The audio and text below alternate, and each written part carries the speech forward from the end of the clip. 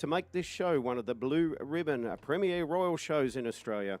So once again, ladies and gentlemen, on behalf of the Melbourne Royal Horses in Action Committee, we welcome you to the 2025 Melbourne Royal Show.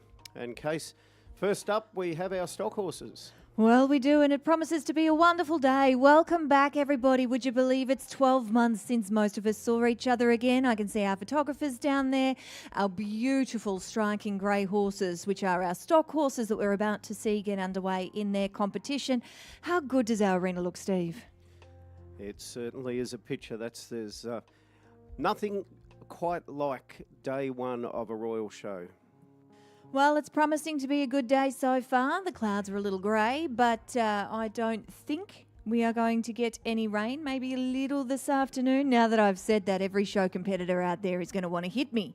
If it starts raining, I promise I didn't do it. We'll consult Jane Bunn and her little oracle and see what our weather's going to be for the show. Now, Casey, you haven't had a Melbourne Royal show until you've been wet. Correct. Hot, sunburnt, and chilled to the bone. So I'm tipping we're going to get all of the above. But it is a wonderful spectacle here.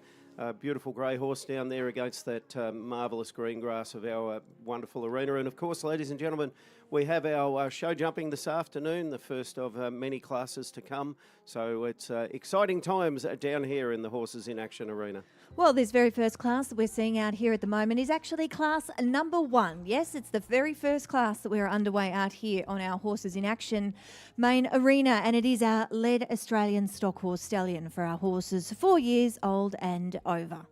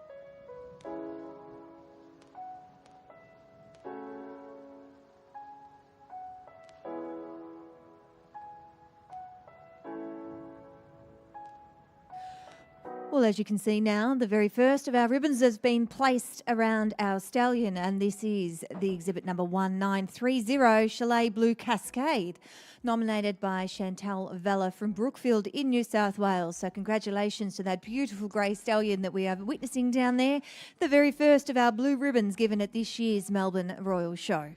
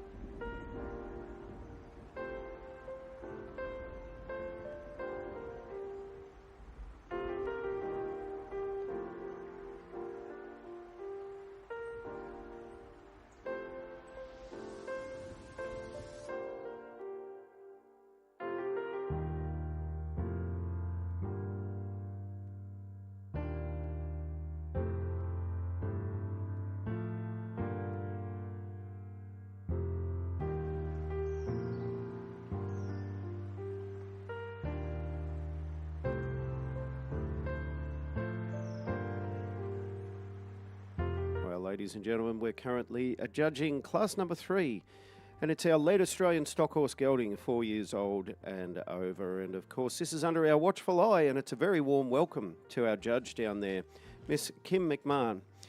Over 40 years in the equine industry, working and living in a thoroughbred and Australian stock horse industry for both breeding and performance. Kim is a coach, clinician, trainer and retrainer, and judging performance horses for Kim is seeing the results of hard work, commitment, sweat and tears all coming together. It's a fantastic feeling to be able to judge such horses. As a judge, what matters to her is the horse in front of her at that moment and not what it may have won last week. So she had 40 years of showing both in the hack and Australian stock horse and camp draft rings, judged across numerous agricultural branch state shows in Australian stock horse arenas, including the National Pinto Association. So once again, ladies and gentlemen, it's a very warm welcome to our judge down there in our stock horse ring, Miss Kim McMahon.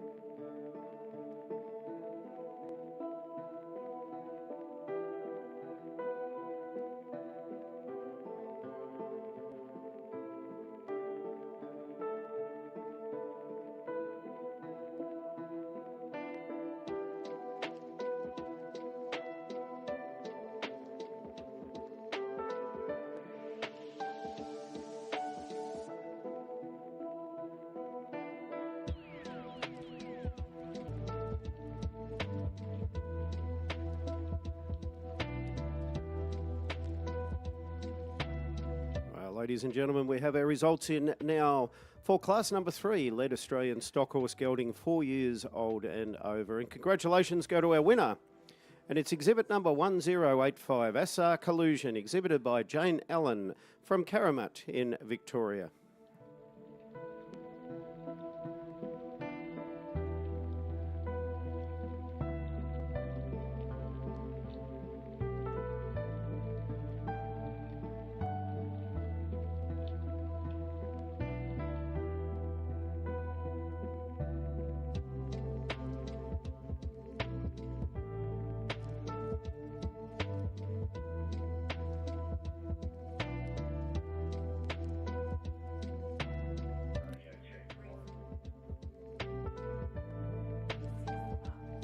Well, once again, ladies and gentlemen, we have our results in for class number 3, and it's our Lead Australian Stock Horse Gelding, 4 years old and over.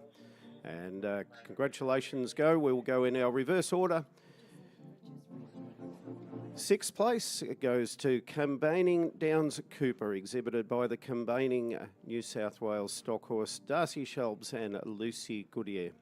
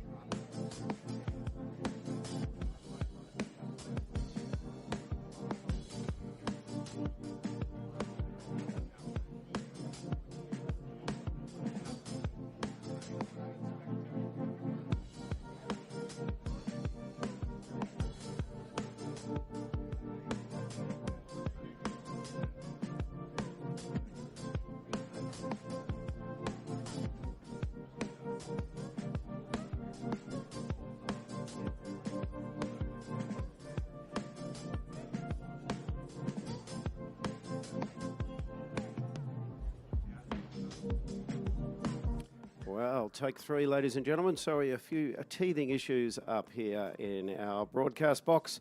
Congratulations go to our winner, exhibit number 457, Combaining Downs Cooper, exhibited by the Combaining Stock Horses, Darcy Schlebs and Lucy Goodyear. 2nd place goes to exhibit number 1037, Lazy D, Captain's Shenanigan, exhibited by Jane Gilbert from Moe in Victoria. 3rd placing goes to exhibit number 213, Camelot Final Impression, exhibited by Matilda Jackson from Garryowen in Victoria. 4th place, number 1942, All Hours Roulette, exhibited by Kimberly McCallum from Ialima in Victoria. 5th place, number 1291, Evelyn Firecracker, exhibited by the Suburban Lodge Show and Training Stables, Jack Monson and Druin West in Victoria. And rounding off our placings, ladies and gentlemen, for class number 3, Lead Australian Stock Horse Gelding, 4 years old and over. Congratulations go. Exhibit number 1085, Assar Collusion, exhibited by Jane Allen from Garryowen in Victoria. And our apologies, ladies and gentlemen, for any misinformation. We'll get our tablets working correctly.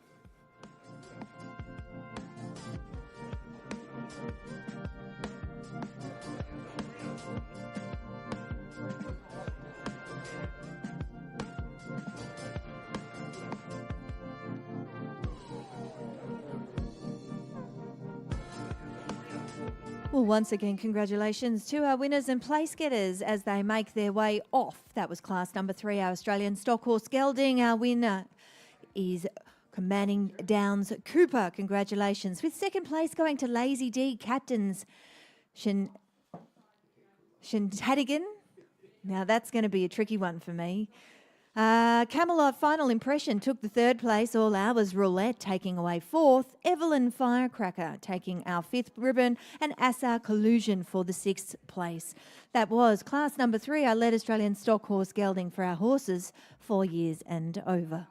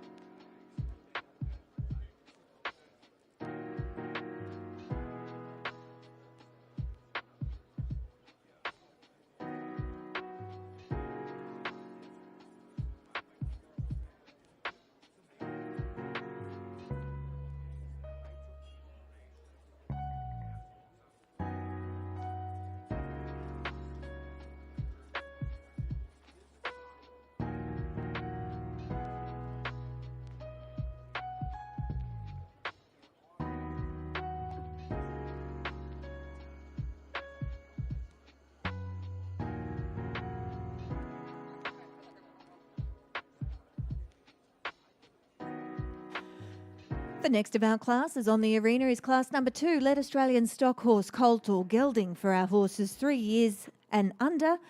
And as you can see, we are just about to get underway with the workout for this young colt that we see out in the arena at the moment.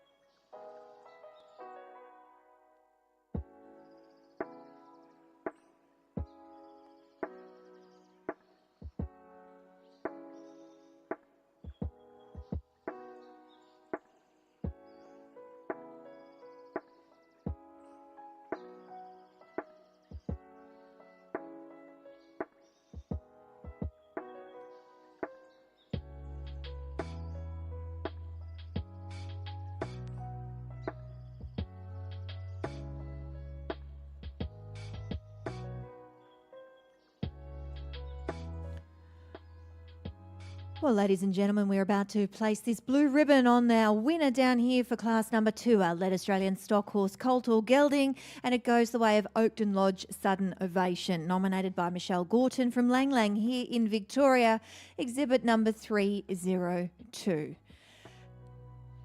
Congratulations to this young horse and handler combination. It's lovely to see some of our youngsters, especially our stock horses, getting out here and having a go. It's a big environment for a young horse, especially a young colt, but what a beautiful type he is as he gets his blue ribbon here at Melbourne Royal.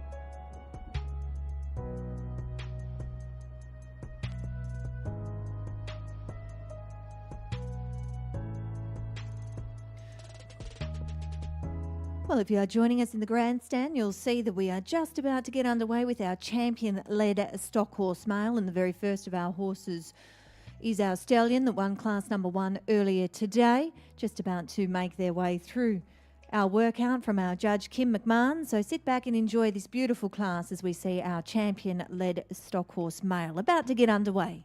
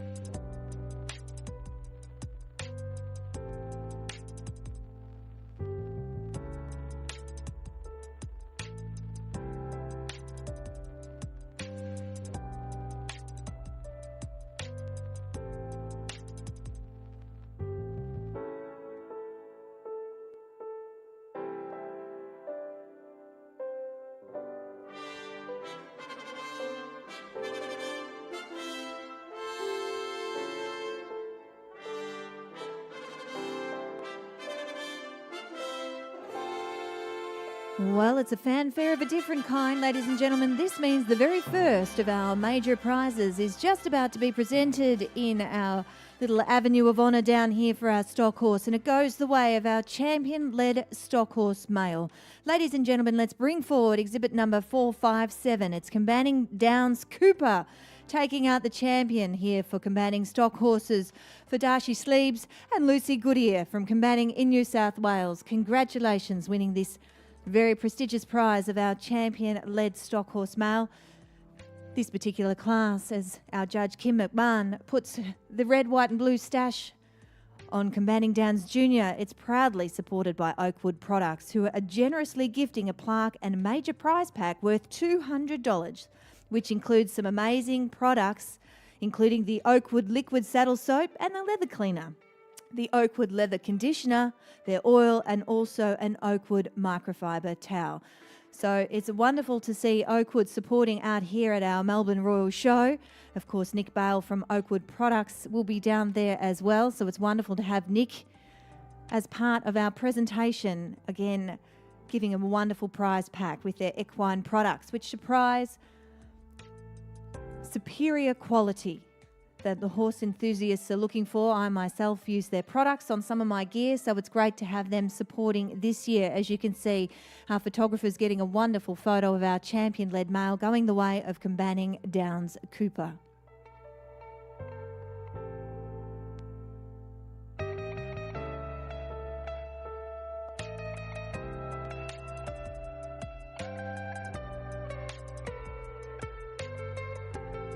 Well, this brings forth now, ladies and gentlemen, as I call forth our reserve champion-led male stock horse as we invite them into our avenue of honour, and it goes the way of exhibit number 1037. It's Lazy D, captains Shantadigan for Jane Gilbert from Moe in Victoria. Congratulations, taking out our reserve champion-led stock horse male.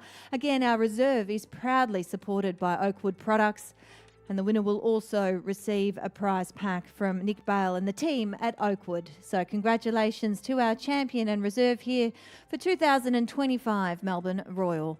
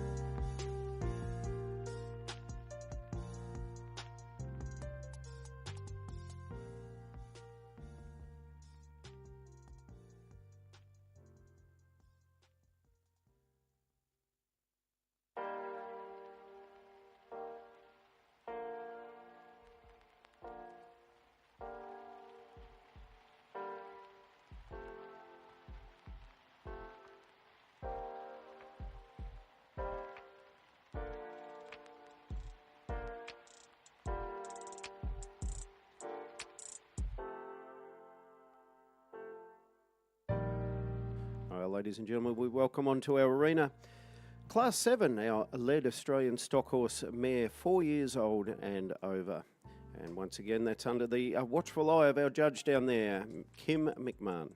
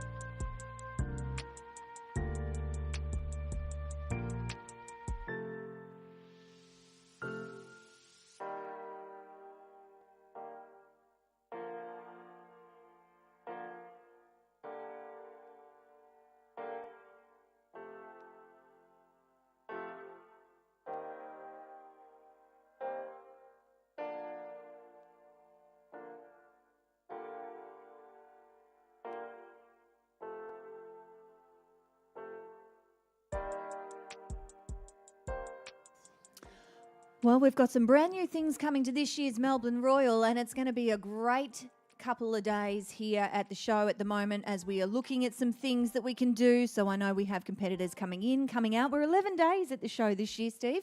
Let's take us through some of the things that we've got that are new to this year's Melbourne Royal. Well, that's right, Casey. And of course, day one of 11 days, so it's a marathon effort for all of those involved, but for the mums and dads and boys and girls who are coming in, they've got lots of things to be looking forward to. The Sunrise Animal Nursery, of course, the little ones, and the young at heart can pat and feed friendly farm animals, including goats, pigs, alpacas, lambs and chickens. It's a wonderful chance to connect with animals in a safe and relaxed setting, full of smiles and curious questions. And of course, we can't forget, Casey, the wonderful FMX stunt show, a must-see high-octane display featuring a brand new aerial tricks and a choreography designed to thrill, experience the adrenaline as the team defies gravity in a high-octane showcase of skill, height and precision. You know what I saw, and I saw a little bit of it on a snippet on the Instagram from the Melbourne Royal the other day, the Night of the Horse. Now this I'm actually looking forward to. This is new here to our show this year, and this Australian first brings together thrilling horse performances and breathtaking displays. And I bring this up because we're looking at some beautiful horses out here now, which are our stock horses, and maybe there might be a few in this display tonight. So you'll see that they blend action and elegance in a way that you've never seen before, and it's perfect for the whole family. It's set to amaze and inspire audiences of all ages as part of a new nighttime entertainment program, which concludes with amazing fireworks display. This is what I love about Melbourne Show, the new things that they put together. Well, that's right, Case. And you talk about the Night of the Horse. I was very fortunate to spend some time up at the Ekka this year, and I think the Night of the Horse was the evening entertainment there. These guys have come all the way from Queensland down to Melbourne to bring with the thrill and excitement of the Night of the Horse down for the Melbourne Royal Show here in 2025.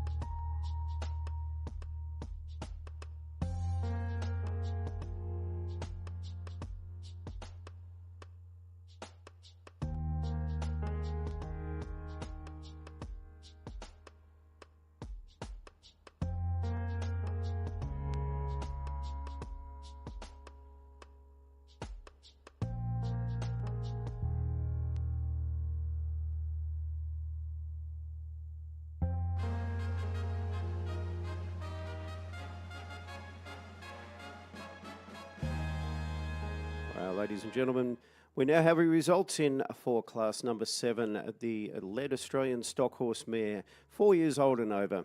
And congratulations go to our winner. Exhibit number 1020, Chalet Coa, exhibited by Chantal Vella from Brookfield in New South Wales. Second placing, number 1775, Oakton Lodge Sudden Impression, exhibited by Michelle Gorton from Lang Lang here in Victoria. Third place, number 1428, Chevalier Park Power Trick, exhibited by Julie Van Dyke from Cora in New South Wales. Fourth place, number 1977, Sheedy Jubilation, exhibited by G.L. Pritchard Nominees, Proprietary Limited from Castle Creek in Victoria. Fifth place, exhibit number 1094, Sheedy A Gossip Girl, exhibited by G.L. Pritchard Nominees, Proprietary Limited from Castle Creek in Victoria. Rounding off our placings, ladies and gentlemen, from class number 7, our Lead Australian Stock Horse Mare, 4 years old and over. Congratulations, exhibit number 491, Nerigunda Waltz, exhibited by the combining stock horses Darcy Schlebs and Lucy Goodyear from combining in New South Wales.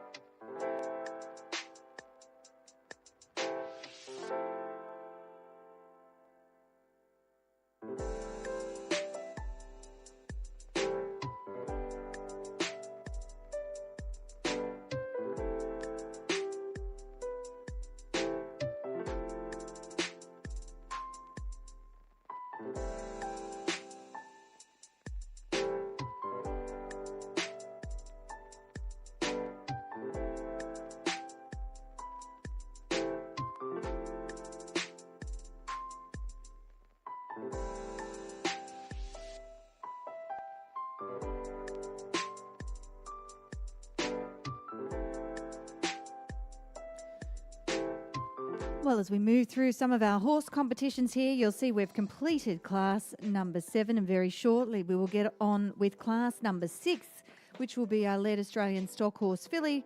But I can see, Steve, that we've got some crowds starting to filter through, and we love it when our crowd comes to the show for the very first day. They're here to see all the wonderful things that the country brings to the city, and I absolutely love it. One of the things that I do love is blacksmithing demonstrations. There's one down in the Clydesdale and blacksmithing area, so that's in the big livestock pavilion in front of our main arena here, and that's going on at 10 o'clock today. But what else can we expect, Steve, from our show?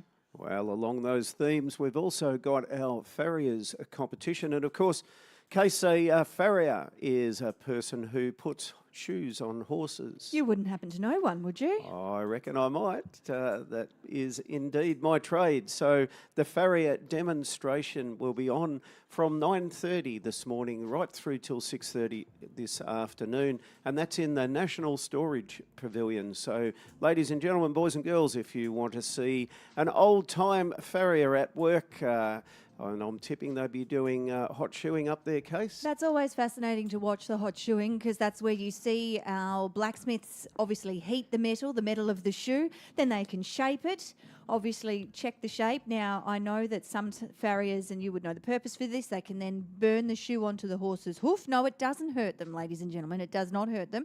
But is that to help with infections and keeping out some of the bugs that we find in our rural grounds? It's probably, from an old-fashioned farrier's perspective, just easier to bend hot steel than it is to bend cold steel. Look, it does help to fit the shoe. It certainly helps to what we call set the toe clip onto the foot. So when you are indeed shaping a horseshoes come out of a packet, but they don't fit every horse. So the farrier's role is to either make a horseshoe from scratch or make a horseshoe fit that particular horse's foot. And part of that process is by doing them hot. You have the metal red hot, and then you bend that and just burn it onto the foot. It sets the toe clip and ensures a good fit. Now, I can see some mums and dads with littlies sitting in our stands, as you can see. Sometimes we like to get the people through one of my favourite places, and I know with the littlies this will be their favourite spot too. You can explore the Southern Hemisphere's biggest show bag pavilion. Here we have over 400 show bags to choose from. They can include confectionery. That's exactly where I go. Anything that's got chocolate in it is for me. Obviously, we've got character things like Frozen, novelties and lifestyle show bags. There's so much for everyone, for every age, interest and budget. What's your favourite? Come on, it's got to be, I bet you're a birdie beetle, yeah? Well, being a little old-fashioned, I don't mind a birdie beetle. Oh, I knew you were going to do the birdie beetle. And the interesting thing is birdie beetles can only be purchased via show bags. You can't go to any store and find a birdie beetle. I've been told these days birdie beetles have transferred from a beetle to more like a frog. Well, there you go. I didn't know that. That's a little bit of did you know at this year's show. Well, that's right. So, ladies and gentlemen, buy yourself a birdie beetle bag and see if I'm correct. And if the birdie beetle has become a frog, please let us know up here in the broadcast, and we'll be able to tell people that that is correct or not. So there's so much to see, ladies and gentlemen. If you are walking around, make sure that you see the whole show. There's plenty of livestock. You've got our horses in action. Obviously, we've got our animal nursery. There's so many things to see at this year's show. So make sure you get around and explore some of the wonderful things that we have on offer out here this year.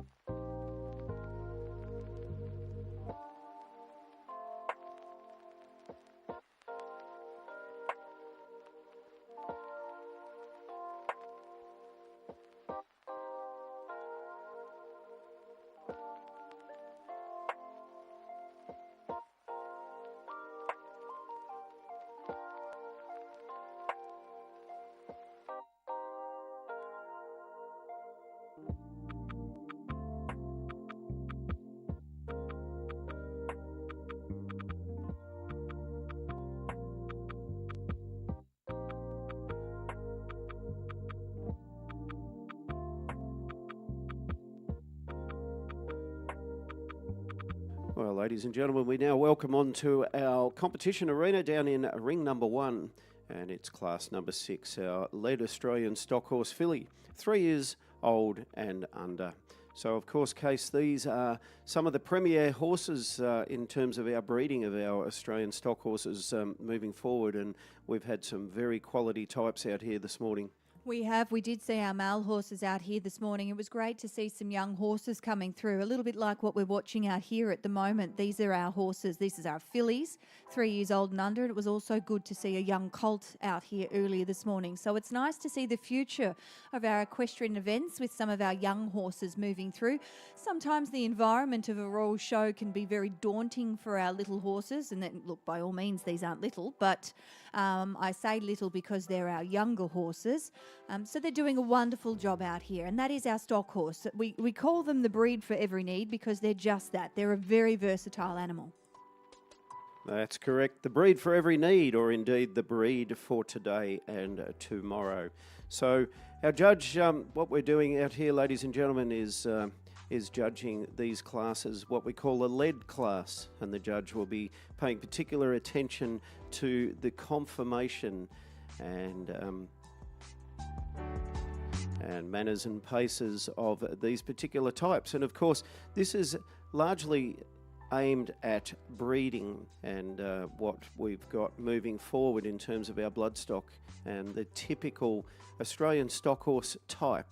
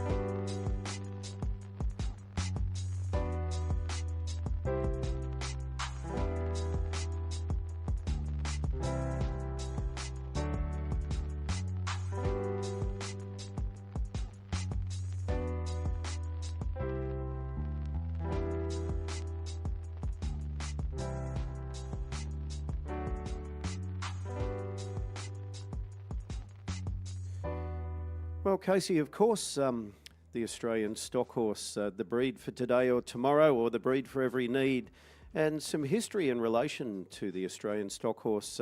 The breed began with the arrival of horses with the first fleet to Australia way back in 1788. Originally, these were of English thoroughbred and Spanish stock.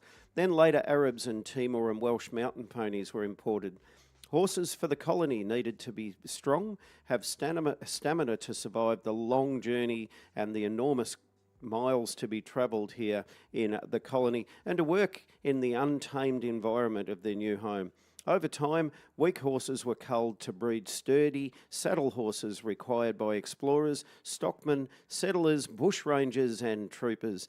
Despite the mixed origins, these horses developed into a strong and handsome type, which eventually were called the Whaler, after the colony of New South Wales. And of course, they were the very early origins of the Australian stock horses as we know them today, Case. And did you know how many horses or how many Whalers were exported for the First World War? No, but I know you're going to tell me. I've got no idea how many were exported for the First World War, but I know that they're a magnificent breed. So in a minute, whilst we figure that out, we will see a result about to come through. So in a moment or two's time, hi Lisa, we are going to ensure that we get the results to everyone sitting in our grandstand for our lead filly class. So in a moment or two, we'll strike up the orchestra and we'll see who wins this particular class. Very quickly, whilst we're waiting, the outbreak of the First World War in 1914 saw a staggering 121,000 whalers sent overseas to the Allied armies of Africa, Europe, India and Palestine.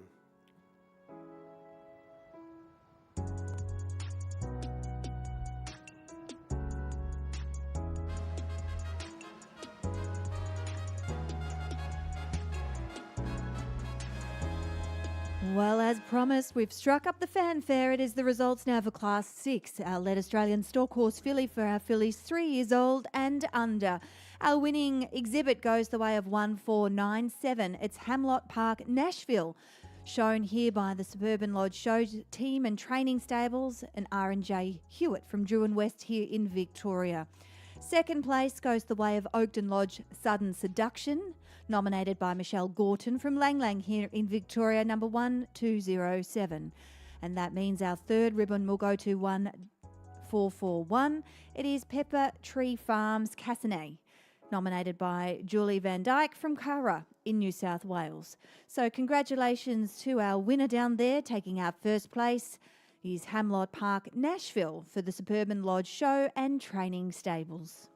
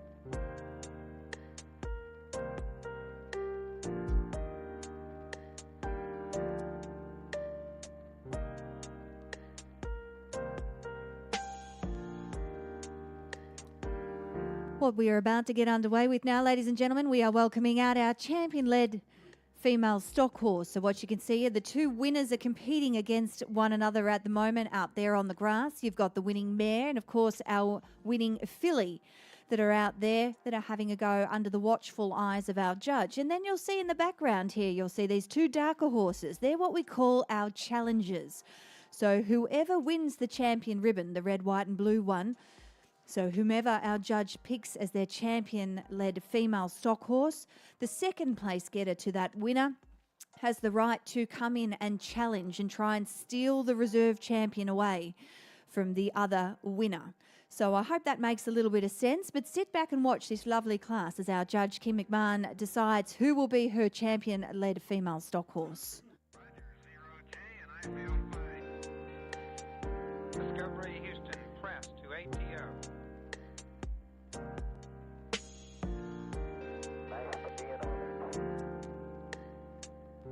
Liftoff of mission 41D, the first flight of the ever Discovery, and the shuttle has cleared the tower.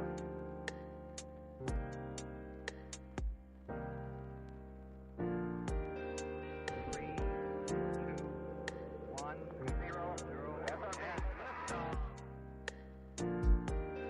Discovery, go and throttle up.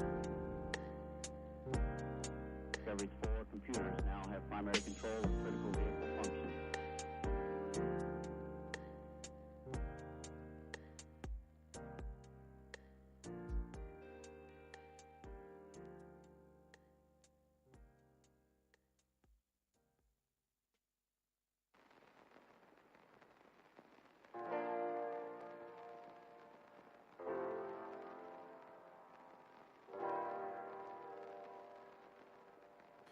Well, Casey, as our judge continues, having a look at our wonderful Australian stock horses down here in ring number 1, Kim McMahon, of course, our judge being there today. The Australian stock horse is bred for intelligence, courage, toughness and stamina. So these horses down here in front of our judge today, they should be sound, agile with quick moving and sure-footed walk, have a calm, responsive temperament, and all colours are acceptable. The average Australian stock horse ranges in height from 14 to 16 hands. And of course, a hand is, horses are measured in hands. Case, did you know that? They are measured in hands. That's a base. What do we got? 4 inches for a hand? So if you look at your hand, is it 4 inches that we measure? Well, a hand is described as the span of a fully grown man's hand. So the ideal stock horse is well proportioned in all respects according to its size. Desired traits include a finely cut, expressive head with large eyes and a broad forehead. The neck is long and arched with the head well set. The withers should be well defined. Overall conformation is well muscled but not too bulky, with correct conformation that includes a deep chest, well sprung ribs and a strong and a broad back and powerful hindquarters. And the feet should be hard and well conformed. So, ladies and gentlemen, these are the types that our judge is looking at down here in ring number 1. And of course, our judge, once again, it's a very warm welcome to the 2025 Melbourne Royal Show, Kim McMahon.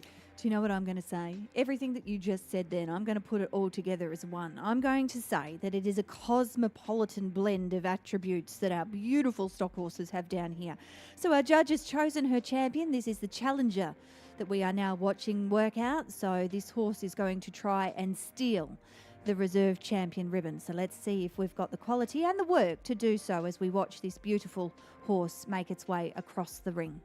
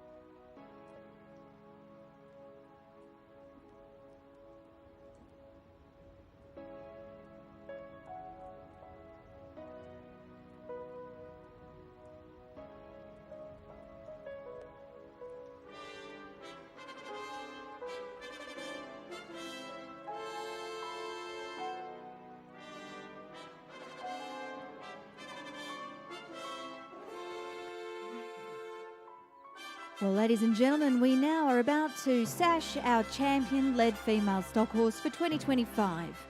Our winner goes the way of Hamlot Park, Nashville, exhibited by the Suburban Lodge Show and Training Stables, R&J Hewitt from Druin West here in Victoria. It's exhibit number 1497. And as our judge sashes her champion, let's take a little bit of time to thank those that are supporting this particular class and have been long-time supporters of the Royal Show. You'll see a beautiful rug down there by Western Victoria branch of the Australian Stock Horse Society. Our champion also receives a plaque and prize pack supported by Oakwood Products. And if you're wanting to know more about Oakwood's range of equine products, well, they provide a superior quality that horse enthusiasts are really looking for. Of course, Oakwood products are simple to use, penetrate our leather really, really quickly. They're great for resisting dust, and it doesn't come off on your clothes. So there you go. We all know what it's like to use a leather product that comes off on our jodhpurs. In this case, it doesn't. And it's wonderful to have Nick Bale and his team from Oakwood Products down here to help us present.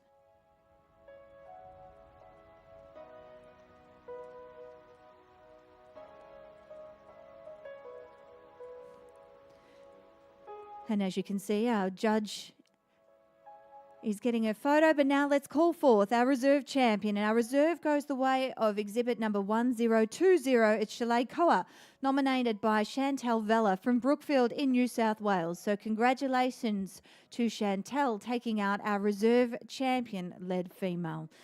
Of course, our reserve champion also receives a lovely prize pack supported by Oakwood Products.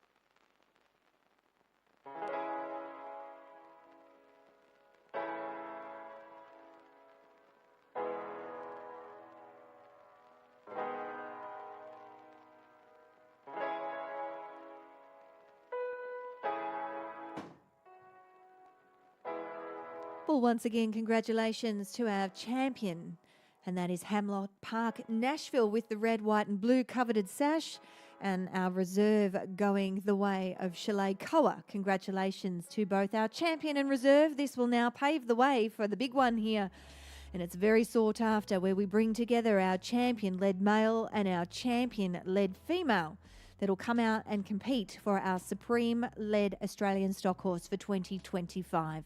That'll come out in a moment or two's time. Don't go away. It's a big sash to come your way very shortly.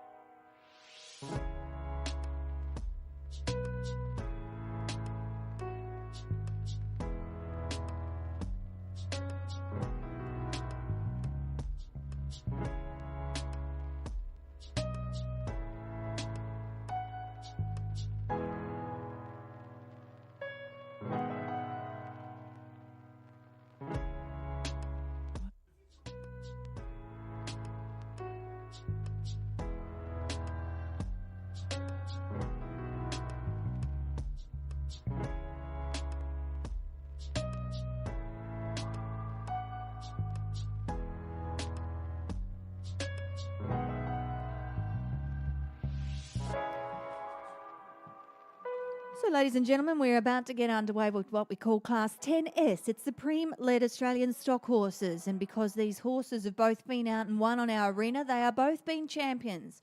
So what you're seeing out here is our champion-led male, which is the grey horse in front, and that is the horse Cambanning Downs Cooper, and then the lovely brown horse behind is the filly that won champion, and this is Hamlot Park Nashville. So let's watch this lovely class as we've spoken about the conformation, the manners and paces and what it is our judge will be looking for.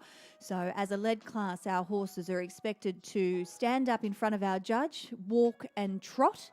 And of course, our judge is looking at movement, the ease of how the horse floats across the ground, and of course, the overall quality of our stock horse. Now, bearing in mind, these two are her champions from earlier classes, and there is no higher accolade for our stock horse here at this particular moment in time. This will be who our supreme winner will be. So let's sit back and watch whether it will be our male or our female that will take out our supreme champion-led stock horse.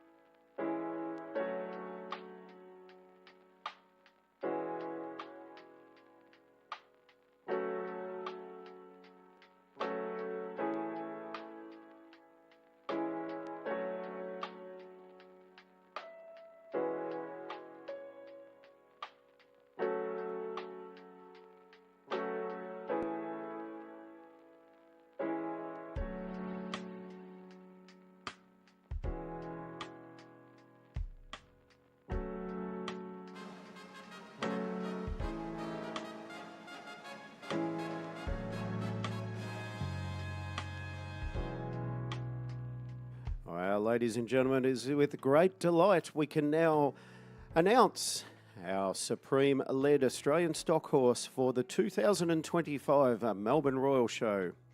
And congratulations go to our Supreme, exhibit number 1497, Hamlot Park, Nashville, exhibited by Suburban Lodge Show and Training Stables and R&J Hewitt from Garryowen West here in Victoria. So congratulations once again, ladies and gentlemen.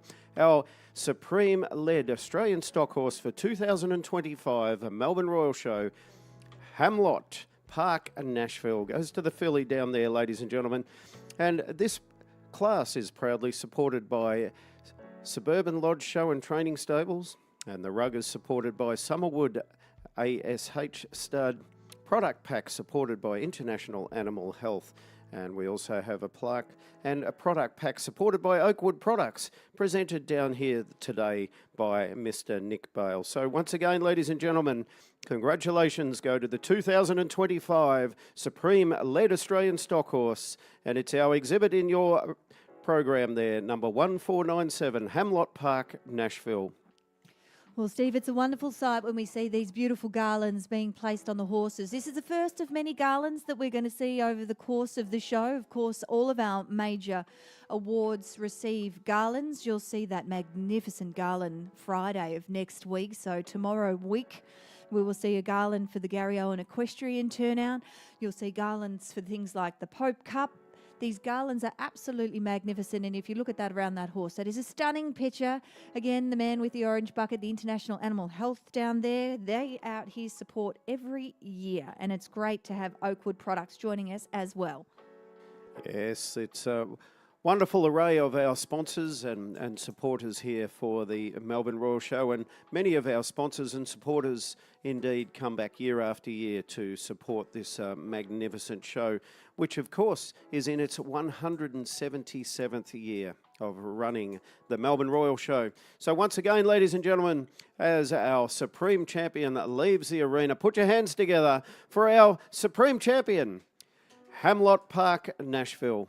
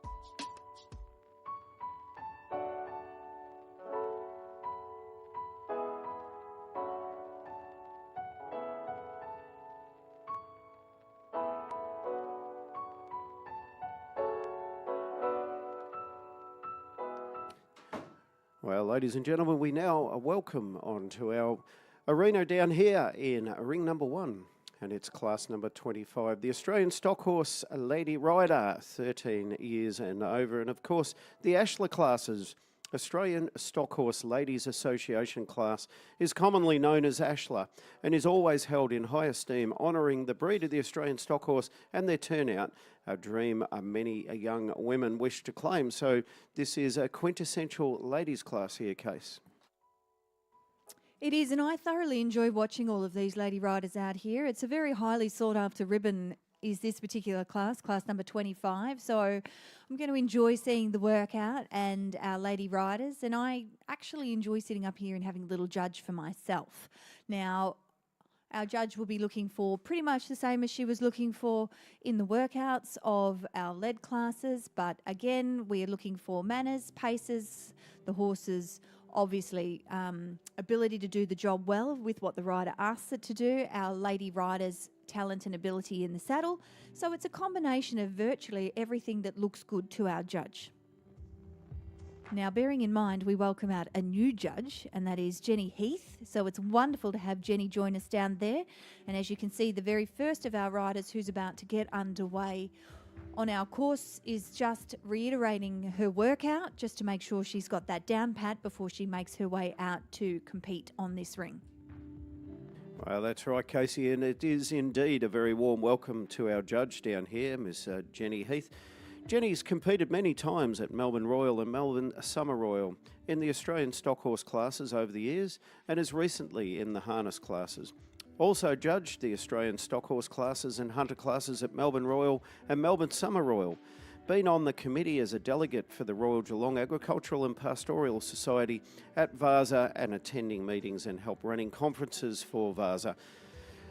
Jenny started judging Australian stock horse classes in 2004 and has judged at agricultural shows, Australian stock horse branch shows, ASH Championships, Sydney, Melbourne, Adelaide Royals, and recently at the Australian Stock Horse National Show in Tamworth in 2023. So once again, ladies and gentlemen, we welcome our judge for our Ashler classes down in ring number 1, Jenny Heath.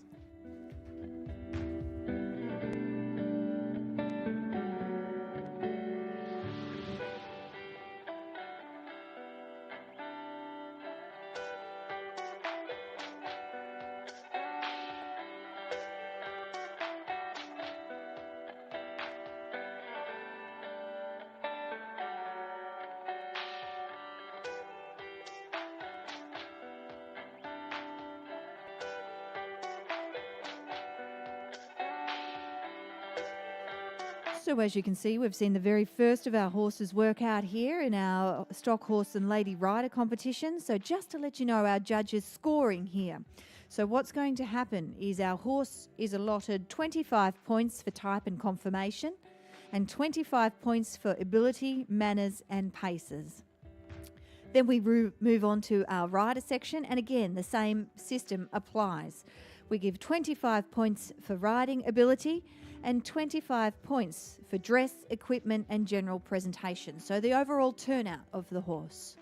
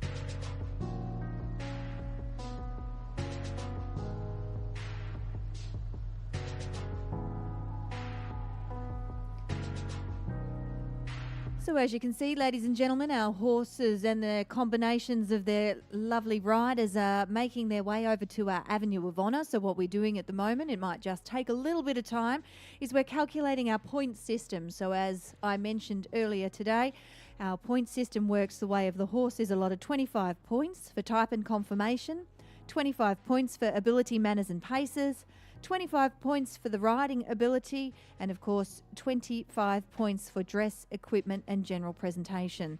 So as you can see, it just takes a little bit of time to get our points all together to derive who will be our winning combination here for class number 25. But whilst we take this time, I think there's a few things on around the show, Steve, that we might be looking to do today. As we can see, some people are starting to walk through the gates. It is day one. It is our very first day. You can see, as I mentioned, our champion's crown, but you can go to the Sunrise Animal Nursery as well, and it is for our little ones. Not only just the little ones at heart, yes, mums and dads, it's for you too. You can pat, feed our friendly farm animals, which are goats, pigs, alpacas, lambs, and of course we've got chickens too. And it's a wonderful chance for us to connect with the animals in a safe, relaxed setting full of smiles and curious questions that our little ones quite often asked.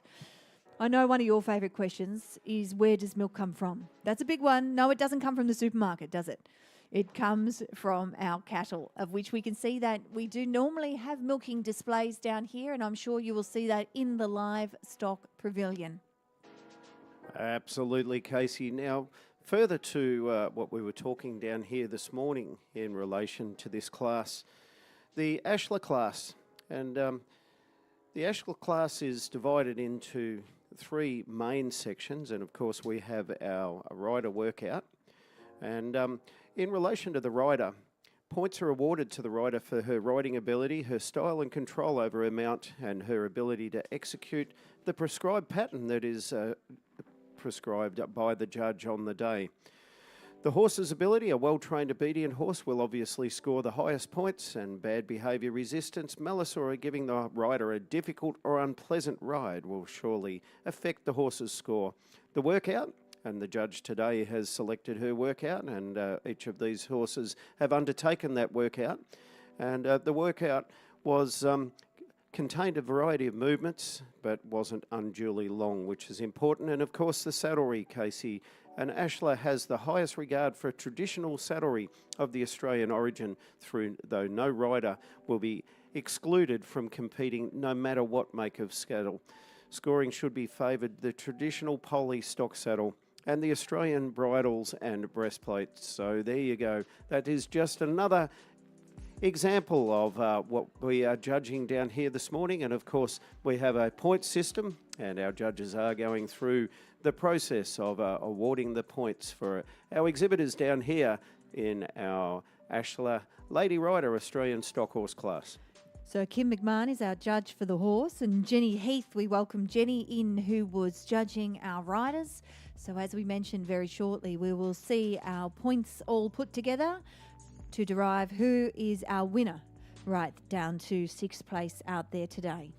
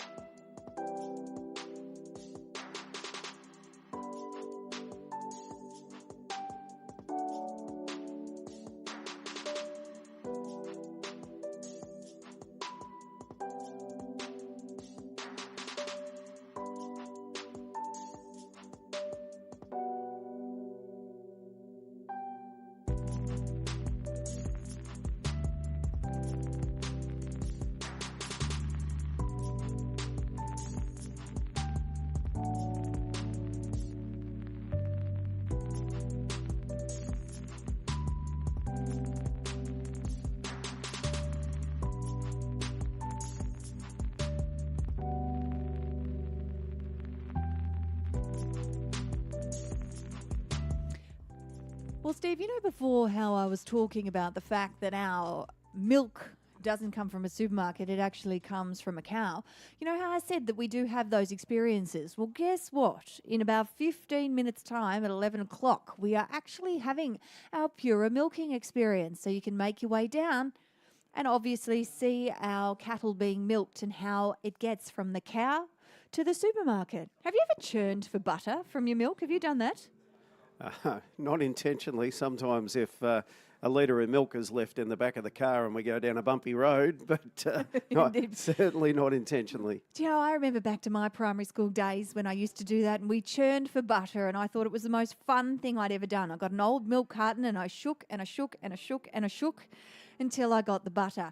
It was wonderful and I can remember spreading it on my toast. It was absolutely amazing. So just something that you can try at home, but it's a bit of fun. It's great to have that natural lifestyle. Our country, as we say, our country comes to our city. Indeed it does. So Casey, you're telling me that milk doesn't come from the supermarket shelf? No, well, I technically go and get the milk most days, and yes, it comes from the supermarket shelf every time I go there, but no, it comes from our cattle. It does, and as you can see, I'm looking straight through from our broadcast box, and I'm seeing some beautiful cattle down in our livestock pavilion, so make sure you get down there, because as I mentioned, at 11 o'clock, we have our Pura milking experience, and you can make your way down there. But if animals are your thing and you really like to see more animals, well, tonight, right here in our main arena, we're bringing a new event. And I know I spoke about this before, but I might not have mentioned it whilst you were sitting here.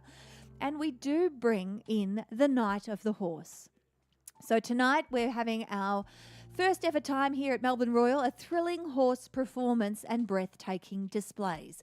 It's blending action and elegance in a way that we've all never seen before. So it's perfect for the family and it's set to amaze and inspire audiences of all ages. So if you are in our grandstands tonight, I suggest that you make your way over down here to our main arena and watch the Night of the Horse. It should be a really good one for everyone involved.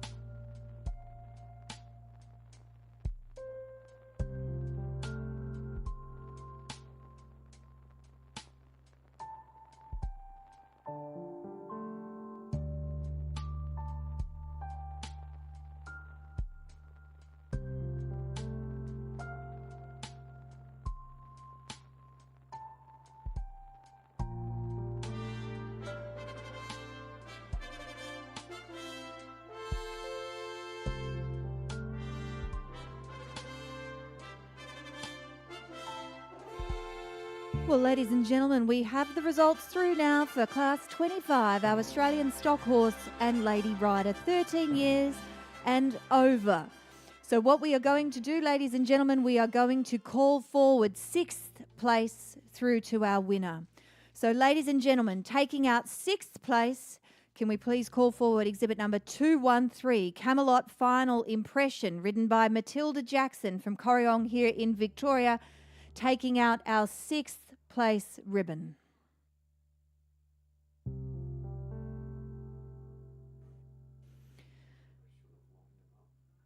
So in 6th place, again, is Camelot Final Impression, ridden by Matilda Jackson. Ladies and gentlemen, in 5th place, I'll call forth All Hours Roulette, ridden by Kimberly McCallum, number 1942.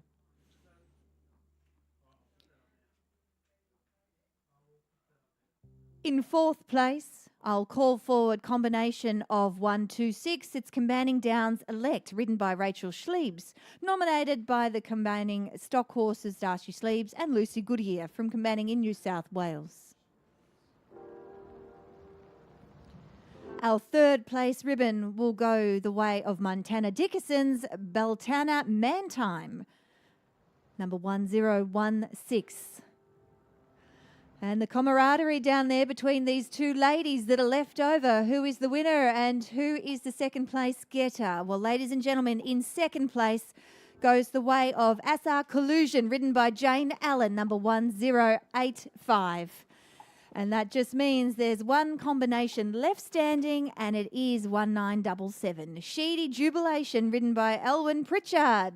Congratulations to Elwyn taking out this very prestigious event down here for our lady riders. Of course, we'd like to thank those that are supporting us, and that is the Australian Stock Horse Ladies Association. This beautiful green and gold sash that you'll very shortly see presented to the best novice, I'll call forth in a moment or two's time, will be down there as well. Jenny Heath is down there too as a judge, but also presenting the prize on behalf of our Australian Stock Horse Ladies Association. So congratulations to our lady riders, and of course this beautiful sash being presented to our winner, that is Alan Pritchard and Sheedy Jubilation. Congratulations to them.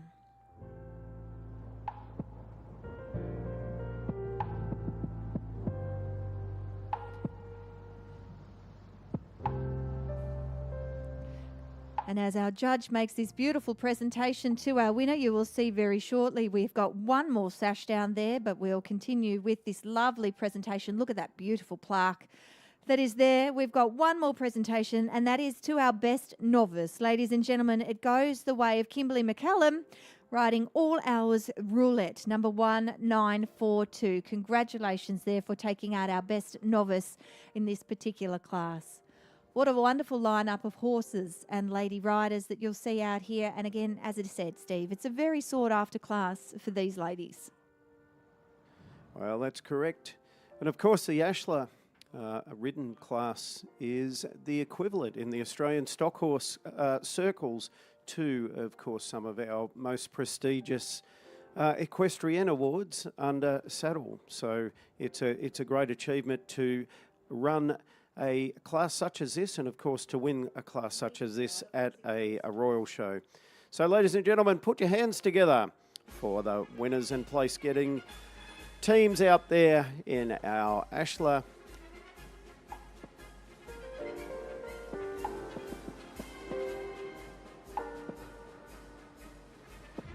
Australian stock horse and lady rider, 13 years and over. So Casey, we now move on with our program. Our next class is class number 17, and it's our Australian stock horse ridden by a junior, 17 years and under. Well done once again. Big smiles as they make their way out of the arena. Elwyn Pritchard, congratulations. And Jane Allen taking 2nd place. Montana Dickinson with the 3rd ribbon. Our 4th ribbon to Rach Schliebs. Our 5th ribbon goes to Kimberly McCallum, and our 6th and final ribbon to Matilda Jackson.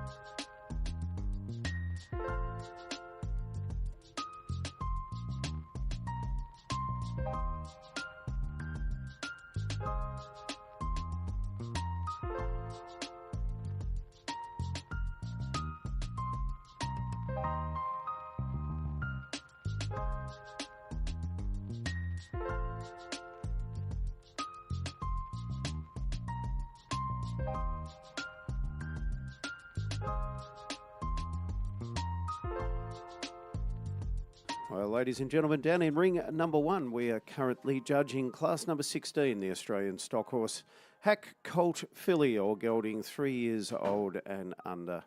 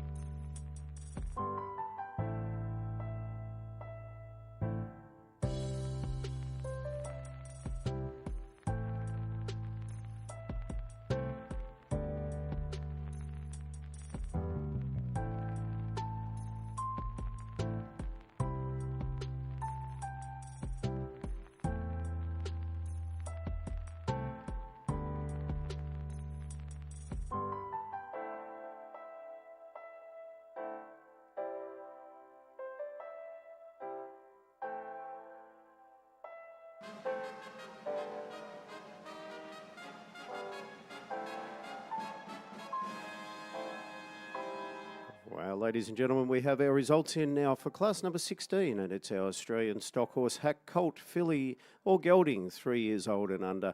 And congratulations go to our winner, exhibit number 1441, Pepper Tree Farm Castanet. And congratulations to Pepper Tree Farm Castanet, exhibited by Julie Van Dyke from Corowa in New South Wales.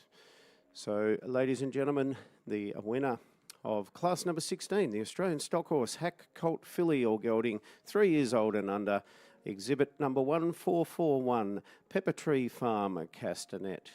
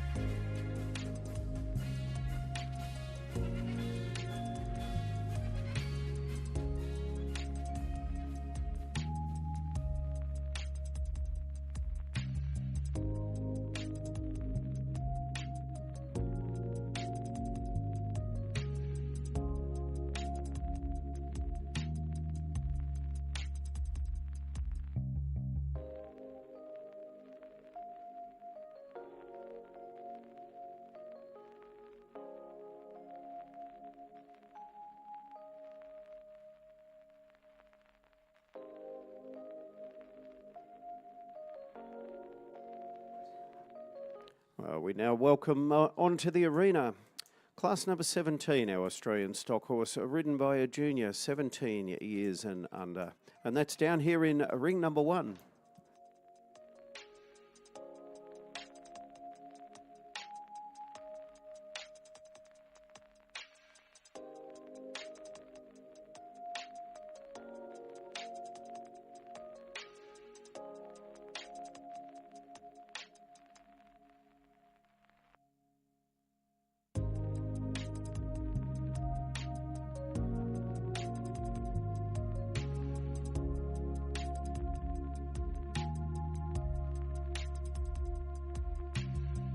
Well, ladies and gentlemen, boys and girls, we welcome you to day 1 of the Melbourne Royal Show. And there are lots to see and do around the grounds this year. And Casey, there's one in particular that you'll find interesting. It's our Racing Victoria off-the-track program stable tours. So, boys and girls, if you want to come and get up close and personal with our horses, our equine friends, and indeed the stars of the show out here on our main arena, we have our Racing Victoria off-the-track program stable tours, and they're available at 10 a.m, 11 a.m, 12 p.m, or 1 p.m, and 2 p.m. throughout each day of this year's show.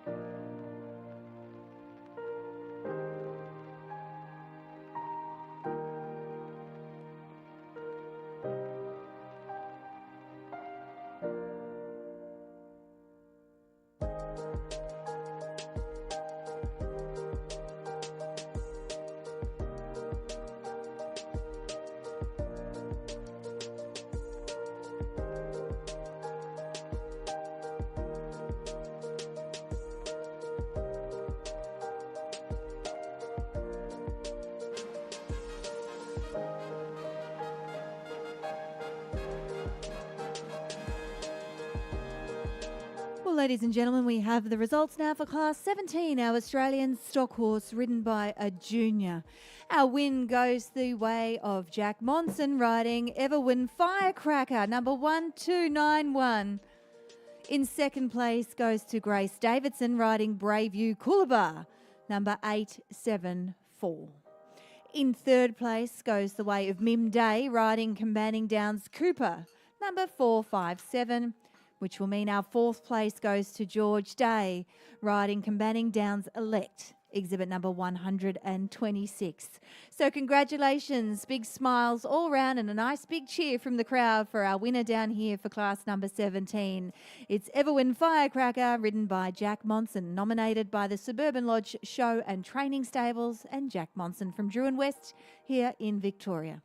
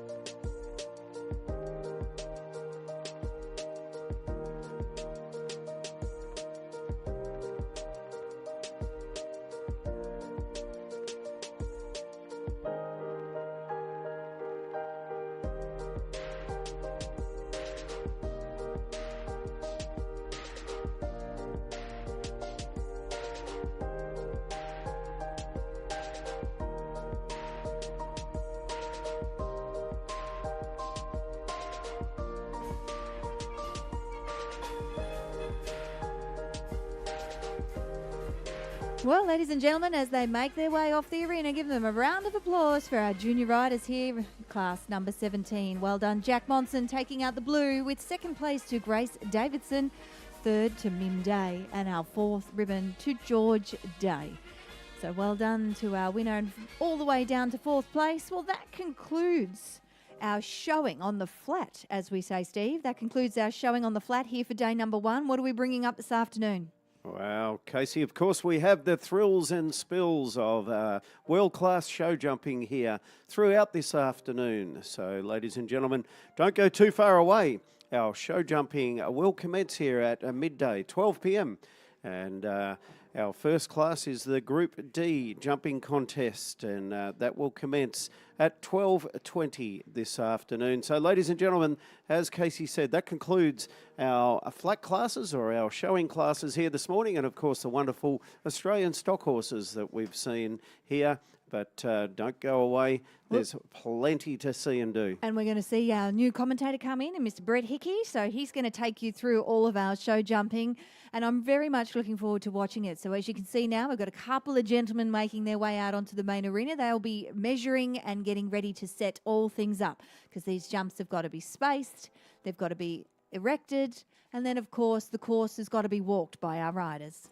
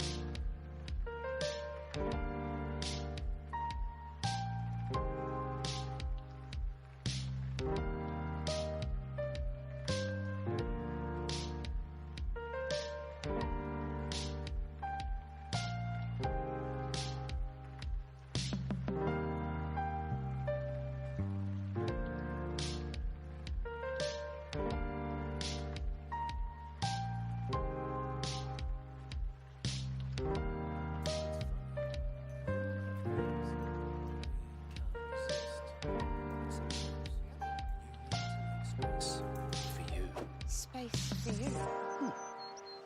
Thanks, Graham. And when word spreads, everyone's potential is unleashed. We'll be here when we need it. Because when people make space, David, every time. great things happen.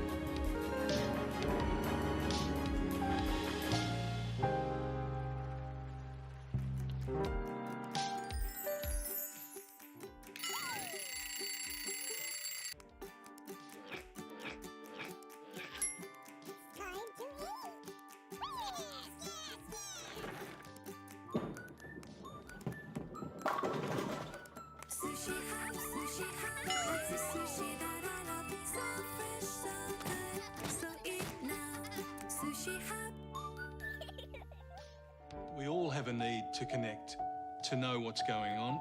That's where we come in. People wanting to switch on the TV news to get the information they need. Making sure you know what the risk is when these big weather events happen. Sometimes you sit with these people and you cry with them. It's hard not to get emotional. To help people by asking the questions they need answers to, how does it affect us?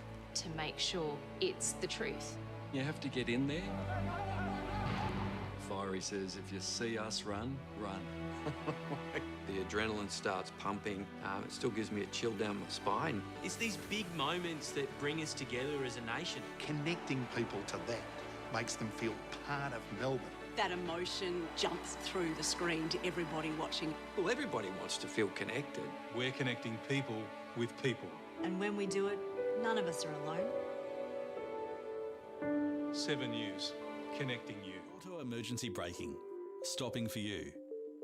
Auto emergency braking, AEB, uses radar or camera systems to measure the distance between you and the vehicle in front.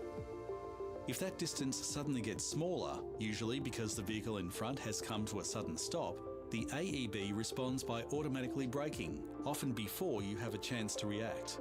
Advanced AEB systems can even detect cyclists and pedestrians. Auto emergency braking has been estimated to reduce rear-end crashes resulting in fatal and serious injuries by 27%. Understand more about active safety technology at howsafeisyourcar.com.au. Life's full of challenges. Did we check the dimensions? And big surprises. We see potential where others might not. You need to make space for you. Babe, we need to make space. And when word spreads, everyone's potential is unleashed. Because when people make space, great things happen.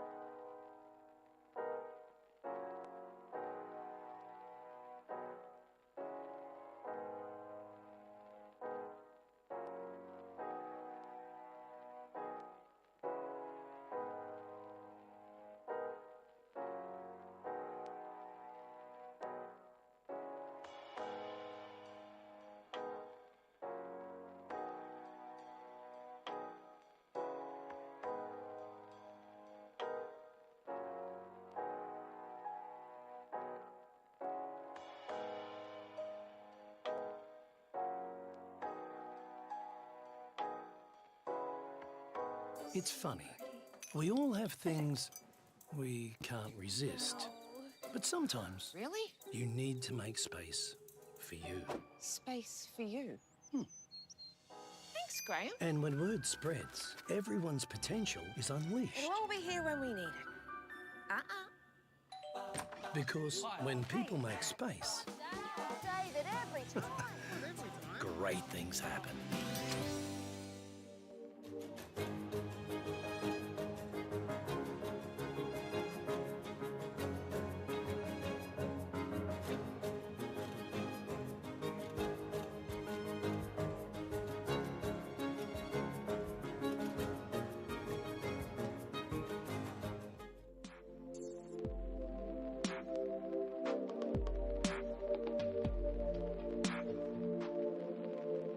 It's funny. We all have things we can't resist. But sometimes Really? you need to make space for you. Space for you. Thanks, Graham. And when word spreads, everyone's potential is unleashed. It'll all be here when we need it. Because when people make space, David, every time. great things happen.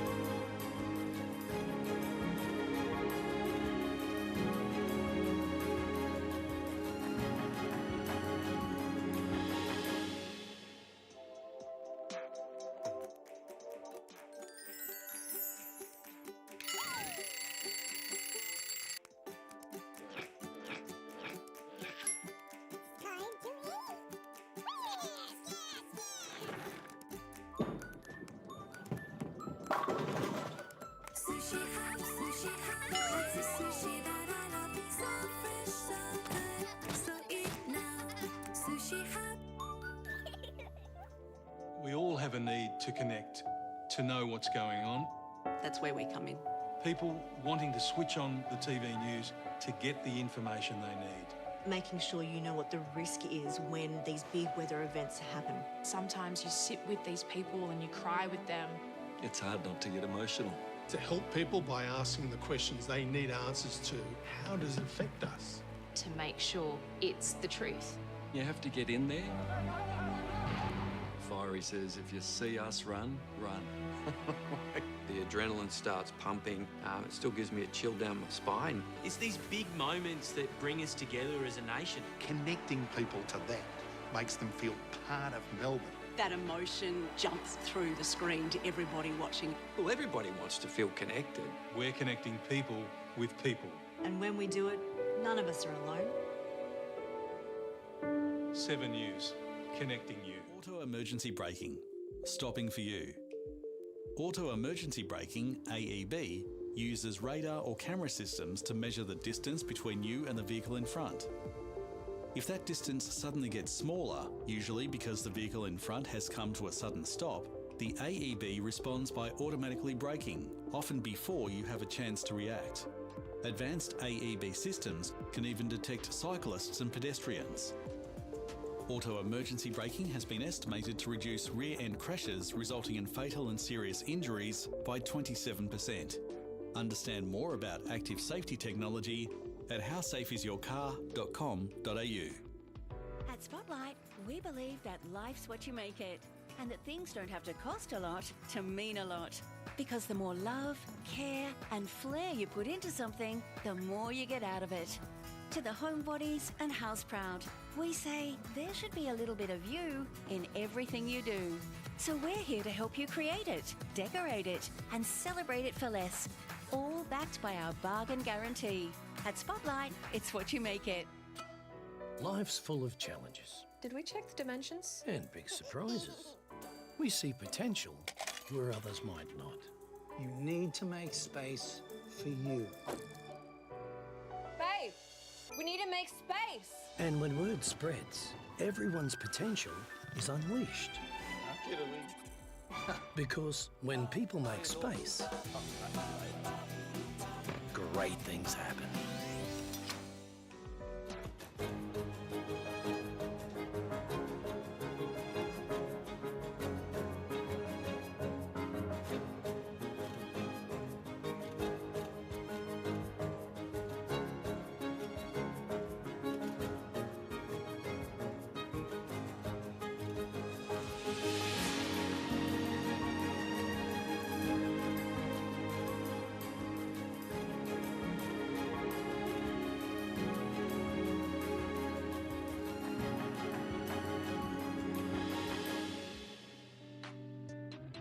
Electronic Stability Control, helping you stay in control. Electronic Stability Control, or ESC, keeps you safe, with sensors constantly monitoring your steering, wheel speed and direction. If you begin to lose control, or if an evasive steering manoeuvre is detected while driving, the ESC technology then brakes individual wheels to support your steering. By assisting you to maintain control, vehicles fitted with electronic stability control are involved in 32% fewer single vehicle crashes and 58% fewer rollover crashes that result in driver injury. Understand more about active safety technology at howsafeisyourcar.com.au.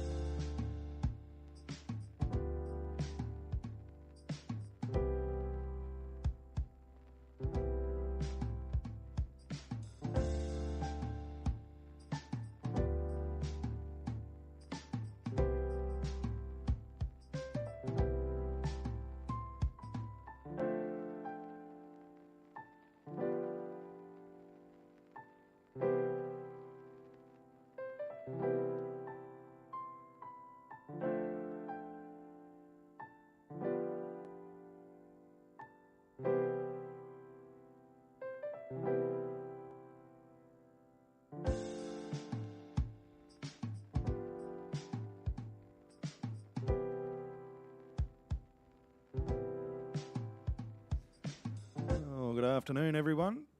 Not too far away from a start out here in the Melbourne Royal Show Jumping Arena. The first event on the program, the Group D jumping contest for riders under the age of 21.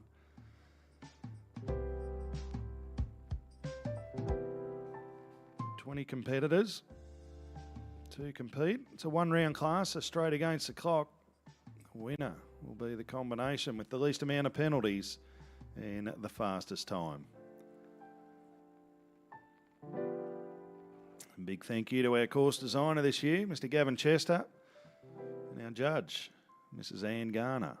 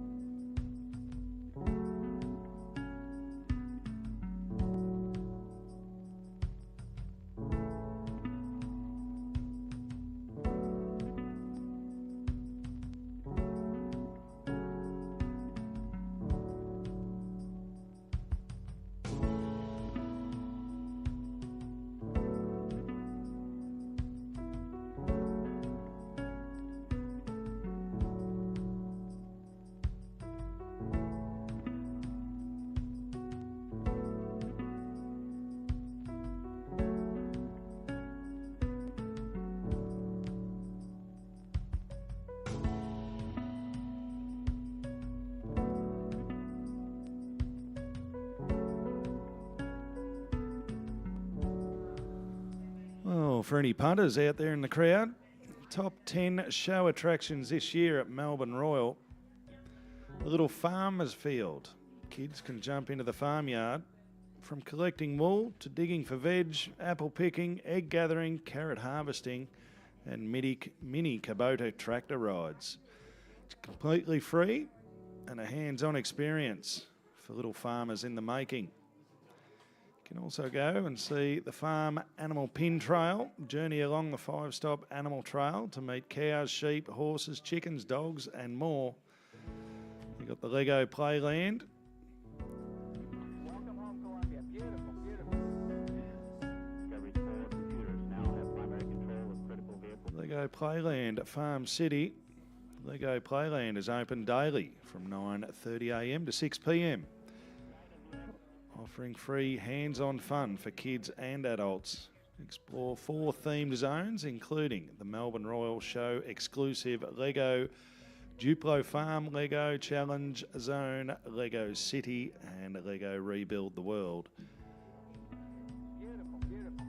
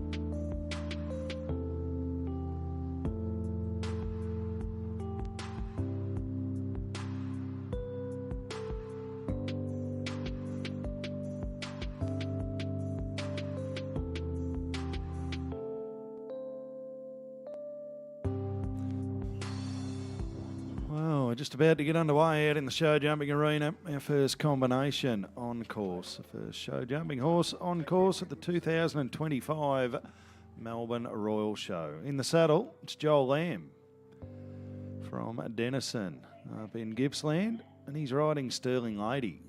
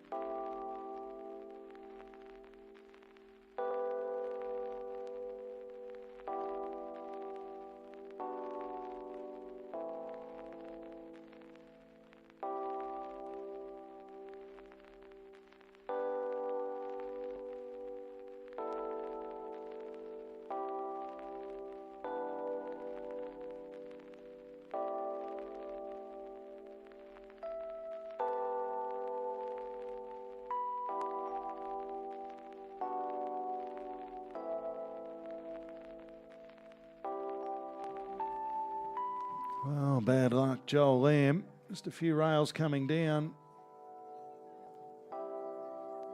94.38 will be the total time. It's 4 seconds added for every rail that hits the ground. So Joel Lamb and Sterling Lady, 94.38 seconds the time. The next combination making their way into the arena. It's Jemima McCormack in the saddle. Jemima riding Parole E. Jemima riding out of the Brook Hickey School of Riding down there in Inverleigh in the Western District.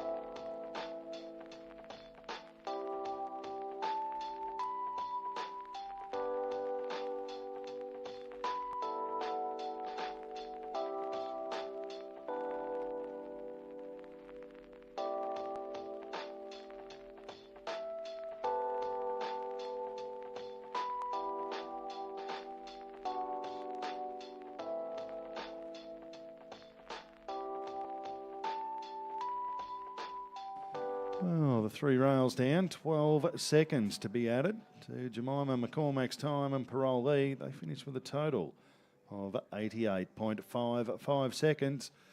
Moves them into the lead at this stage of the competition as we welcome from Winchelsea here in Victoria, runner-up Australian champion, it's Tilly Fair. And this time, Tilly riding. Sorry, it's not. My fault. Jump one ahead. It's Narado, MVNZ, and Josephine Connors.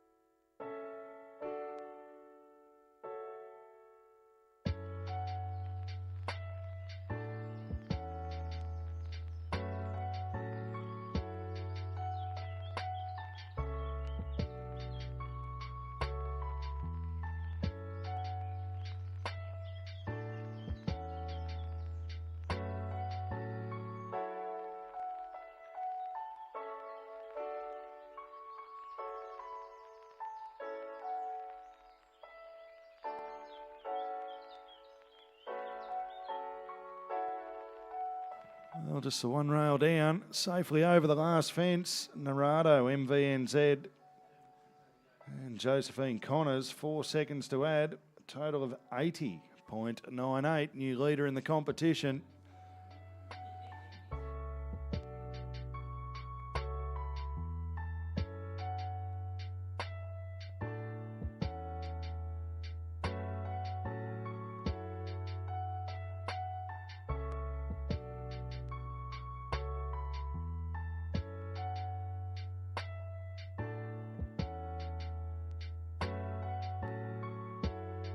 So the time to beat so far, 80.88. Narado MVNZ, Josephine Connors in the lead. Now we have from Winchelsea here in Victoria, Tilly Fair.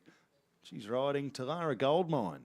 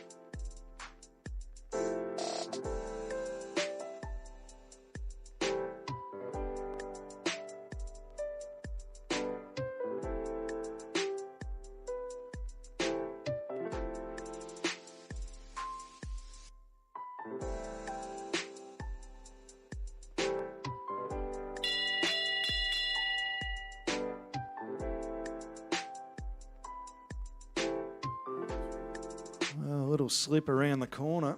Slipping and stopping at fence number 2. There'll be 6 seconds added for the rebuild of the fence. No penalties for the refusal. As Tilly and Talara Goldmine make their way around the rest of the course with that time added. Might be a tough ask to put down a winning time.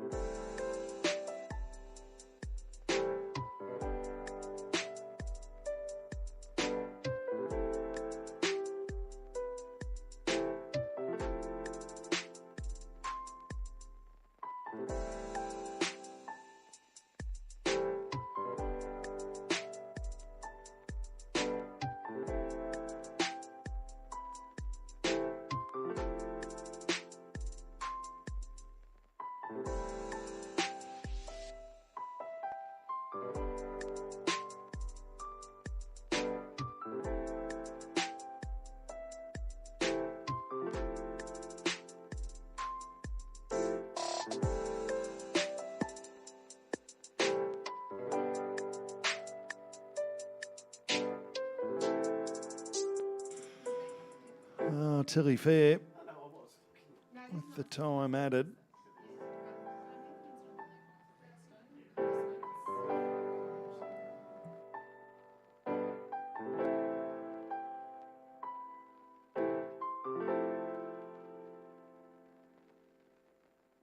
So correct weight, 86.20, the total time for Talara Goldmine and Tilly Fair. So this is a one-round class. It's straight against the clock. 4 seconds are added for every fence that come down. The winner will have the fastest time at the end of the competition. Well, the next combination make their way into the arena. It's Tabara Gold Nugget, and in the saddle, Ruby Bryant. The time to beat, 80.88 seconds. If you look up on the big screen, there's a time up in the top right-hand corner of the big screen. They get 45 seconds to make their way through the start flags. As soon as they go through the start flags, that time will change to 0 and start counting up. If they exceed that 45 seconds, the time will automatically start.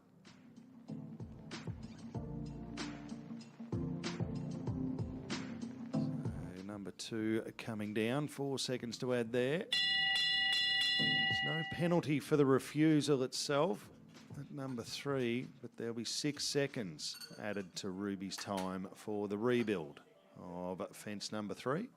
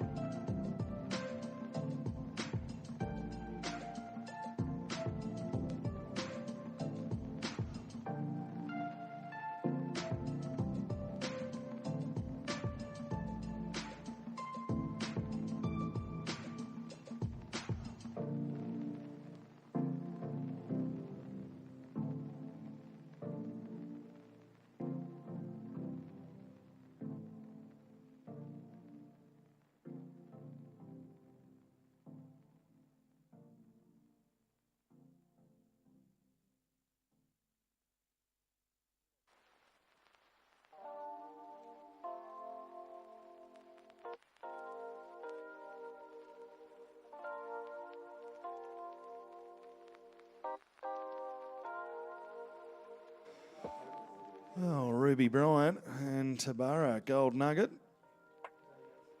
88 seconds, the total time, with the 6 added for the rebuild and the 4, so 10 seconds added for the one rail down, and the rebuild 88 in total.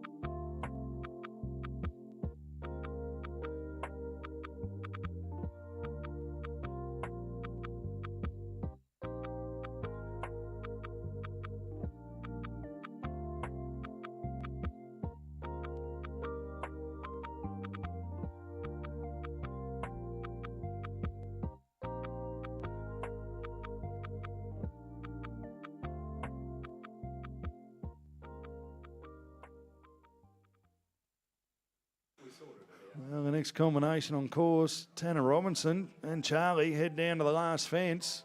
It's looking like a good time, just the 4 to be added. 75.1 the time taken. 74.51. Great time. Charlie, Tanner Robinson, new leader in the competition. Tanner coming off a great show up there at Brisbane Royal. The Ekka up in Queensland. Now back home. She'll have a big team of horses here this week at the Melbourne Royal Show. Alyssa Stevens, the next rider on course from Warragul. Here in Victoria, out of the Phil Stevens School of Riding, she's riding Talara Comanche. The time to beat, 74.51 seconds.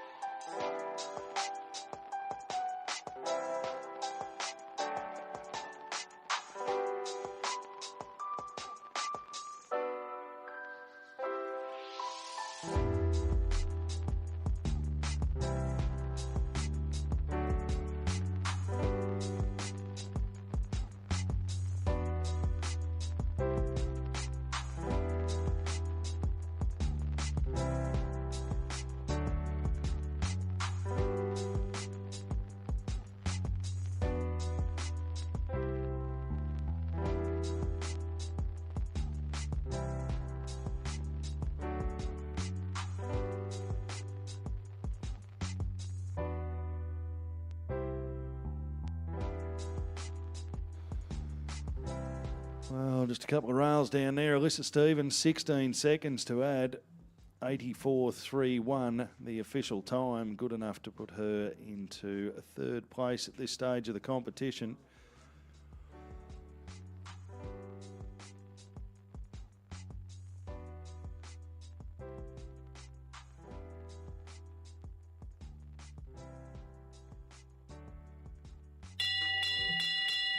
Well, the next combination on course out here in the Group D jumping contest, one round. It's Docks Park Chevalier. In the saddle, Lila Ferrari. The time to beat, 74.51 seconds. 4 seconds added for every fence that comes down.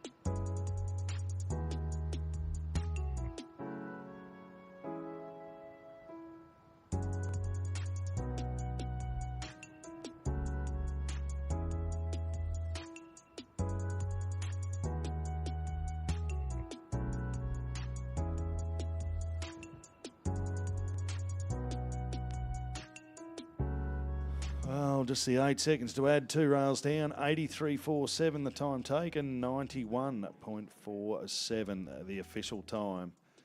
Yet to have a clear round in the competition, 3 horses getting around with just the 1 rail down with the 4 seconds added, but the current leader, the in-form Tanner Robinson and Charlie, well, that's 74.51 seconds.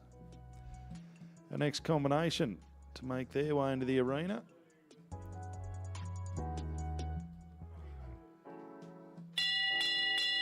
The horse, AEA, Be Inspired. And the rider, Macy Ramsbotham.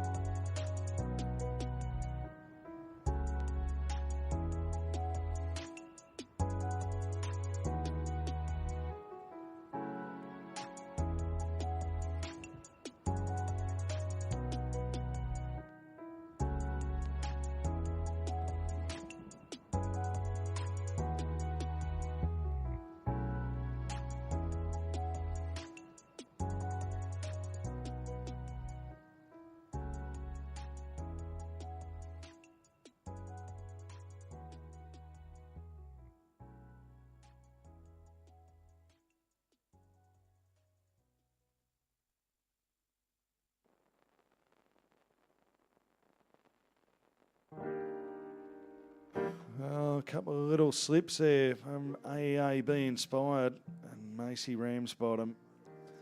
Losing a little bit of confidence on the corners. 5 rails down, 20 seconds to add, 98.77 the official time.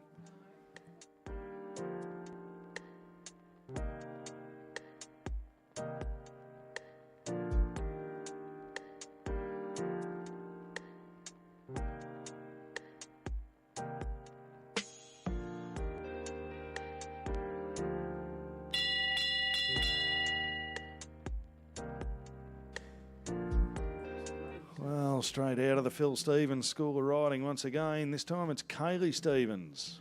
Kaylee riding Caracat Extreme. The time to beat, 74.51 seconds.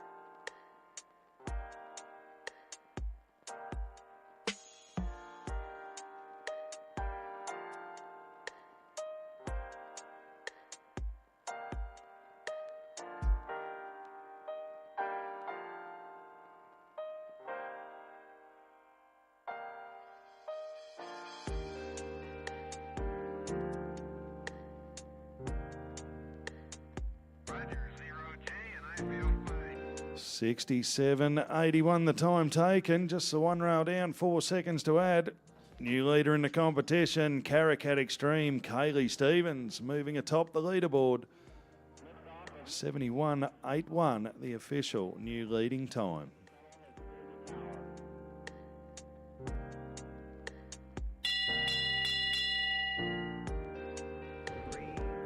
Well, Charlie Hill, our next rider on course. This time Charlie riding Descarado.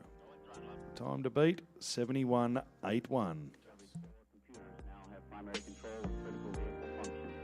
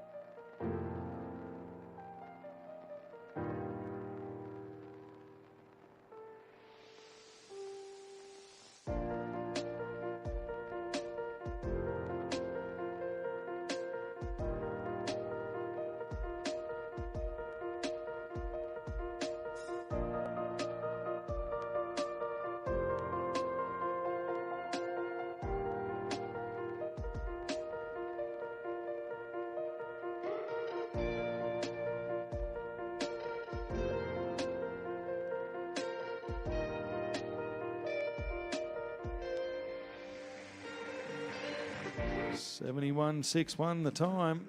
12 seconds to add. 83.61 the official time for Charlie Hill and Descarado.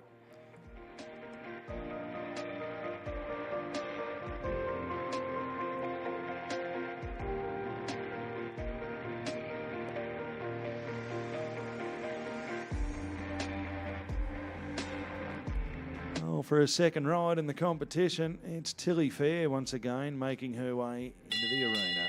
She's riding Patangas, Miami. Current leading time, 71.81 seconds, set by Kaylee Stevens and Caracat Extreme.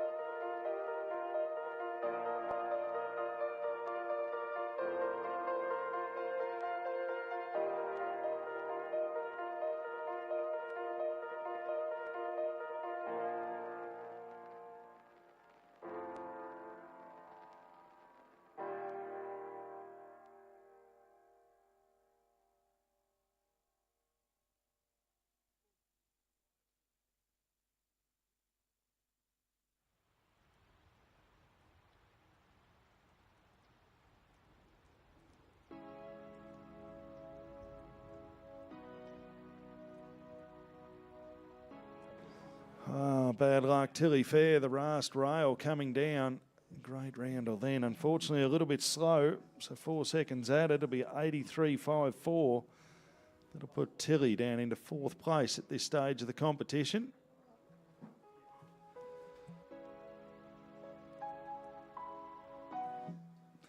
Well, the daughter of a gun makes her way into the arena. It's Charlie Dobbin from Yarraglen here in Victoria. And this time, Charlie riding Castellata 2.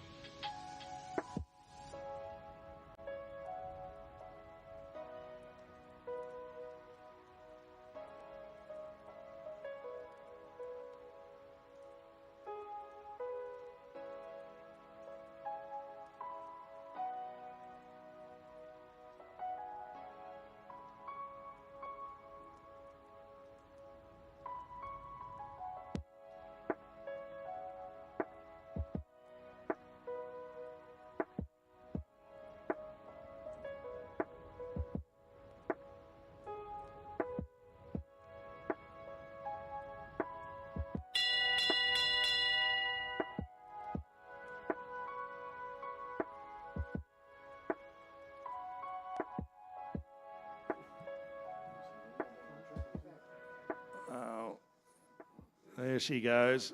Give her a round of applause, Charlie Dobbin. Out on the horse. gets. Unfortunately for Charlie.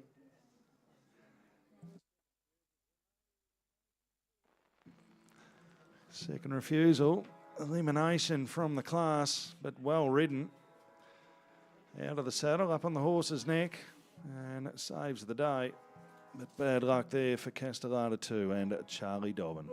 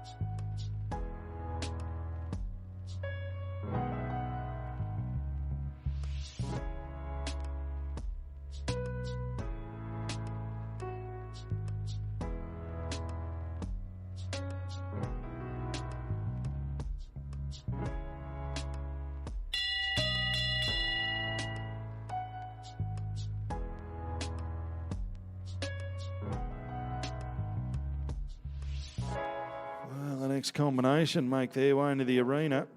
It's Tanner Robinson once again, her second ride in the competition. She's sitting in second place so far with her first horse, Charlie. This time she's riding Digger. And the time to beat, 71.81 seconds. Sitting out in the lead, it's Kaylee Stevens and Caracat Extreme.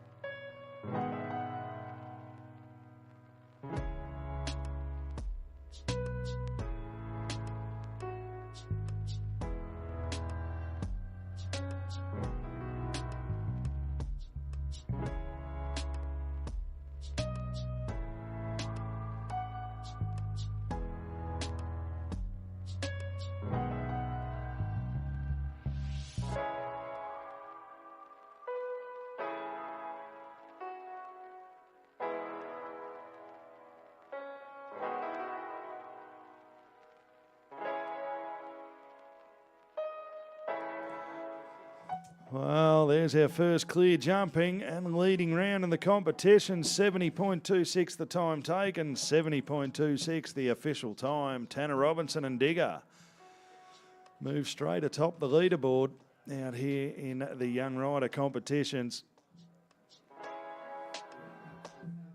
So the new time to beat, 70.26. Sitting in second, Kaylee Stevens, Caracat Extreme, 71.81. And in third, Tanner Robinson again. And Charlie, 74.51. Gracie Ivel makes her way into the arena from Euroa here in Victoria. And this time, Gracie riding RBH Premier.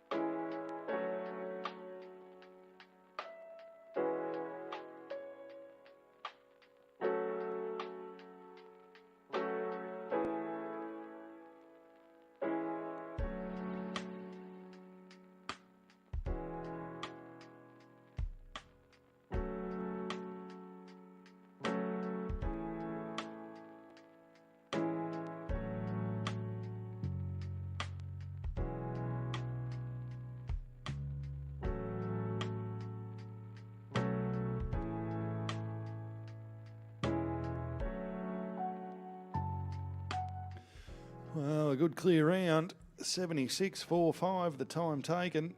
Gracie Ivel, RBH Premier, good enough to put them into 4th place at this stage of the competition. Leading time so far, 70.26 seconds. Only the 3 combinations left to compete.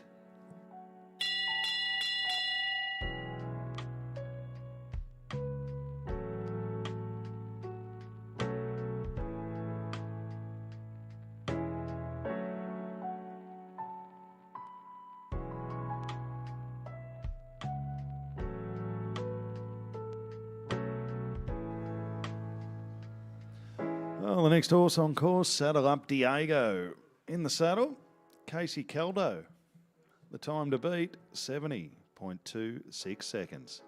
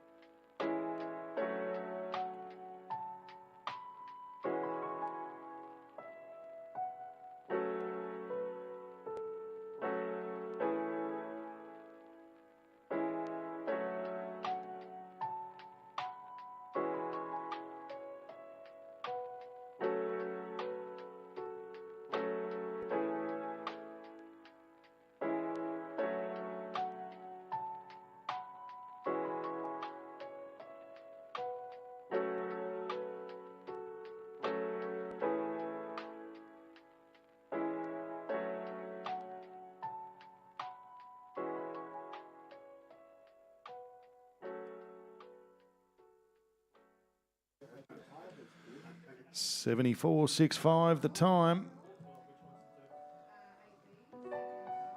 So 12 seconds to add. 86.65 is the official time for Casey Caldo and Saddle Up Diego, with the 3 fences coming down.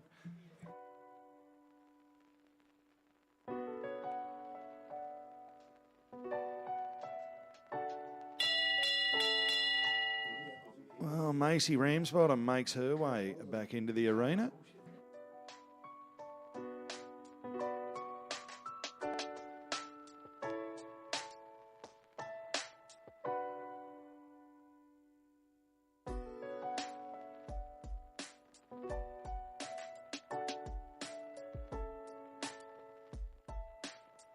Now, anyone out there in the crowd wondering why there's 2 horses standing in the corner of the arena with riders in red coats? They're just red coats. They stand there all day. Not for many reasons at all, really, just because they can. They're meant to be safety riders and pickup riders, but they just seem to stand there. Hey, Terry. Well, now Macy Ramsbottom makes her way onto the arena. And Macy riding a very good drop. I'm very partial to a Jamison, and that's this horse's name, Jamison. Good Irish whiskey, Jamison.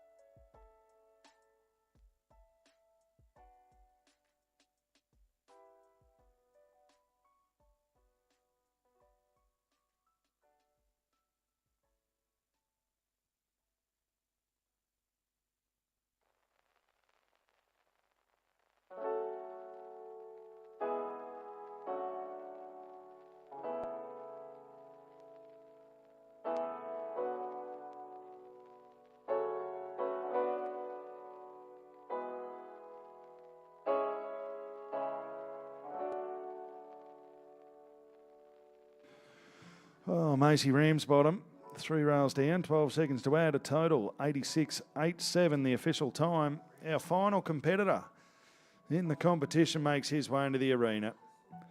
He's from Denison, up near Sale in Gippsland. His name is Joel Lamb, fairly handy golfer, fairly handy show jumper as well, and he's riding Janori DP.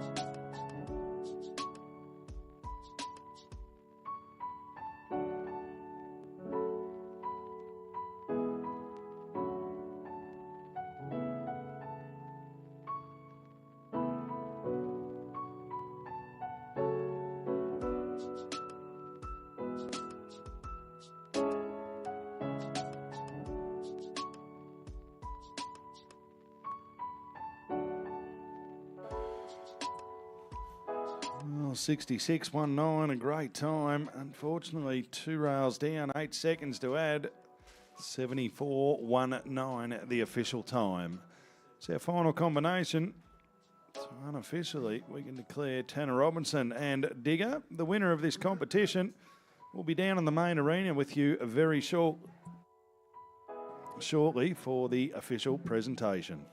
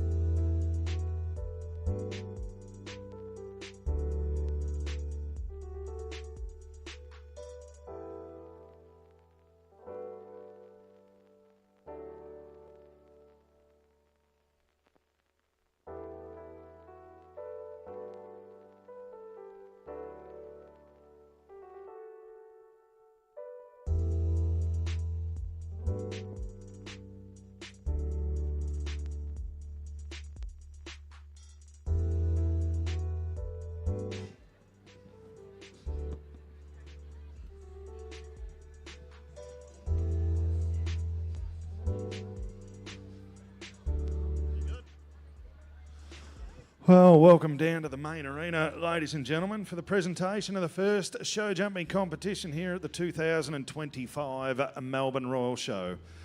It's the Group D jumping contest for riders 21 years and under, and in first place today, Tanner Robinson and Digger.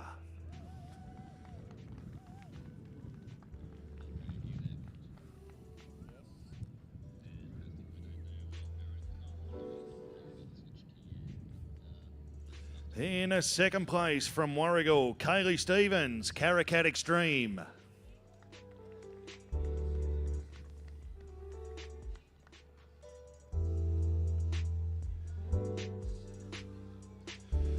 In third place, the dairy farmer's son from Denison, Joel Lamb, Janori DP.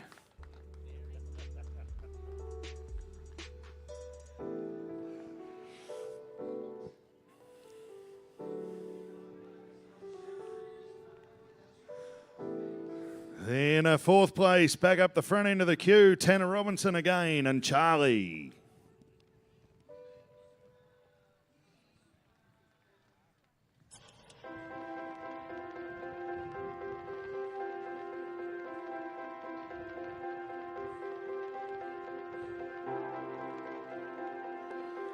In fifth place, RBH Premier and Gracie Ival.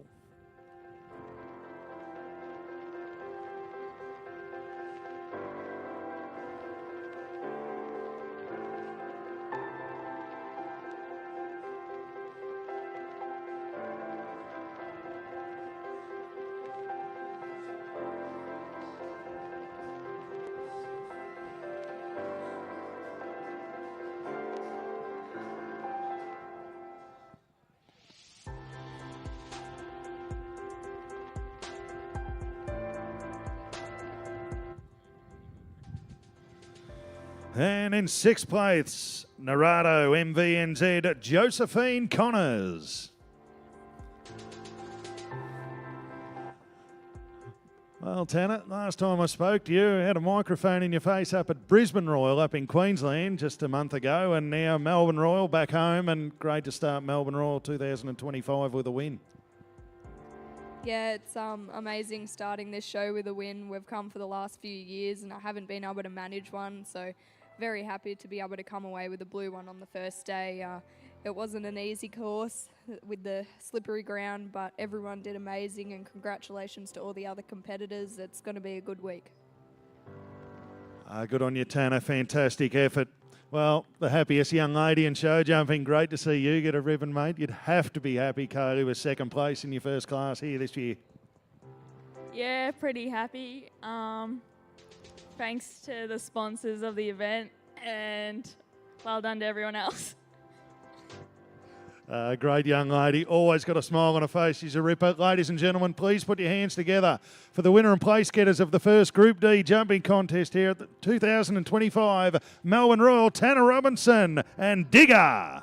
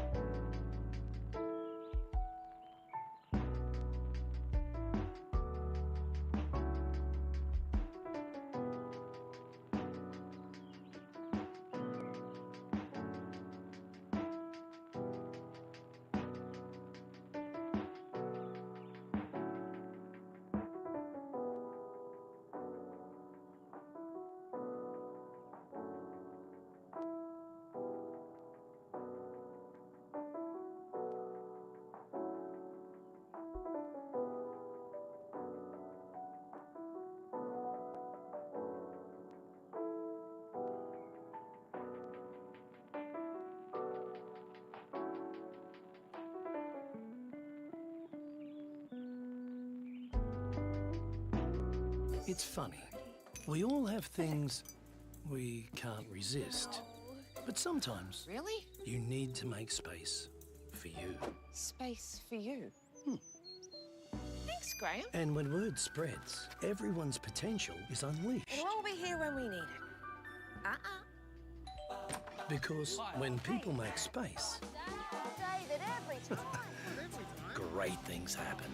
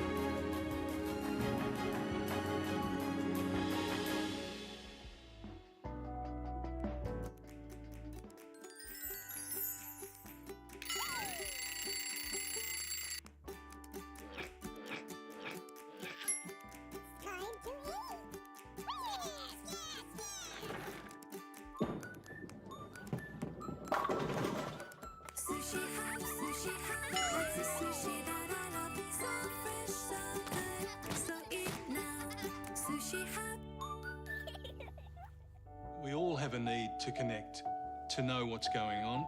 That's where we come in. People wanting to switch on the TV news to get the information they need. Making sure you know what the risk is when these big weather events happen. Sometimes you sit with these people and you cry with them. It's hard not to get emotional. To help people by asking the questions they need answers to, how does it affect us? To make sure it's the truth. You have to get in there. Fiery says, if you see us run, run. The adrenaline starts pumping. It still gives me a chill down my spine. It's these big moments that bring us together as a nation. Connecting people to that makes them feel part of Melbourne. That emotion jumps through the screen to everybody watching. Well, everybody wants to feel connected. We're connecting people with people. And when we do it, none of us are alone. 7 News, connecting you. Auto emergency braking, stopping for you. Auto emergency braking, AEB, uses radar or camera systems to measure the distance between you and the vehicle in front. If that distance suddenly gets smaller, usually because the vehicle in front has come to a sudden stop, the AEB responds by automatically braking, often before you have a chance to react. Advanced AEB systems can even detect cyclists and pedestrians. Auto emergency braking has been estimated to reduce rear-end crashes resulting in fatal and serious injuries by 27%. Understand more about active safety technology at howsafeisyourcar.com.au. At Spotlight, we believe that life's what you make it, and that things don't have to cost a lot to mean a lot. Because the more love, care, and flair you put into something, the more you get out of it. To the homebodies and house proud, we say there should be a little bit of you in everything you do. So we're here to help you create it, decorate it, and celebrate it for less. All backed by our bargain guarantee. At Spotlight, it's what you make it. Life's full of challenges Did we check the dimensions? and big surprises. We see potential where others might not. You need to make space for you. Babe, we need to make space. And when word spreads, everyone's potential is unleashed. Because when people make space, great things happen.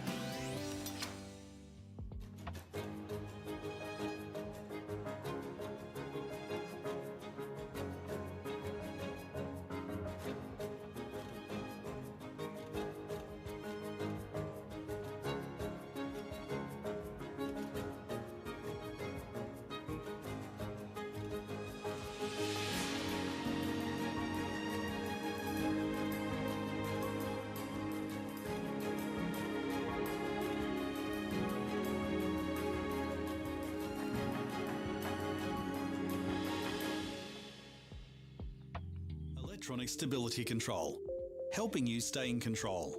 Electronic Stability Control, or ESC, keeps you safe, with sensors constantly monitoring your steering, wheel speed and direction. If you begin to lose control, or if an evasive steering manoeuvre is detected while driving, the ESC technology then brakes individual wheels to support your steering. By assisting you to maintain control, vehicles fitted with electronic stability control are involved in 32% fewer single vehicle crashes and 58% fewer rollover crashes that result in driver injury. Understand more about active safety technology at howsafeisyourcar.com.au.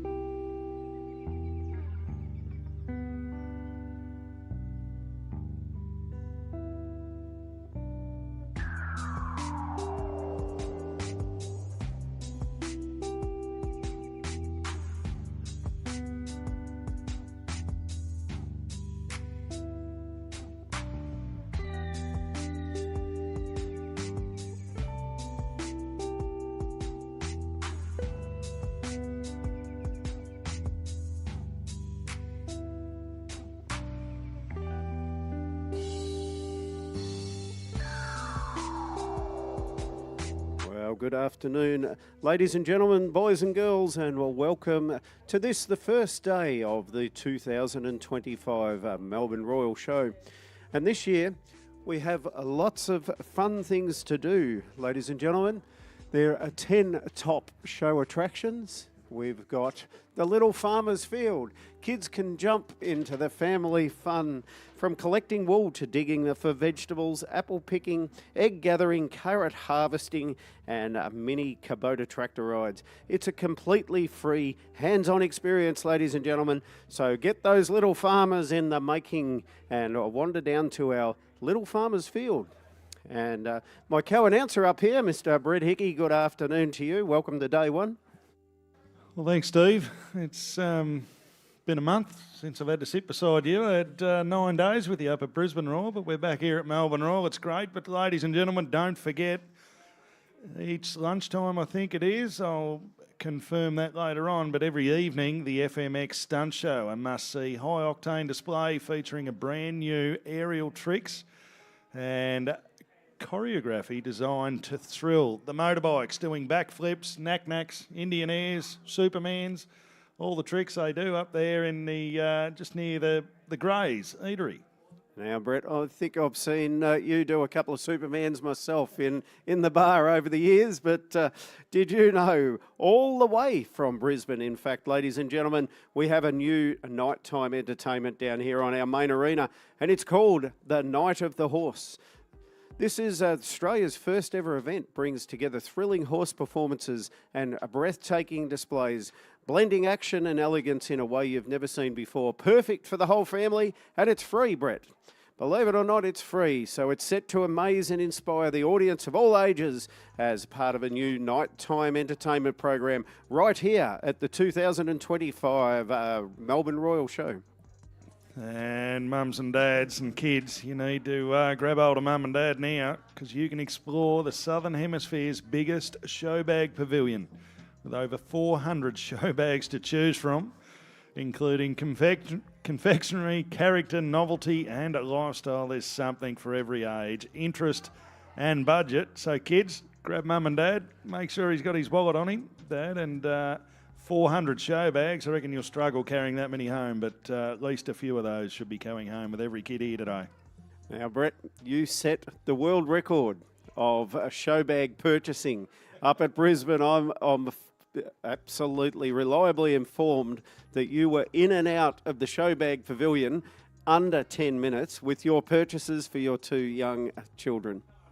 I was, mate, and as you know, the commentary box up there at Brisbane Royals on one side of the arena, the showbag pavilion's on the other side of the railway line, way out the other side. I got there and back in under 20 minutes.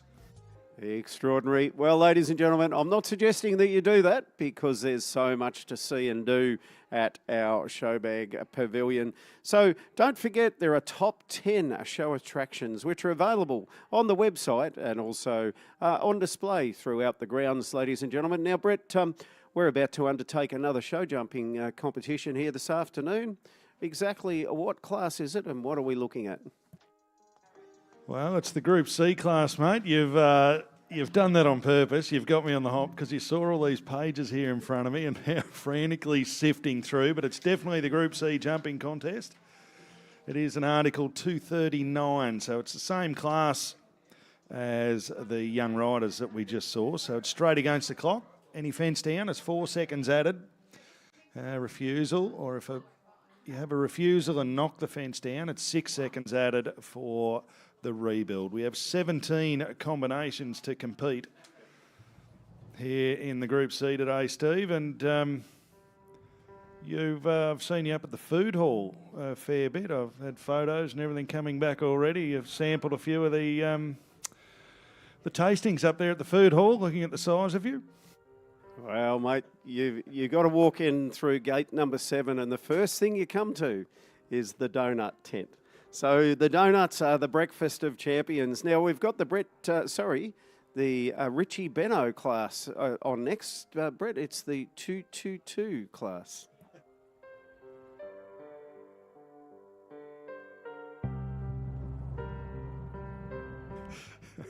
A few of the older ones will understand that dad joke from Steve, but I don't think the young people understand the 2 for 22 Yeah. But no, the jumping always great here at Melbourne Royal. The arena looks in fantastic condition. Lights are on. Hopefully, might keep the rain away for a little bit longer. Yes, it's always a wonderful opportunity for members of the public.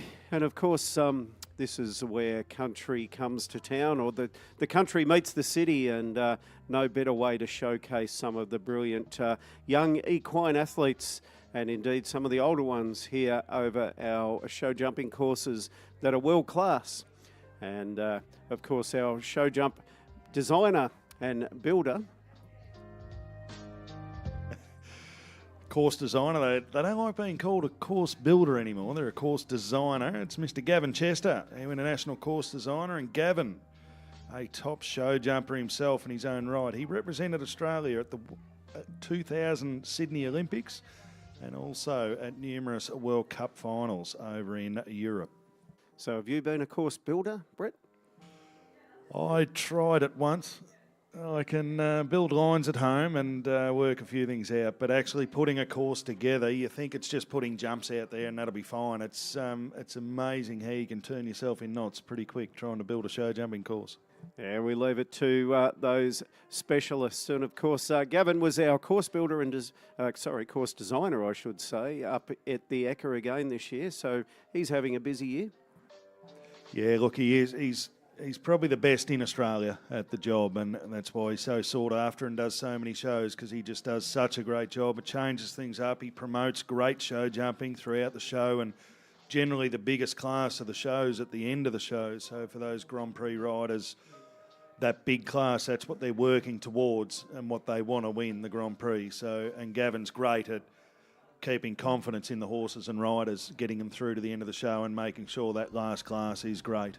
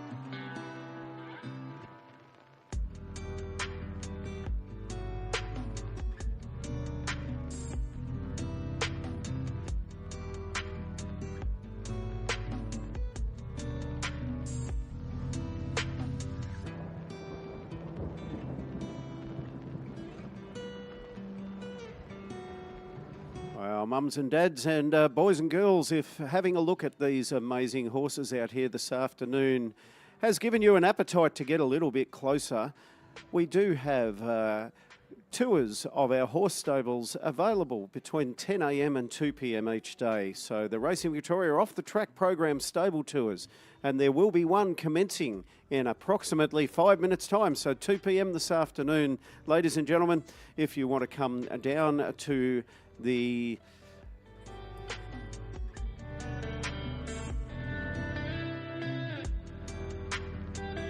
The entrance to the stables and indeed the stable tours is just adjacent to gate number 4 on your show program. So ladies and gentlemen, if you get up there, you can join in with our free farm experience and animal, and it's our off the track program stable tours, and there's one commencing in approximately 5 minutes time near gate number 4.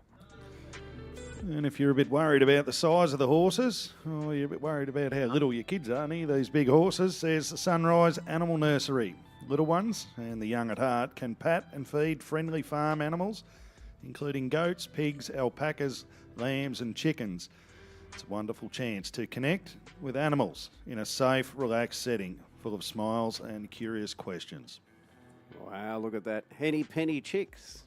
Henny Penny Chicks available down in our Poultry and Ponies Pavilion. And if you are indeed enthused by having a look at our equine friends down here in your stable tour, you can take your boys and girls down to the pony rides, and that is a paid experience in our Poultry and Ponies Pavilion, and that's available between the hours of 10 a.m. and 5 p.m. daily.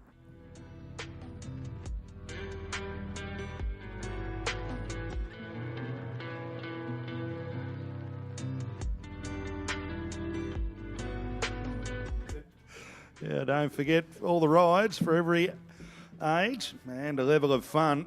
Now, Steve, I've noticed in here there's one that's your size. It's the Skyflyer XXL. I'm going to play a straight bat to that and say I understand the Skyflyer is one of the most extreme rides at this year's show. And for those thrill seekers wishing to get an adrenaline rush, get down there to the Skyflyer XXX.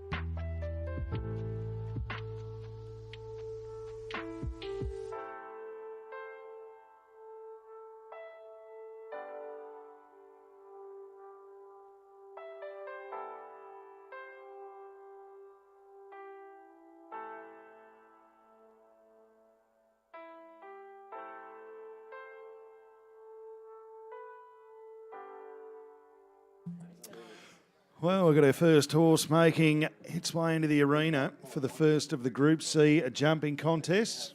Group C is for horses aged 9 years and under. This is around $1.20 to $1.25 in height. The horse is RBH Talara Casman. In the saddle, he's a grader driver by trade. He's Russell Hearn from Benalla here in Victoria.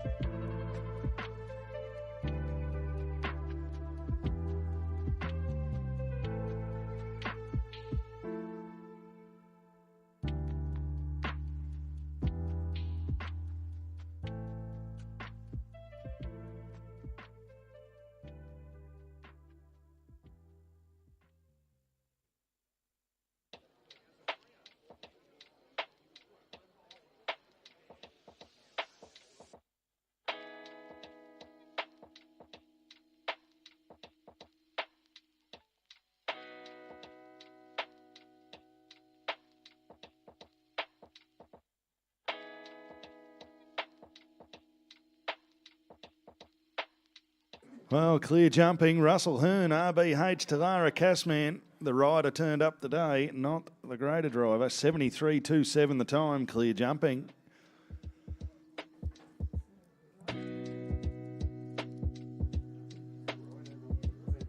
Well, the next rider on course, he's a young man with the best name in the show jumping world. His name is Max Height. And he's riding Omar. The time to beat, 73.27 seconds.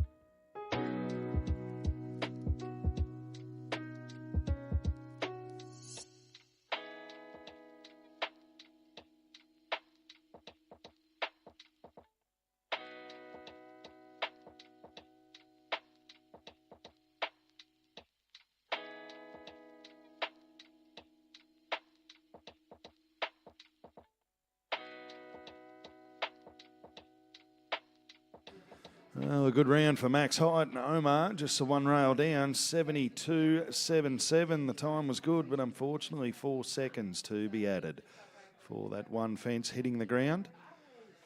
So we welcome our third combination into the arena.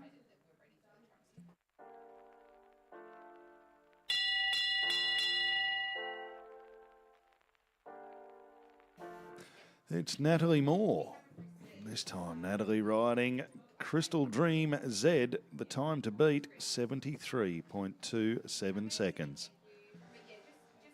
Now you'll notice up on the big screen, the timer will be counting down. It counts down from 45 seconds and still the horse breaks the start beam, the electric timing, and the timer starts going up. The time will stop once they go through the finish flags and the finish beam of the electric timing. The winner will ultimately have the fastest time in the competition. You can still have a couple of fences down with seconds added as long as you go fast enough around the course.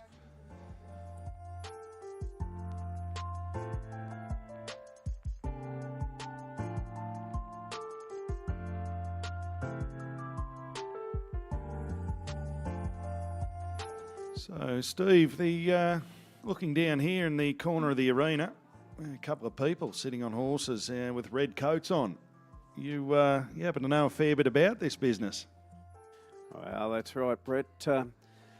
28 years I spent as a redcoat here, and I'm still doing a little bit of it, allegedly, according to Terry. And being a redcoat at a royal show is a very big privilege, and it's one of the few jobs that are associated with any show that you actually don't apply for, Brett. You're invited, and you're invited on the basis of your horsemanship, skill and ability.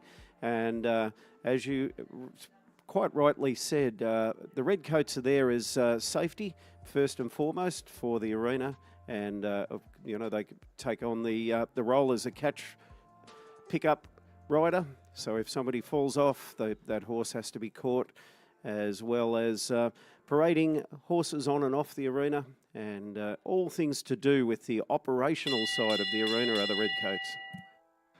And just looking at Steve down there, sorry, not Steve, Terry down there on his horse, he might look very quiet and very sedate, and looks like couldn't go real fast at all, but if he had to jump into action, it'd be bang, and away he's off. Absolutely. Those horses are incredibly well trained, in particular the one Terry's riding now, a horse called Dozer. And this is Dozer's 12th show, and we're about to see Terry in action. So that the horse wasn't that keen to come onto the arena, and Terry's just given him a little subtle lead, and before we know it, he's on the arena, and it runs smoothly. So without these guys, there would be potentially other issues. So no, it's a good thing. And old Dozer, like I say, it's his 12th show. Ripper horse. I had the privilege of riding Dozer down there for do some arena work this morning. So they don't just stand there and do nothing, is what you're saying. They absolutely don't just stand there and do nothing. It's a long, look, the hardest thing to do as a horse person is do nothing. And I'm sure with your show jumping fraternity, it's the same. The hardest thing for these riders to do, basically, is to line those horses up and sit there and do nothing. Well, it's the same thing as a redcoat. Well, that took a long time to explain. Well, their previous rider on course, Natalie Moore and Crystal Dream Z, 73.79, good enough to put them into second place. The winner of the last competition made her way into the arena and just finished. It's Tanner Robinson and Bloomfield at SSNZ, 71.07 the time, and moves atop the leaderboard. So Tanner Robinson starting out her campaign here at the 2025 Melbourne Royal Show. Unbelievably well, winning the first class on the program and now into the lead in the Group C jumping contest. Well, the number one accountant in the Western District makes his way into the arena. His name, Tim Clark. And Tim riding Yossarian. Tim, a big Geelong Cats fan, so hopefully he won't be riding here on Saturday afternoon. He might have to miss a class to sit back at the truck and watch the grand final. How are you going to go, Brett? I'll have the iPad here in front of me and probably saying very little. Relying on your co-announcer, no doubt.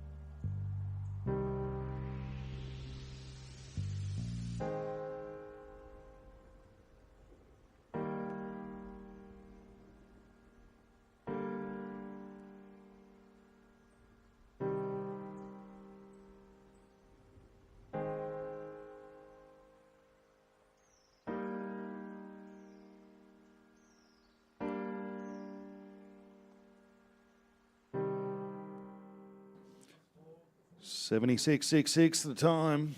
The one rail down, 4 seconds to add, 80.66. The official time for Yassarian and Tim Clark.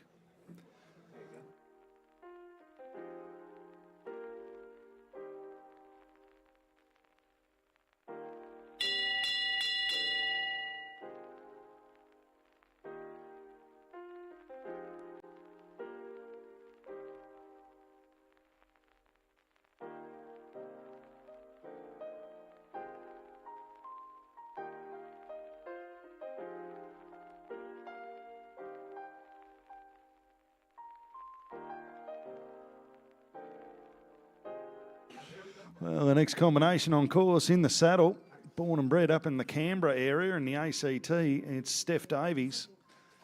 And this time, Steph riding Yalambis, Monte Cristo. The time to beat, 71.07 seconds. As we said earlier, in the Group C jumping contest, these horses are 9 years of age or under. So just up and coming and starting out in their show jumping careers.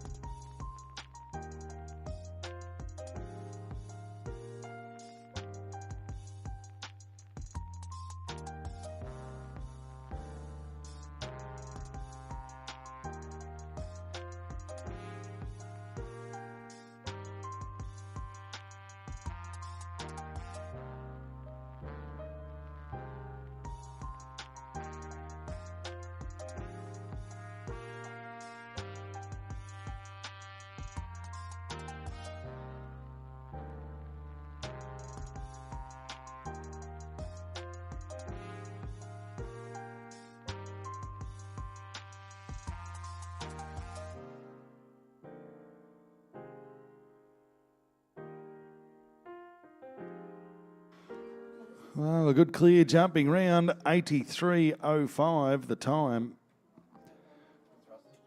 for Steph Davies. And Yalambis, Monte Cristo, not quick enough to get into the high places at this stage of the competition. As we see Tanner Robinson and Bloomfield SSNZ out in the lead. Well, the young man Tanner Robinson is swinging hands with, makes his way into the arena from Queensland. It's Cody Ticknell in the saddle. And Cody riding Noir, coming off a great Queensland Royal Show where he won the Grand Prix and numerous other classes up there in Brisbane. Great to have Cody here at Royal Melbourne Show for the very first time.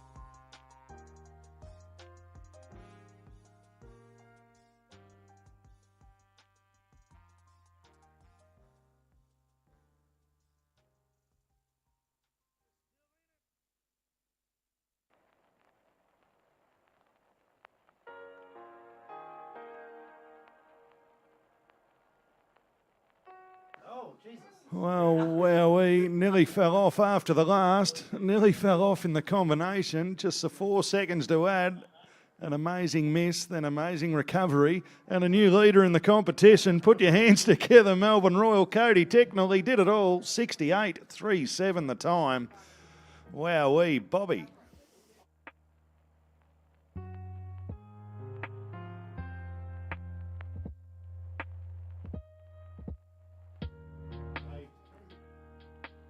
Now, Brett.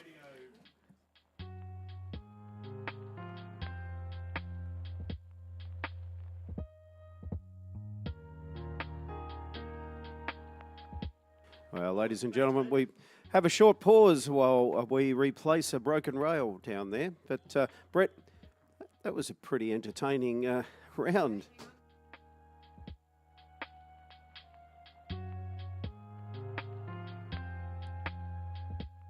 Yeah, Steve, that was that had everything. It was almost a wipeout, almost elimination. He got out of it, kept going. That's the beauty of a Table C or the Article 239, the old school Table C class. It's just time added for a fence down. So even though he demolished the whole fence, it's just the 4 seconds added, and now he sits in the lead. So, Brett, just for the benefit of the ladies and gentlemen and boys and girls sitting in the crowd there, what are the exact rules? Are the judges judging on style and type and the way these horses move? No, mate, just jumping. It's all up to the horse and rider combination. So if they finish with a clear round, it doesn't matter how it looks, what it looks like, what colour it is, what colour its tail is, whether its pony looks most like its owner, what they weigh. None of that comes into it. It's all down to talent. The talent of the rider to put the horse in the right spot to jump, and the talent of the horse. Okay, so we have a start, and then we have approximately 11 what we call fences, but I believe there might be an A and a B, so multiple efforts, and then we have a finish, and it is the quickest person who goes through the start and then finishes. Is that correct? It is, mate. Very official way of saying it. It's just the horse with the fastest time will win. That's. I'm a little bit more to the point than you, Steve. You're a bit more prim and proper than me, but that just shows the career you've been in all your life as a work cover man. So, but appreciate all you guys do for the workforce out there. It might.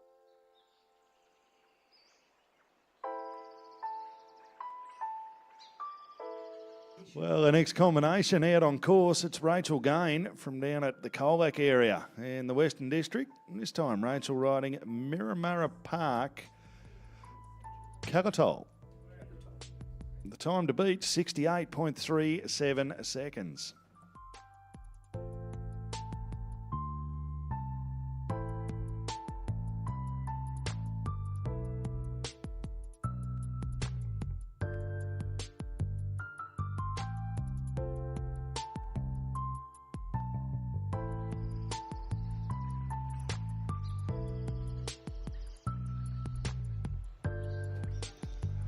Well, 70.13 the time for Miramara Park Cagatol, and Rachel Gain good enough to put them into second place at this stage of the competition. Well, professional rider, farrier and trainer by trade makes his way into the arena from Yarraglen here in Victoria. It's Brooke Dobbin, and Brooke riding CF Glenara Big Time. The time to beat, 68.37 seconds, set by Cody Ticknell and Noir.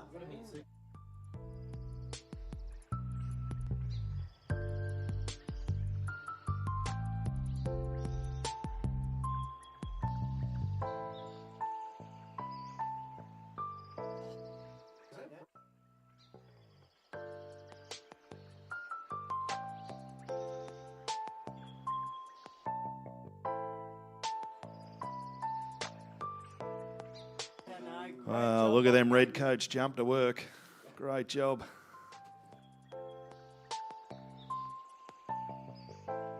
So we'll need first aid now. Horse looks okay. Because of a fall of horse or rider, the rider does have to be checked by the first aid, and the horse will have to be checked by our on-site veterinary surgeons before it can start again. But Brooke and horse look okay. Just precautionary checks for both horse and rider. The safety is at the utmost importance here at Melbourne Royal Show. So fall of horse or rider does incur elimination. Bad luck, Brooke Dobbin just slipping on the corner. As we welcome our next combination into the arena. From the Glossodia area out near Windsor. West of Sydney, it's Talara Cameron in the saddle. Redleaf is the name of Talara's property up there. She calls home, and this time Talara riding Mimosa.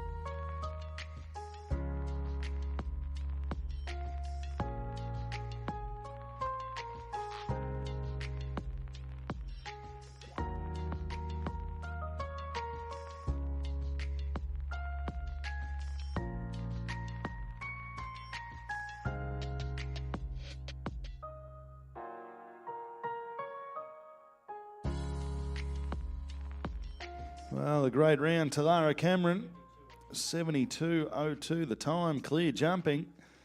Not quite quick enough to get into the lead, good enough to move into 4th place at this stage of the competition. As our next rider makes his way into the arena, number 11 in the original draw. The dairy farmer from Denison himself, it's Andrew Lamb in the saddle. And he's riding Glenara Lord Bollinger. A dairy farmer by trade, and by day, by weekend, a show jumper, and a very successful show jumper has Andrew been over the last 25 to 30 years.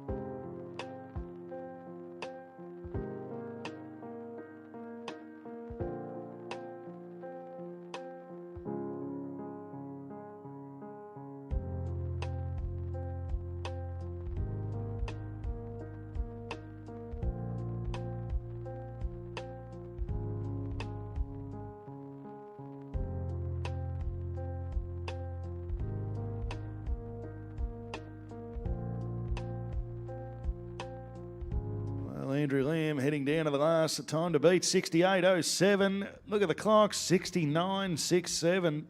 Not quite quick enough. Good enough to move into 2nd place at this stage. Andrew Lamb, Glenara, Lord Bollinger. Just the 2 combinations left to compete here in the Group C jumping contest. Next, making her way into the arena for the first time at Melbourne Royal in 2025. It's Tori Glass, and Tori riding at Bonnie Valley, Hakuna Matata. The time to beat, 68.37 seconds, set by Cody Ticknell and Noir.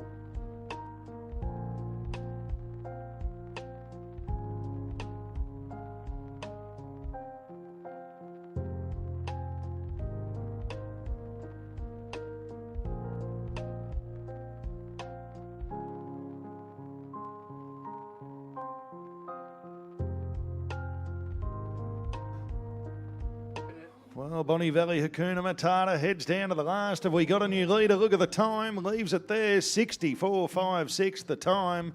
New leader in the competition. Tori Glass, Bonnie Valley Hakuna Matata. Moves straight atop the leaderboard. Just the one combination left to compete in the competition. It's Steph Davies once again. She's the only one that can change things atop the leaderboard. And this time she's riding Benson's Quicksilver. The time to beat, 64.56 seconds.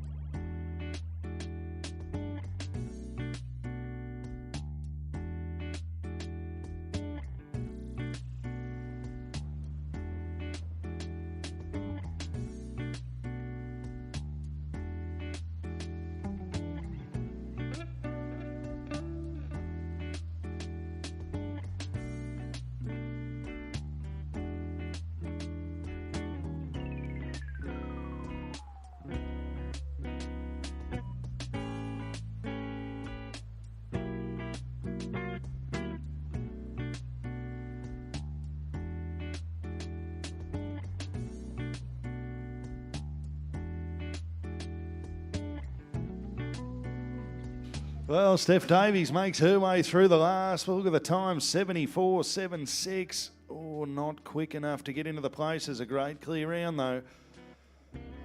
Well, that's the end of the Group C jumping contest. We'll be with you very shortly for the official places and the presentation down in the main arena.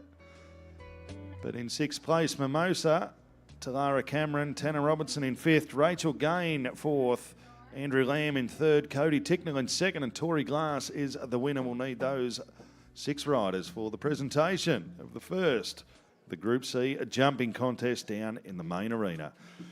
While I head down that way with a walkabout mic, I'll leave you with my apprentice and co-commentator. Give him a bit of time. He's just new to the game and he struggles with his literacy a little bit. His name? Steve Peters.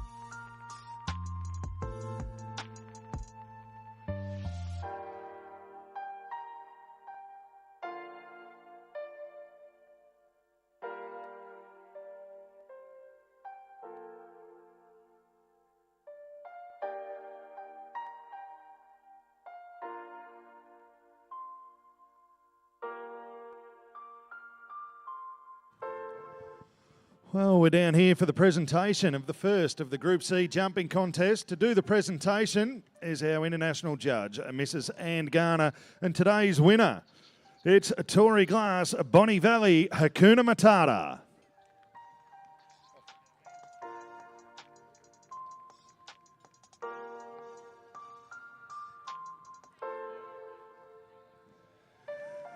In a second place from Queensland, Cody Ticknell, Noir.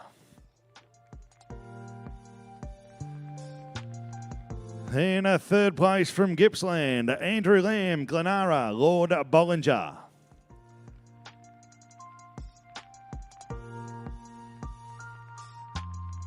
In a fourth place from the Western District, Rachel Gain, Minamara Park, Karatol. In a fifth place, Tanner Robinson, Bloomfield, SSNZ. And in sixth place, Mimosa and Talara Cameron from New South Wales. Well, Tori, must be very happy. Melbourne Royal 2025 and a win on the board already. I'm absolutely stoked. A special thank you to the committee and everyone. Also to my mum for driving all the way down with me when she has to drive back tomorrow. And to my horse, she's pretty special. I owe her the world. And to my sponsors.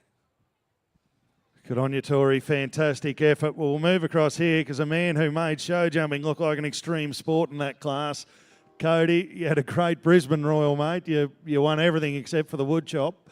And today, chopped a bit of wood there, nearly fell off, got out of the double, then nearly fell off again after the last and still in second place. It was cool to watch. Yeah, I'm not sure I'm supposed to be entertainment, but I'm sure it was amusing. Big thank you to the Show Society for putting on such a great show. A massive thank you to Ellie and Tanner for having me down for the next 2 months. And a massive thank you to all my sponsors and mum and dad at home for keeping everything going. Thank you. Good on you, Cody. Fantastic effort. It's great to have you down here at Melbourne Royal for the very first time. But ladies and gentlemen, please give them a big round of applause. Tory Glass, Bonnie Valley, Hakuna Matata, the winner of the Group C jumping contest.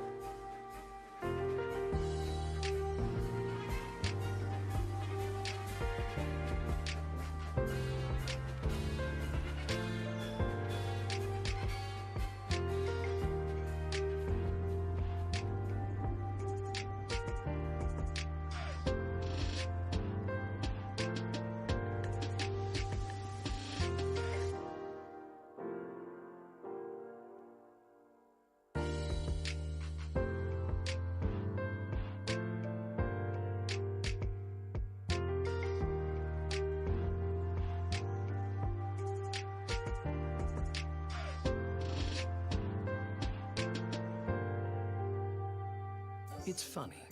We all have things we can't resist. But sometimes Really? you need to make space for you. Space for you.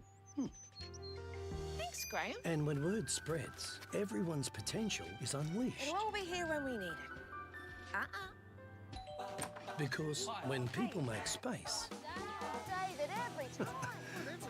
great things happen.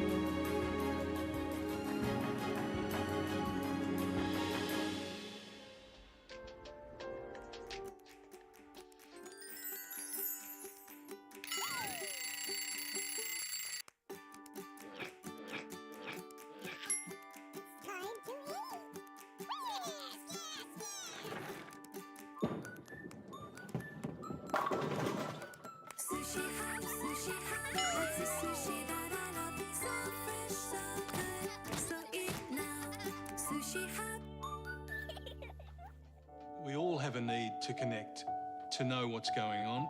That's where we come in. People wanting to switch on the TV news to get the information they need. Making sure you know what the risk is when these big weather events happen. Sometimes you sit with these people and you cry with them. It's hard not to get emotional.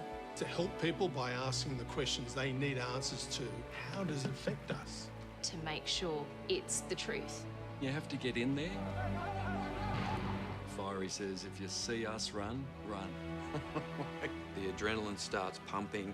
It still gives me a chill down my spine. It's these big moments that bring us together as a nation. Connecting people to that makes them feel part of Melbourne. That emotion jumps through the screen to everybody watching. Well, everybody wants to feel connected. We're connecting people with people. And when we do it, none of us are alone.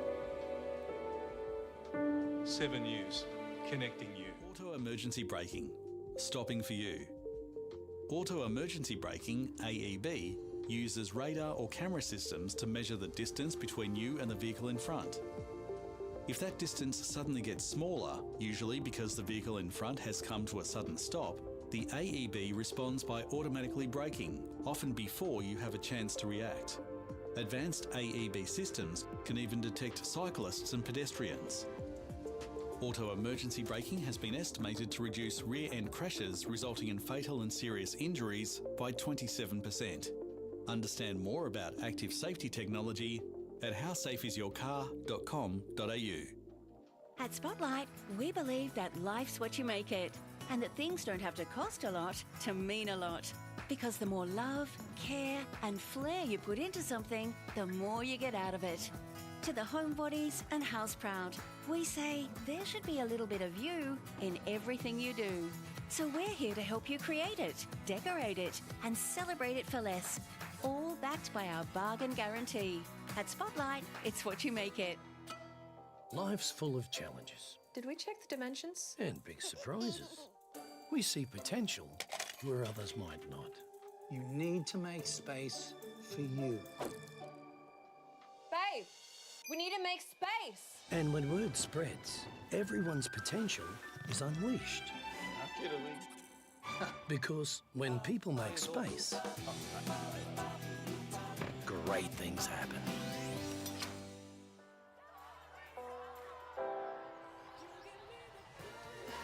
Good morning. It's an emotional song. Live around the world on TikTok. Start with So this makes all of those things possible. Thank you. Look, you don't know how much this means to the community. Make some noise! You're our winner this morning. Thank you, Sunrise. I love this show. Cash Cow is back. Great to see you again. Great to see you. It's such a great place to visit. Start with Sunrise. Electronic stability control, helping you stay in control. Electronic stability control, or ESC, keeps you safe, with sensors constantly monitoring your steering, wheel speed and direction. If you begin to lose control, or if an evasive steering manoeuvre is detected while driving, the ESC technology then brakes individual wheels to support your steering. By assisting you to maintain control, vehicles fitted with electronic stability control are involved in 32% fewer single vehicle crashes and 58% fewer rollover crashes that result in driver injury. Understand more about active safety technology at howsafeisyourcar.com.au.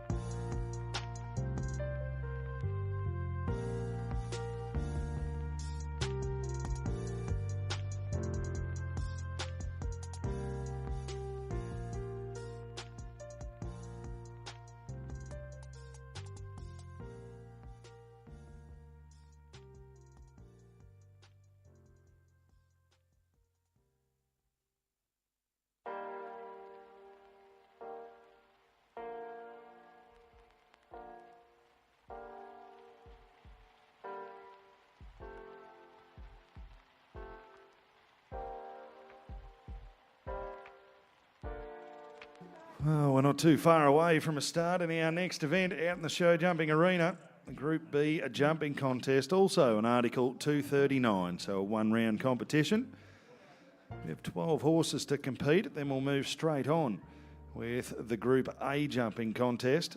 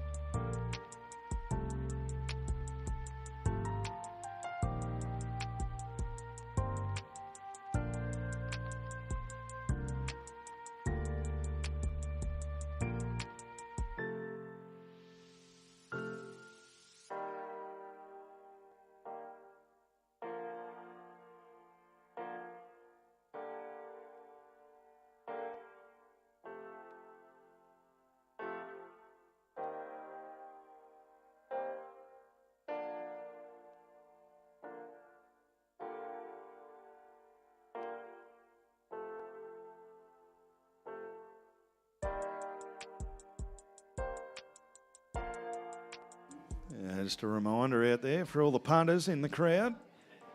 Top 10 show attractions and 10 free things to do here at the Melbourne Royal Show. The little farmer's field, the farm animal pin trail, Lego Playland, the Night of the Horse, which is the nighttime entertainment out here on the main arena. The Jaws, A Great Escape, Sam Powers is taken over Town Square with his most captivating illusion ever, hanging upside down and racing against the clock. Powers must free himself before a flaming set of steel jaws snaps shut. Get ready for a world-class illusion with a breathtaking finale. We've also got rides for every age and level of fun. All the carnival rides, the Sky Flyer XXL, the FMX Stunt Show, the stunt bikes up there in Town Square near Grays. They're on every evening. Sunrise Animal Nursery, where the kids can go in and pat goats, pigs, alpacas, lambs and chickens. You can see the champions crowned and cheer on thousands of competitors as they compete out here in the main arena for the prestigious Blue Ribbon and a big prize money. And explore the Southern Hemisphere's biggest show bag pavilion. There are free things to do here at the Melbourne Royal Show. I'm not sure the show bags are free, but it's free to go in there and have a look.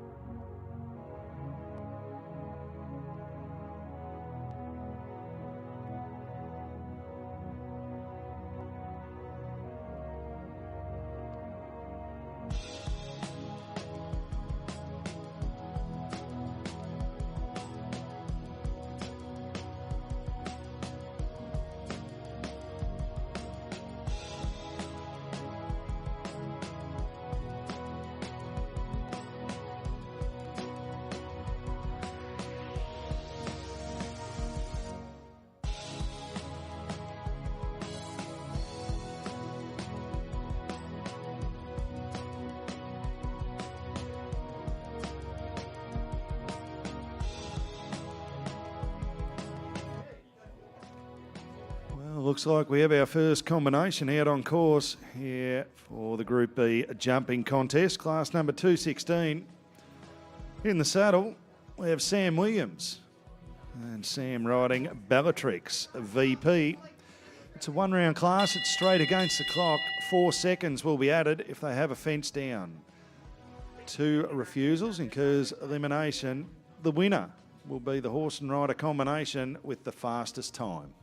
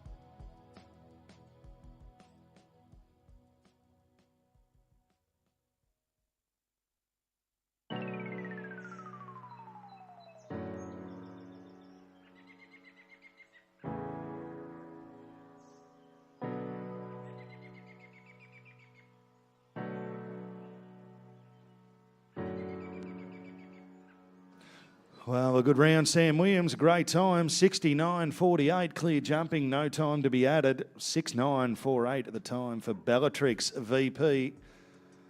Well, the next rider on course, he's a professional show jumping rider by trade. His name, Brooke Dobbin, and he's riding Oaks Empire. The time to beat, 69.48 seconds.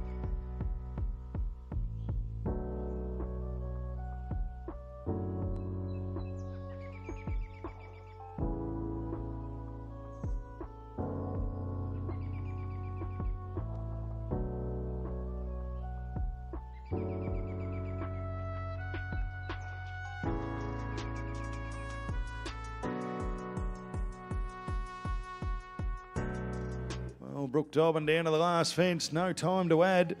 Look at the time, 66.19 the time, clear jumping. Brooke Dobbin, new leader in the competition. Group B horses showing how good they are. These are the up and coming mini pre horses. early on in their career. They'll be aged between 7 and 12 years old, moving through to Grand Prix as their next step.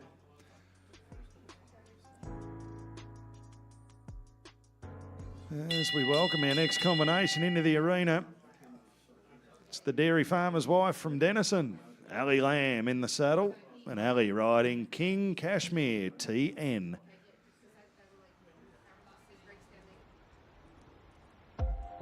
So Ali's husband Andrew and son Joel already both having a third placing here at the 2025 Melbourne Royal.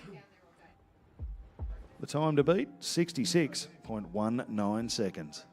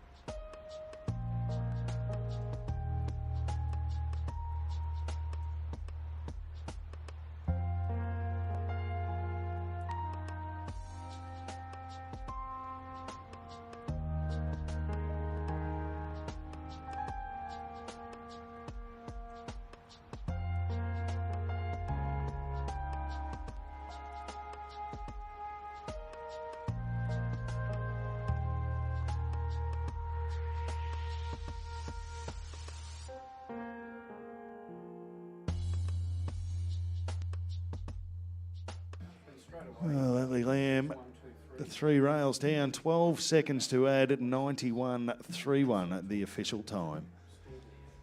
Well, the next combination make their way into the arena in the saddle. It's the Western District's #1 accountant, Timmy Clark. He's riding Cantango.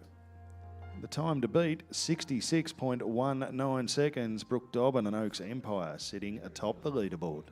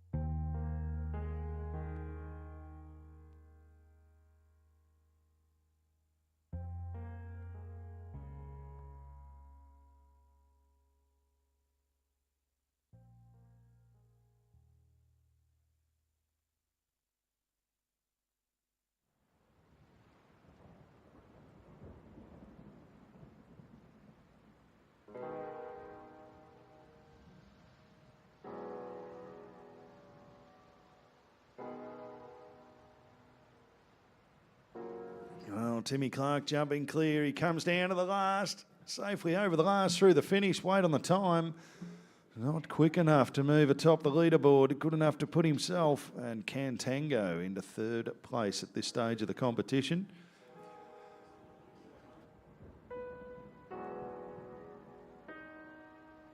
Still out in the lead, 66.19 the time, Brooke Dobbin and Oaks Empire, as we welcome Mark Nichols into the arena. Mark, this time riding Batman Extreme, 66.19 the time to beat.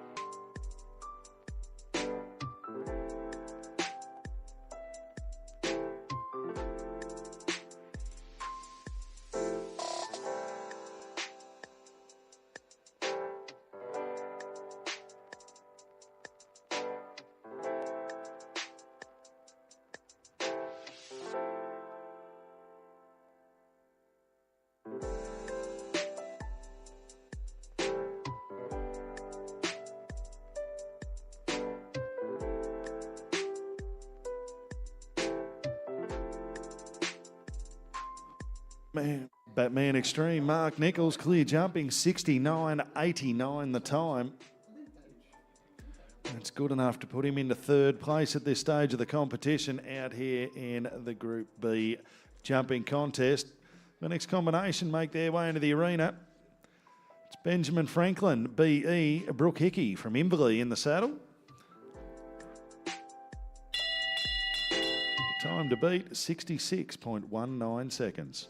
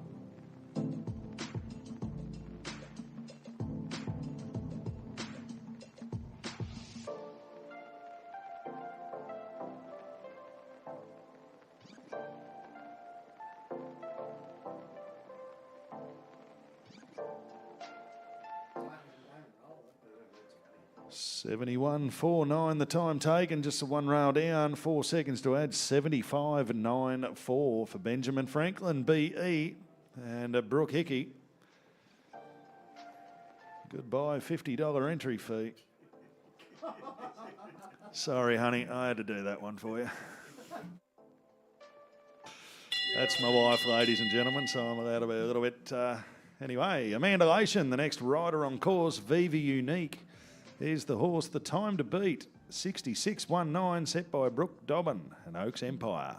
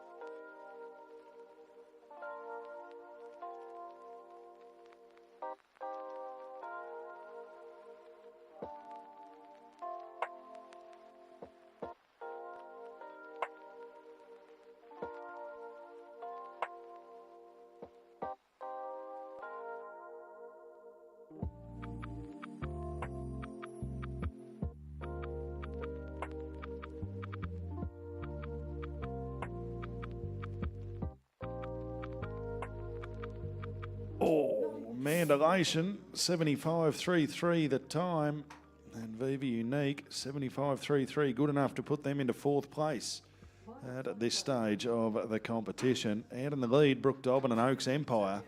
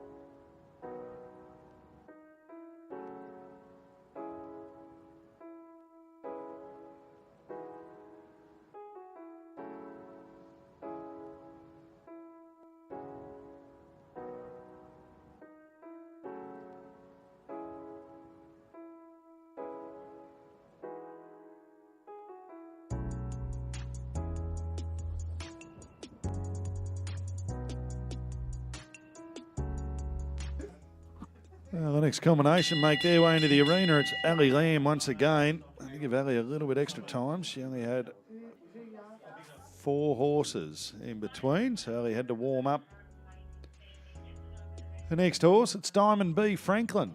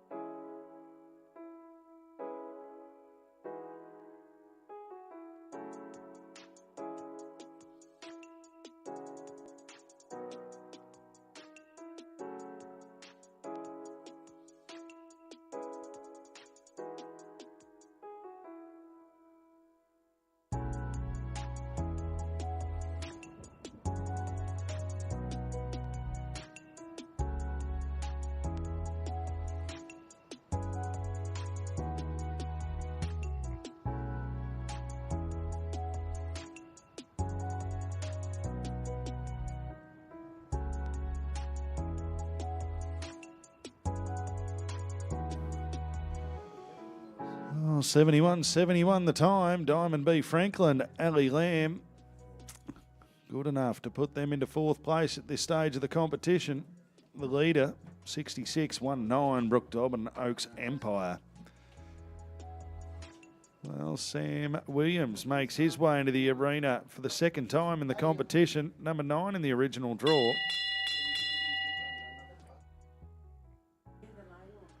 And this time, Sam riding Cavalli Park Kiara. Sam already sitting in 2nd place on his first horse, Bellatrix VP. The time to beat, 66.19 to move atop the leaderboard.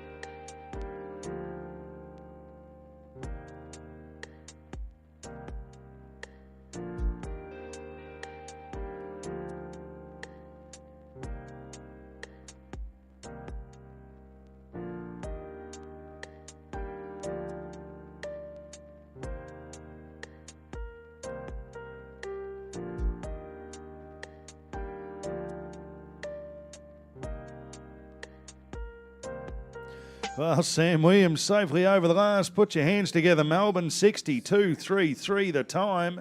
New leader in the competition. Cavalli Park Kiara, Sam Williams, 62.33. New leader.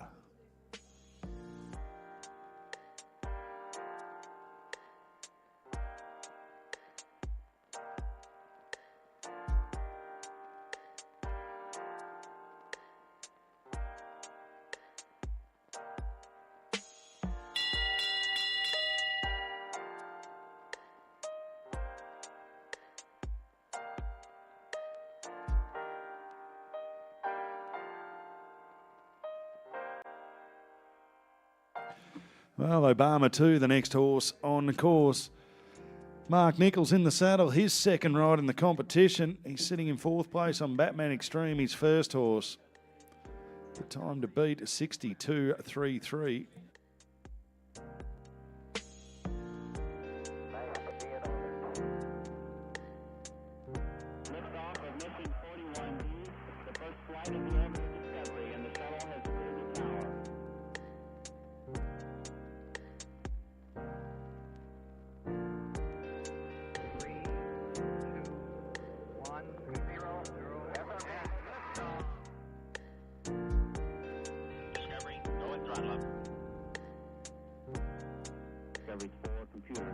primary control of critical vehicle functions.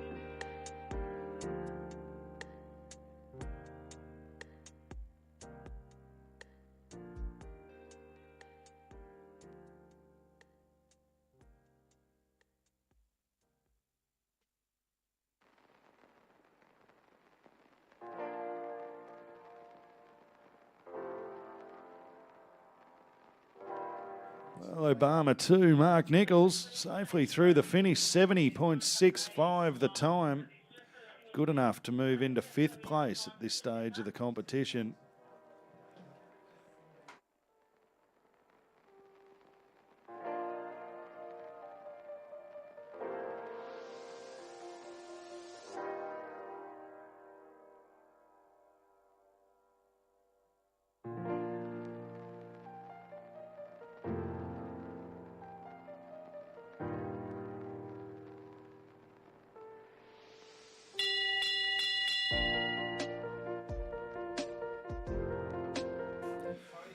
Well, they got our Queensland visitor back out here in the main arena at Melbourne Royal for the Group B jumping contest. It's Cody Ticknell. Phone's on silent. Co-commentator Steve Peters, please. Cody Ticknell riding Mountain View, our Baloo. This combination won the Grand Prix at Brisbane Royal just 1 month ago up in Queensland. The time to beat, 62.33 seconds.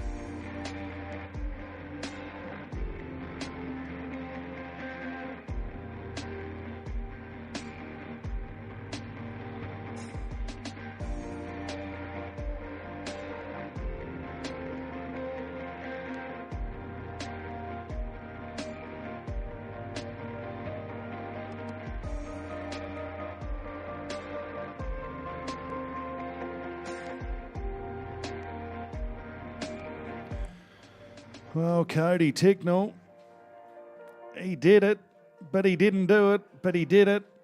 64.43 the official time, 60.43 the time taken, but the one rail down, 4 seconds added, good enough to put him into second place. So he's still on fire, the young man. Second in his first class of the day with a little mishap, and a second in the Group B here with Mountain View, our Baloo. So we'll have the official presentation for you straight after the Group A section of this event. So the Group A horses, we have 5 horses competing in Group A. The fences will go up slightly. We will run through the Group A horses and then have the presentation of both after. So these are the big guns, the Grand Prix horses. The ones that jump the biggest height closer to Olympic height in show jumping, which is 1.55 to 1.60. Today, just being a warm-up class, will be around 1.35 to 1.40 in height for the Group A's.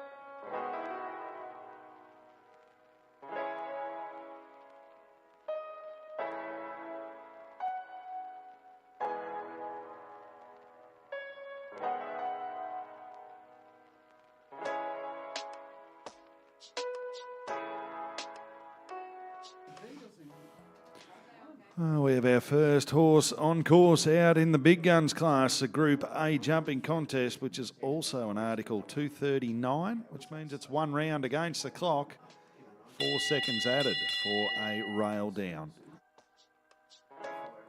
The winner will be the horse and rider combination with the fastest time. Now, first combination on course, the horse is called Deedle.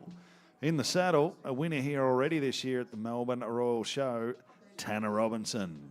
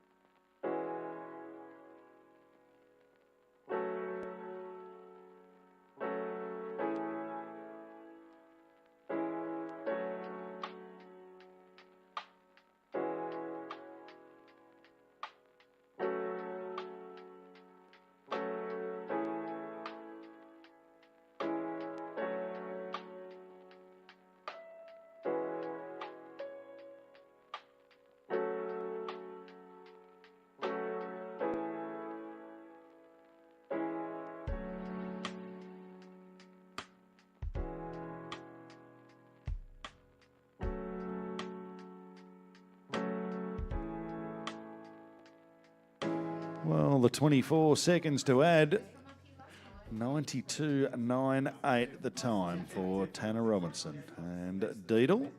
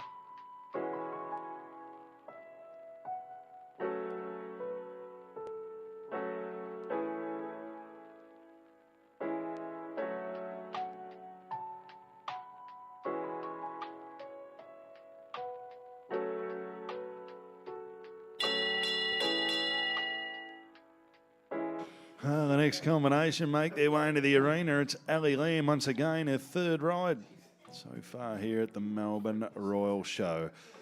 This time she's riding the great little stallion, Eagle Rock, one of the best performed horses in Victoria. The winner of this class will have the fastest time, as it's 4 seconds for a rail down added to the time taken. So the fastest time will win the event. In the old school days, it was called a Table C. With the new FEI rules, it's called an Article 239.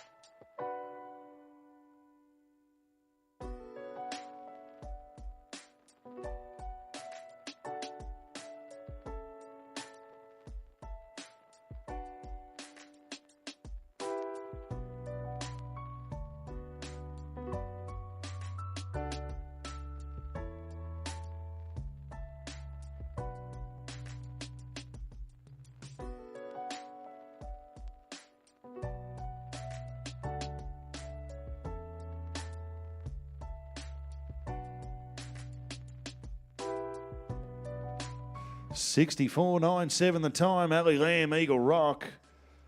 Clear jumping, no time to add. New leader in the competition, Ali Lamb.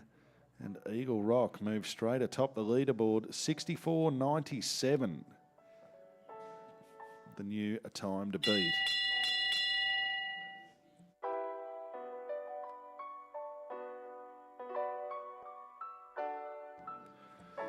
Well, number 3 in the original draw make their way into the arena. The horse, Oaks Botswana. In the saddle, Hudson Craig. The time to beat, 64.97.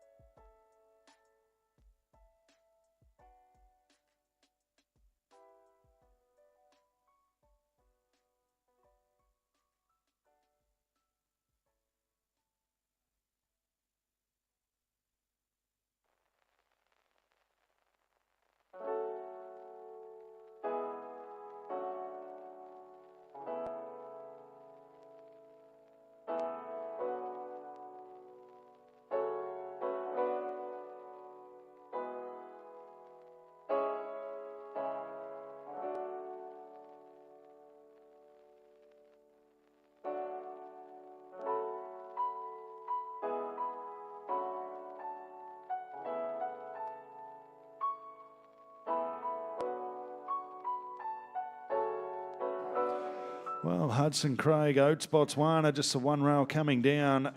2 rails, sorry. George, a little bit slow here on my screen. I'm tapping away at the buttons, giving me the correct faults. So it's 8 seconds to add, a time of 78.64 seconds. Good enough to put them into second place at this stage of the competition. Now the young lady from Winchelsea makes her way into the arena. Her name is Tilly Fair, professional rider by trade. She's been runner-up, Australian Young Rider Champion. She's riding Oaks Constantino.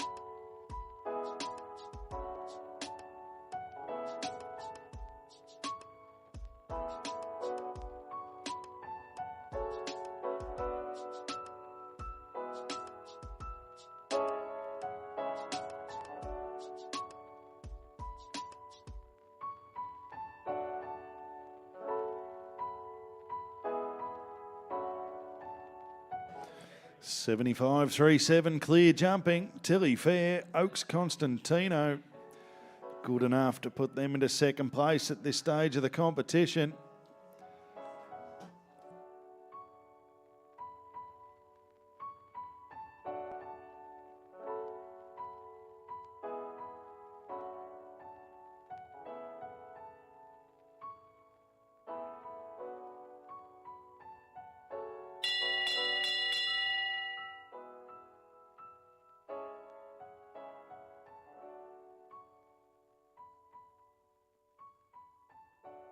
Tally. Well, Talara Cameron, a visitor from New South Wales, lives in the Glossodia area near Windsor, out Western Sydney. This time, Tally riding Cooley Down Under. The time to beat, 64.97 seconds.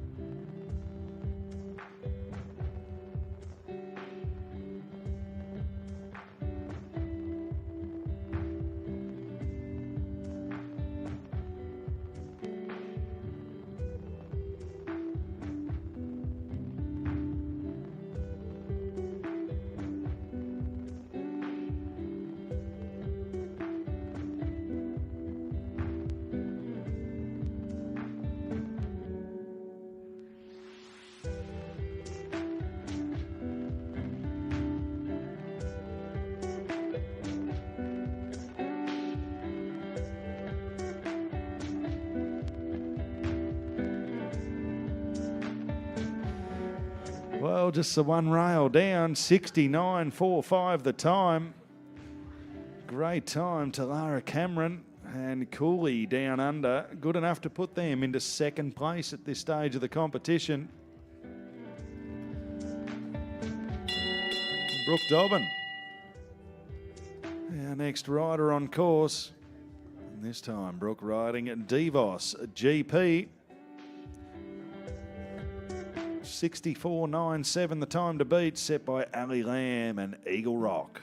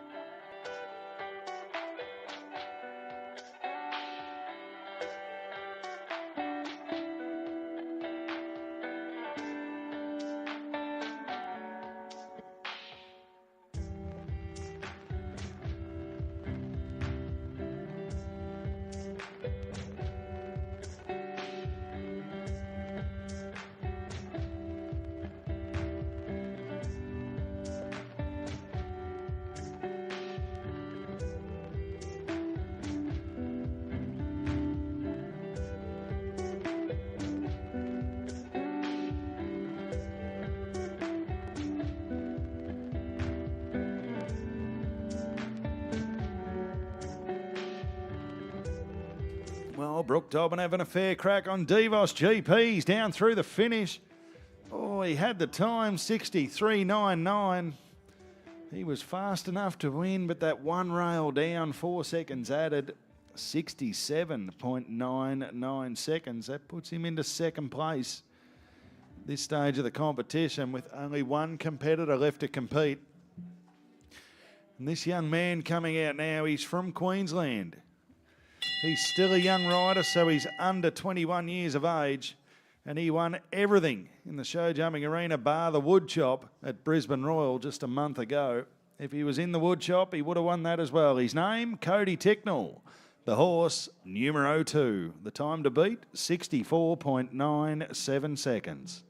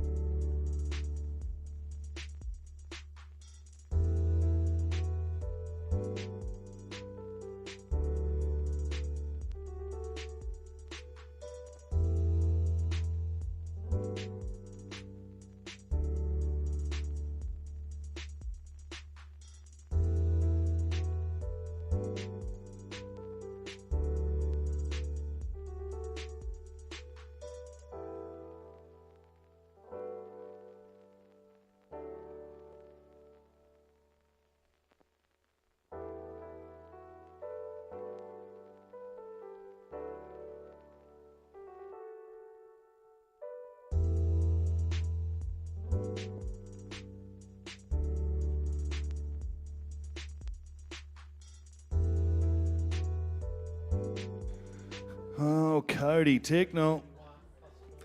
He had the time again, 63.31 the time, but unfortunately the one rail down, 4 seconds added, 67.31, and that'll put him into second place. So that's the end of the Group A's. We'll have the presentation of the Group A and Group B down on the main arena for you very shortly, but stick around, more show jumping coming your way. We've got the Alice Laidlaw Memorial Ladies Show Jumping Contest coming up very shortly. Then out on the main arena this evening, you'll have Night of the Horse. So stick around for that one as well. Maybe a few fireworks after that, a few crackers.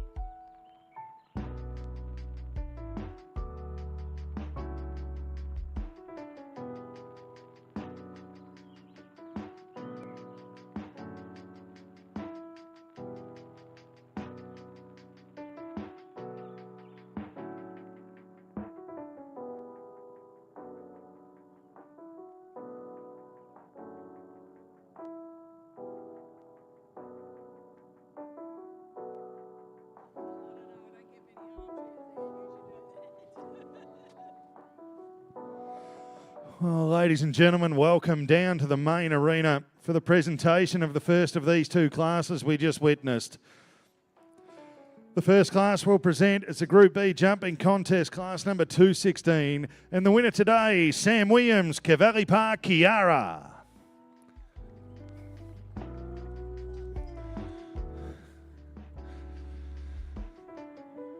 In second place, the Toolman, Cody Ticknell, Mountain View, Albaloo.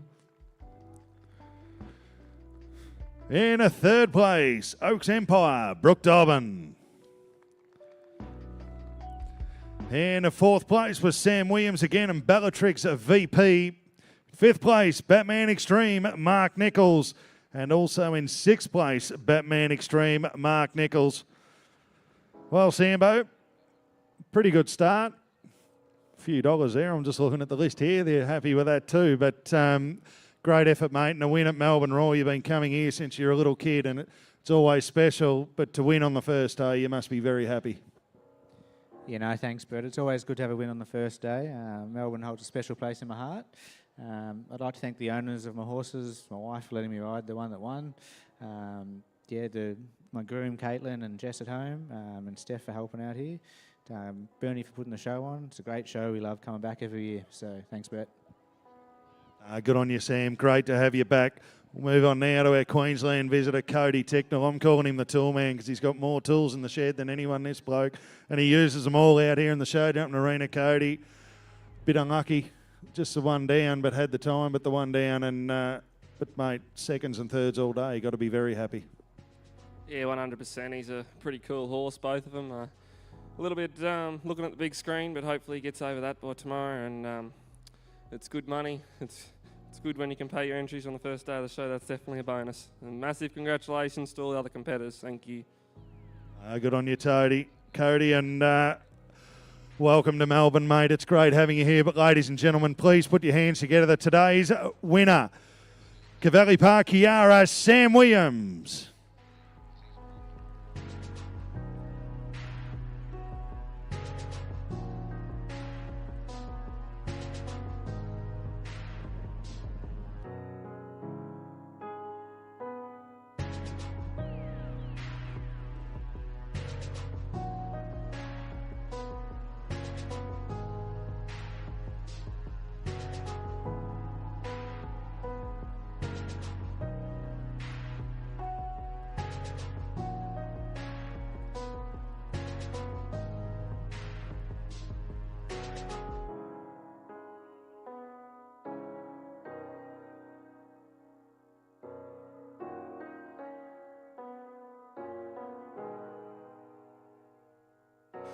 Now we're going to have to invite our Group A horses out to the arena for the presentation of the Group A jumping contest.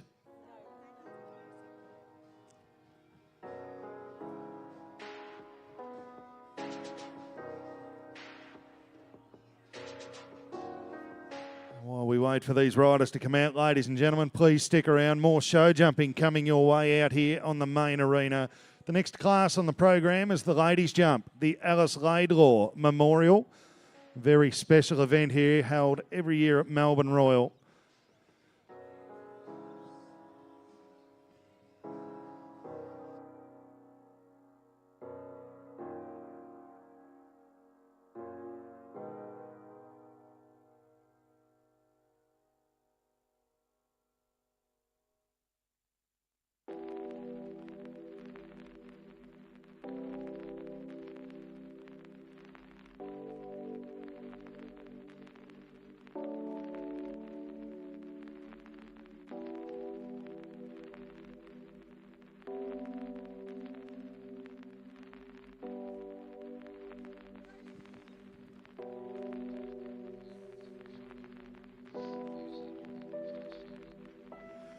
Well, welcome again, ladies and gentlemen, to the main arena for the presentation, once again, of the Group A jumping contest. To do the presentation, Mrs. Ann Garner, our international judge, and Bernadette Hearn, the chairman of the Melbourne Royal Horse Committee. Chairwoman, I was just corrected. Sorry. They are chairman. Chairwoman.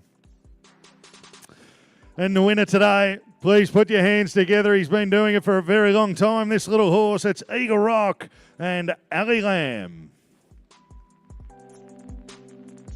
In a second place, once again, Cody Ticknell, numero 2. In a third place, Brooke Dovan, Devos GP. From New South Wales in fourth place, Tally Cameron and Cooley Down Under.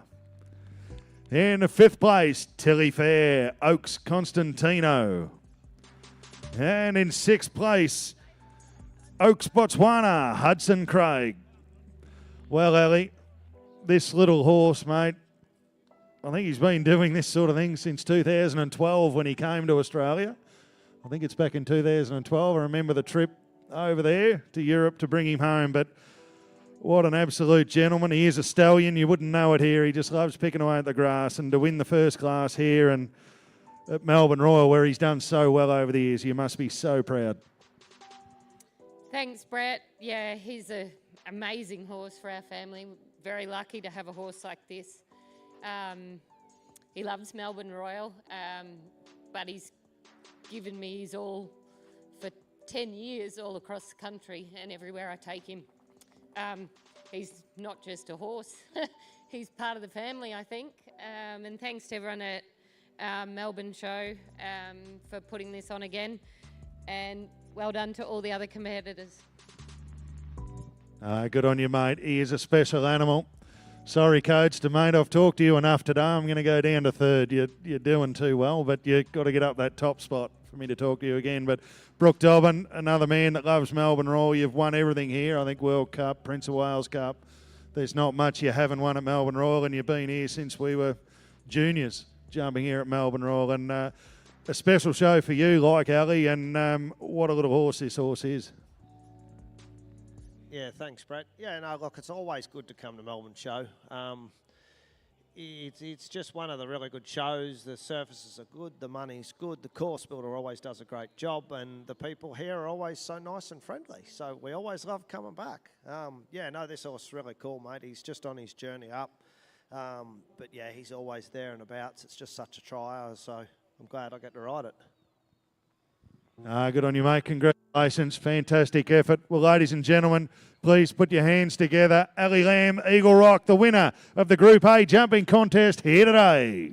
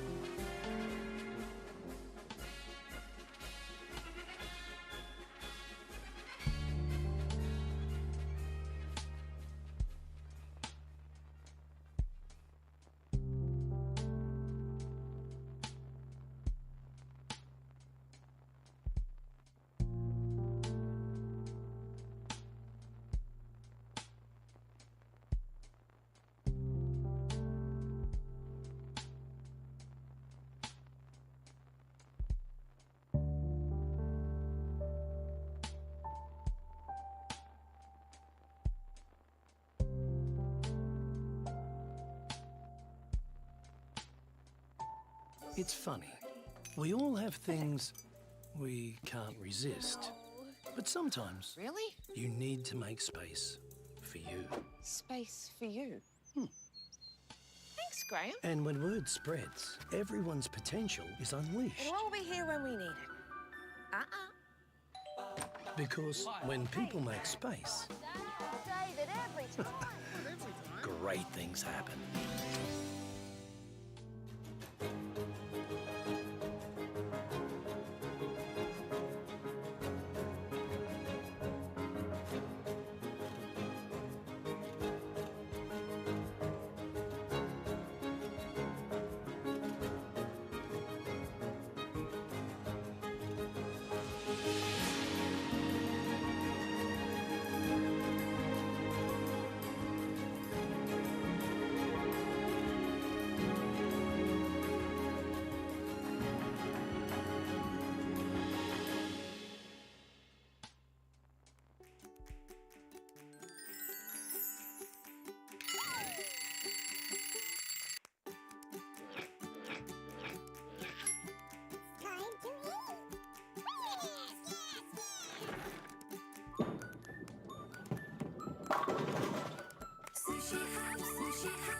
The sushi that I love, so fresh, so good. So eat now, Sushi Hut. We all have a need to connect, to know what's going on. That's where we come in. People wanting to switch on the TV news to get the information they need. Making sure you know what the risk is when these big weather events happen. Sometimes you sit with these people and you cry with them. It's hard not to get emotional. To help people by asking the questions they need answers to, how does it affect us? To make sure it's the truth. You have to get in there. Fiery says, if you see us run, run. The adrenaline starts pumping.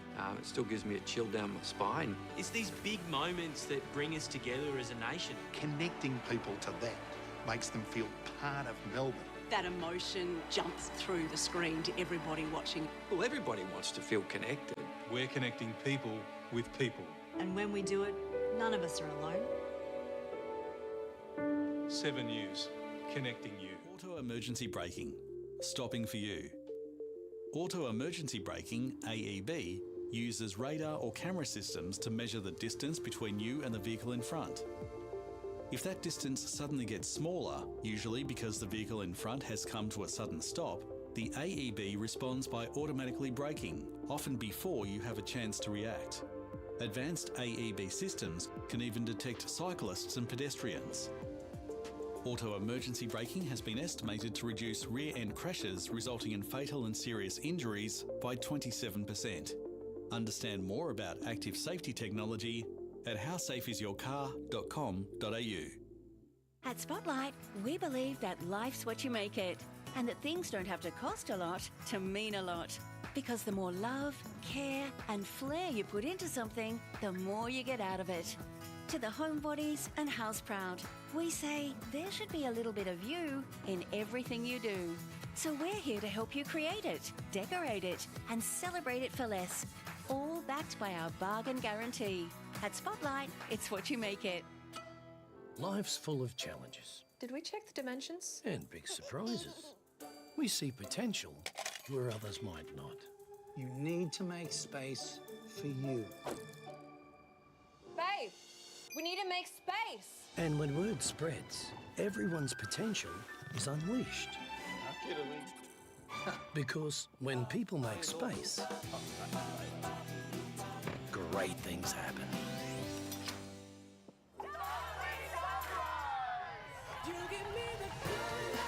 Good morning.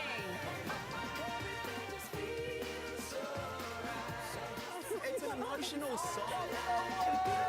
Live around the world on TikTok. Start with So this makes all of those things possible. Look, you don't know how much this means to the community. Make some noise! You're our winner this morning. Thank you, Sunrise.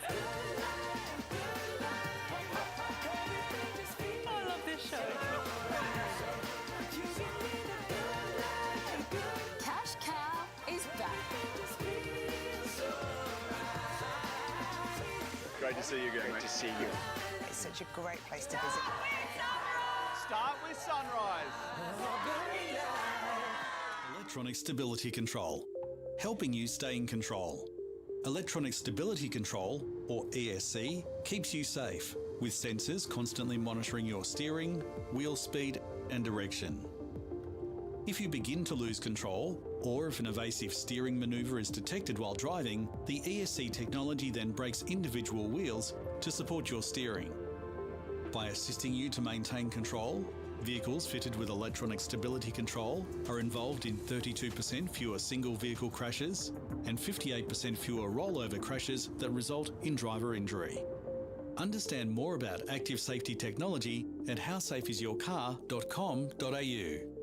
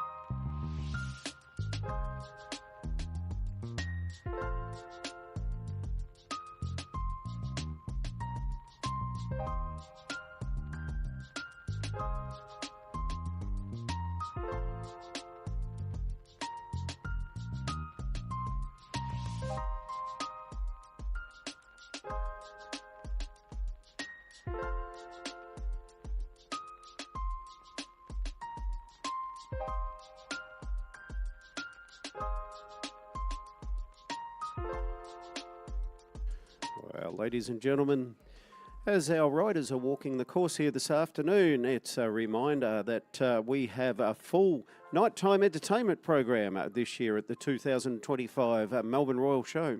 And of course, we start that at 7:30 p.m. this evening with Luke Josephs, our country singer, and we welcome Luke back for his second year here at Melbourne Royal.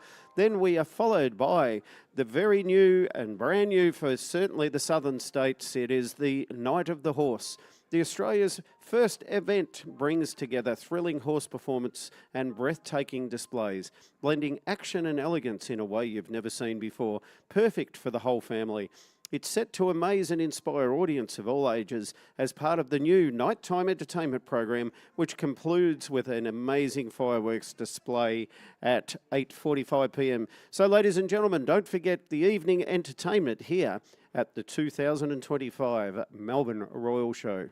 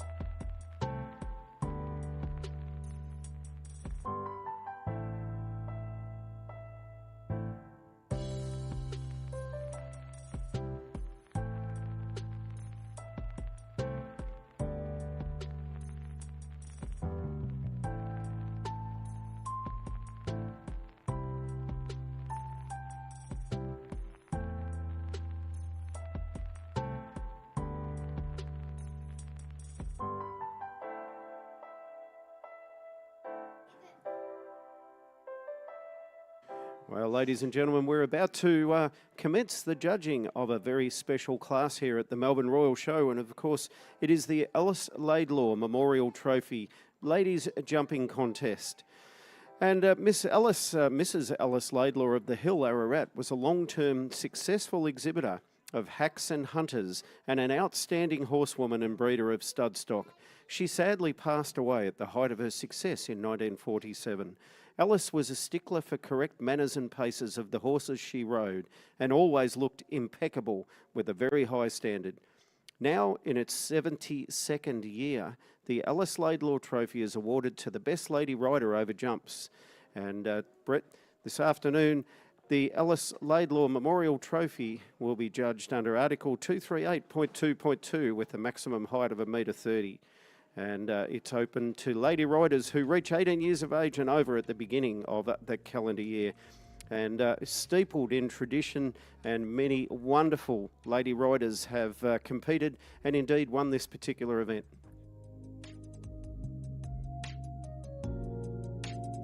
Oh, you're doing well, Steve. For an apprentice, you've taken to this like a duck to water, this announcing thing. You're doing very well. But no, the Alice Laidlaw, on a serious note, a great event. And switch back to show jumping. It was with the hunting for a while, and it was originally a lady rider competition over obstacles, and now moved into the show jumping area, which was one of Alice's true loves, the show jumping.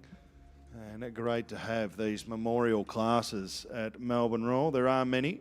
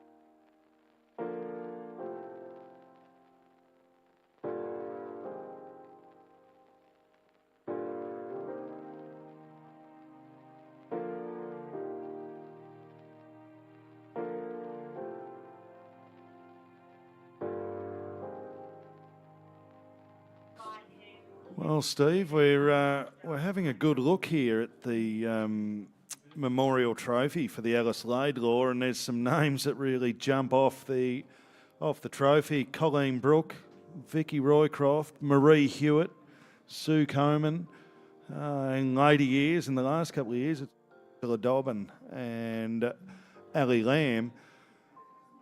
Some pretty amazing names there, and I think you mentioned one there before. I think it was Marianne Gilchrist. Yeah, that's right, Marianne Gilchrist. There's many, and of course this is steeped in history. 72 years, the running of this particular event there, Brett.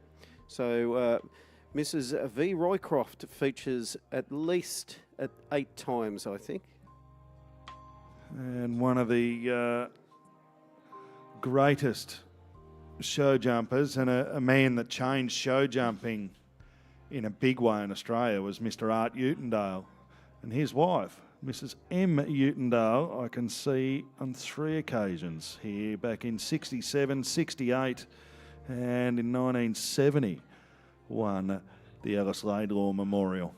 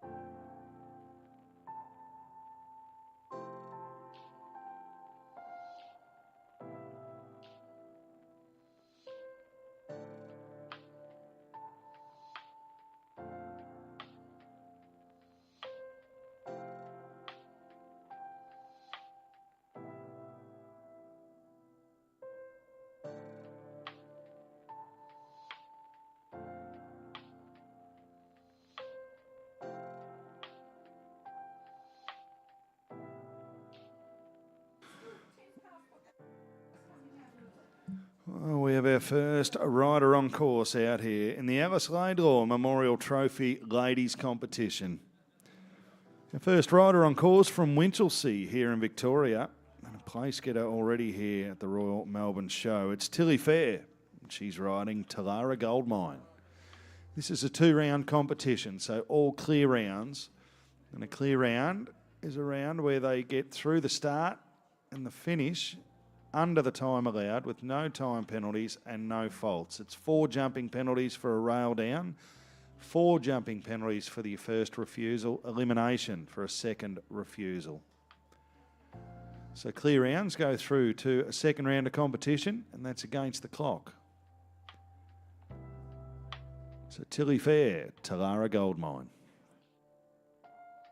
Still looking at that trophy, Steve. You're pretty amazed with a few names on there. It's Katie Laurie, who now lives in Canada, jumping over there as on that trophy just a few years ago, but the Vicky Roycrofts, the Colleen Brooks, Marie Hewitt's, Jenny Shepherd. Yeah, like it reads like the who's who of Australian show jumping over the past 70 years. It's incredible.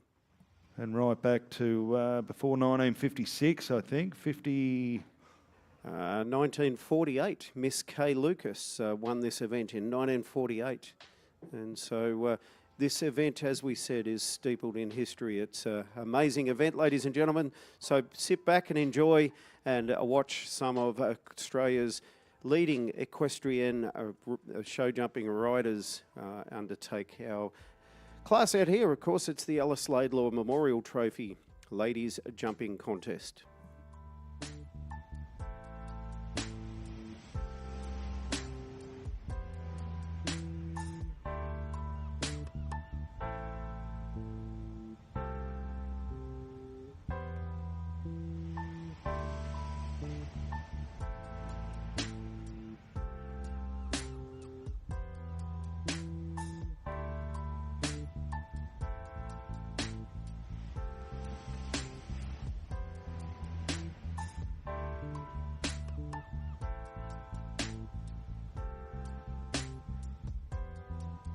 Well, safely over the last Tilly Fair, just having one of those days, one rail down, 4 jumping penalties in a time of 68.51 seconds. Tilly having a great show over in Adelaide just a few weeks ago at the Adelaide Royal, where this combination won every Group C competition.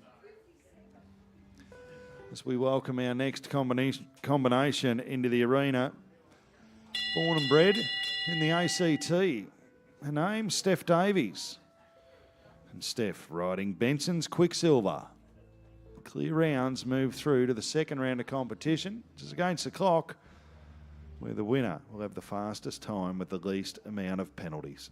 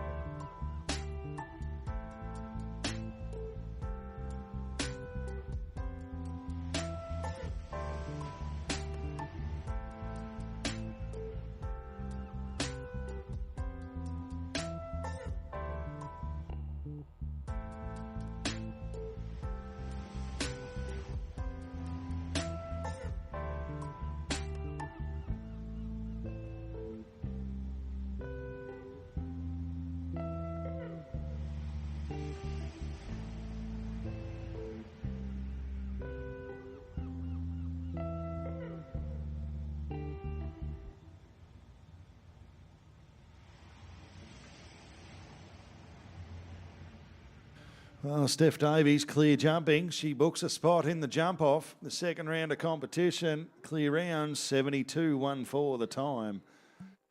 The time allowed on course, 76 seconds. So well under the time allowed. And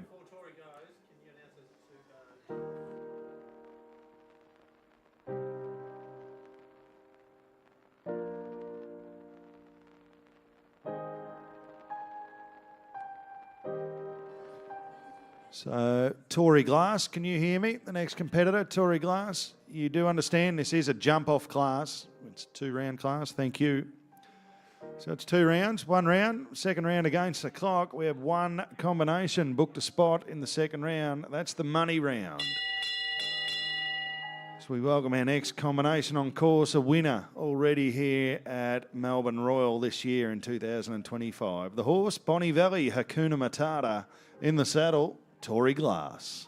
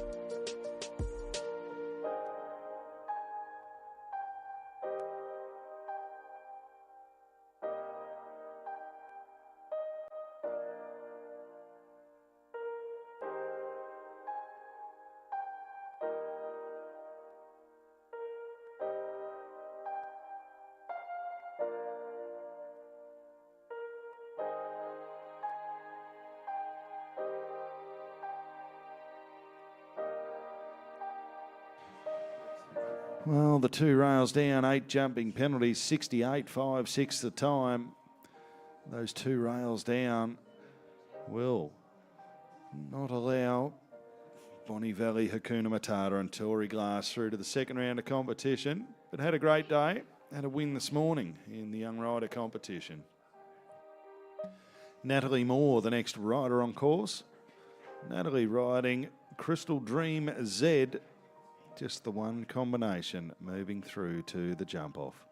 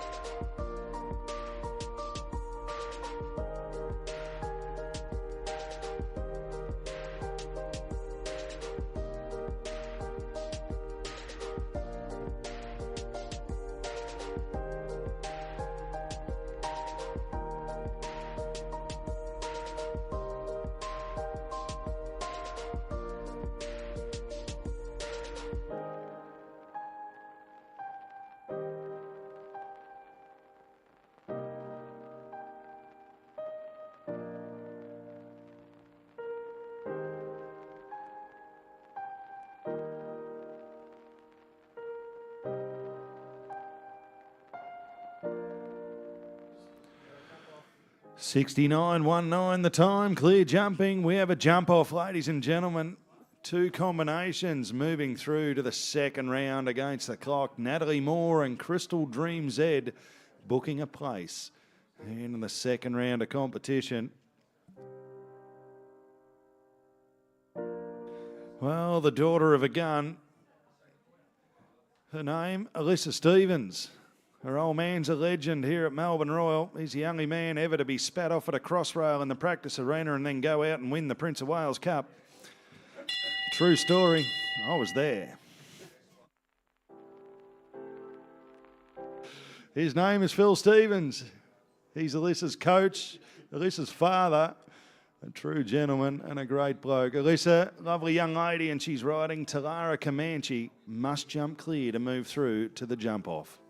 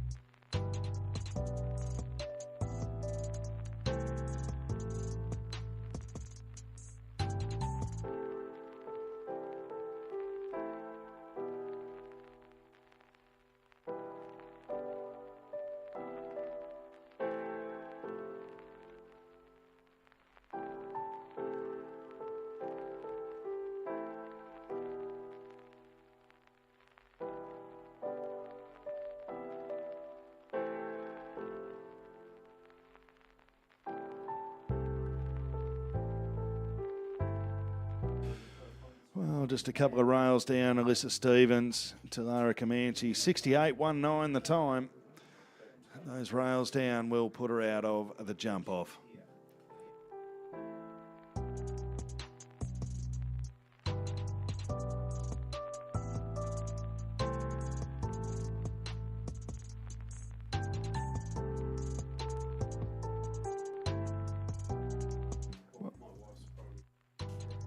Well, the next combination on course, Charlie Hill is in the saddle. Descarado is the horse. Out here in the Alice Laidlaw Memorial Trophy, the ladies jumping contest must jump clear to make the second round of competition.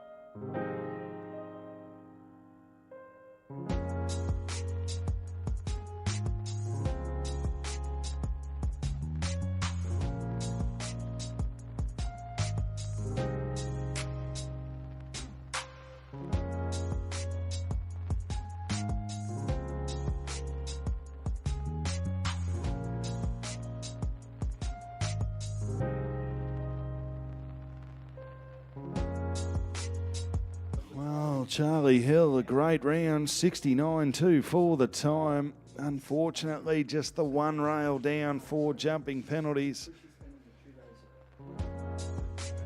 Will not make the jump off, but a great round. Very happy for Charlie Hill and Descarado. Well, the next combination make their way into the arena. The horse, Minamara Park, Calatol.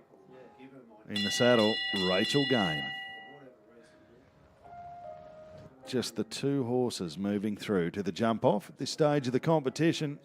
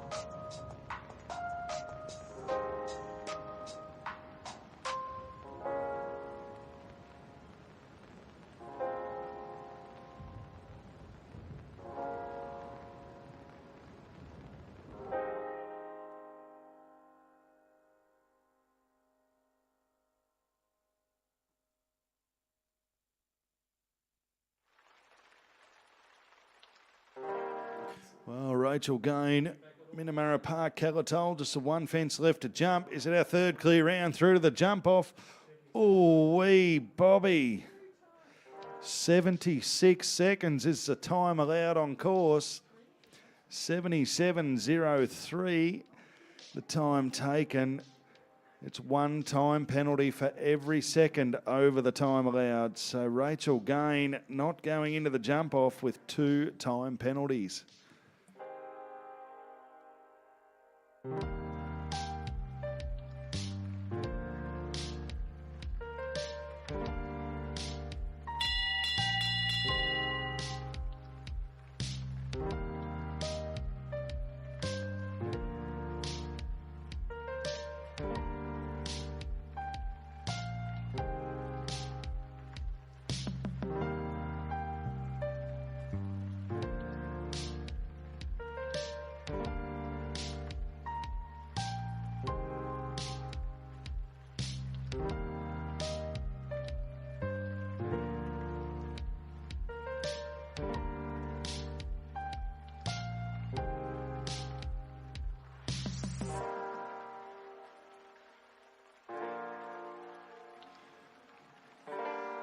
Well, Tilly Fair makes her way out into the arena for the second time in the competition. This time, Tilly riding Patangus Miami, her first horse.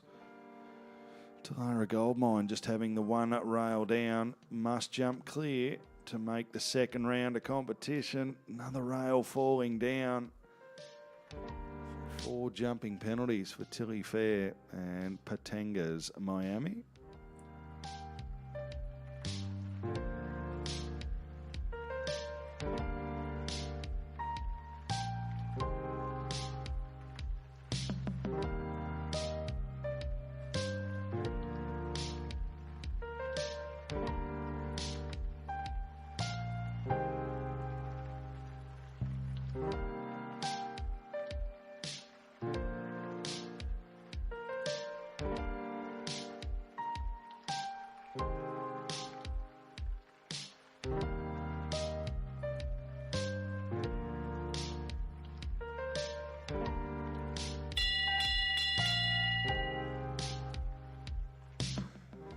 Well, bad luck, Tilly Fair. Patangas Miami.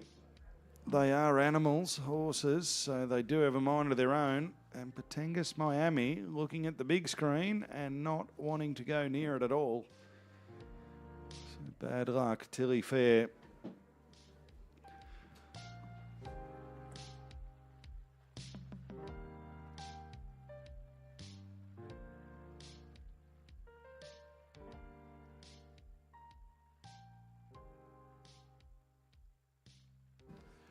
Well, Steph Davies, our next rider on course, and this time Steph riding Ulambi's Monte Cristo.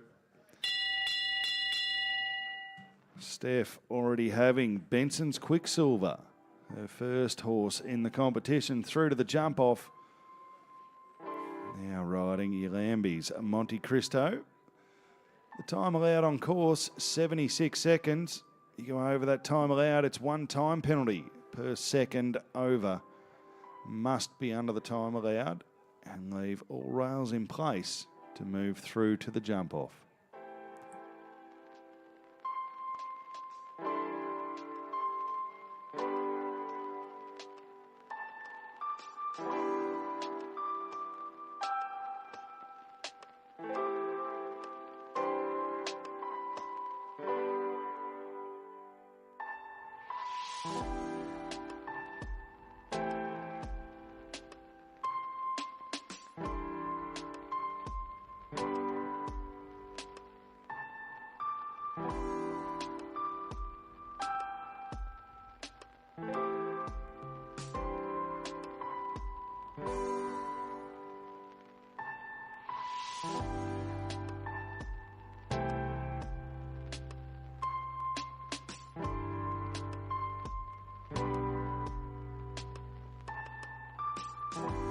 Oh, bad luck, Steph Davies. 2 rails down, 8 jumping penalties, 74.71 at the time. No trouble for the timekeeper. But unfortunately, the 2 rails down will put her out of the jump off. Luckily for Steph, Benson's Quicksilver, her first ride in the competition, moves through. Well, a former winner of this class just last year, Ali Lamb, makes her way into the arena. And this time, Ali Lamb riding Diamond B Franklin.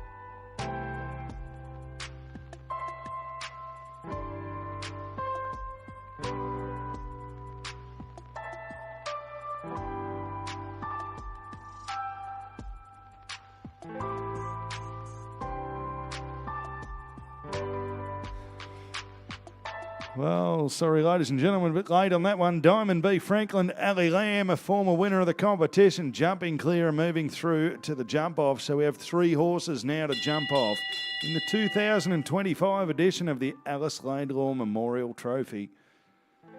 Our last competitor makes her way into the arena. It's Gracie Ivel in the saddle. Her father was a great show jumper years ago, now a racehorse trainer, a very successful one.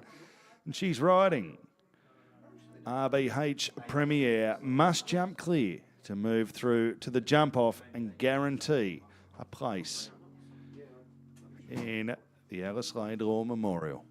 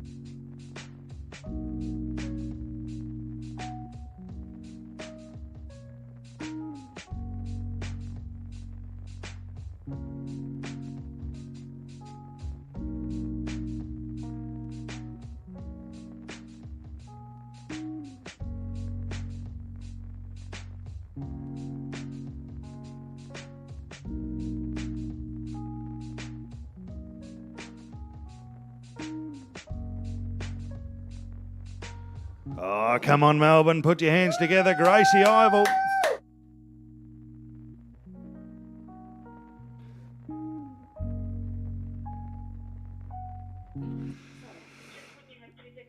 So Gracie Ivel clear jumping. Sorry, I just had the breeder of that horse over my left shoulder. A bit of noise came through, but Gracie Ivel, RBH Premier, 72.02, clear jumping. We have 4 horses through to the jump off.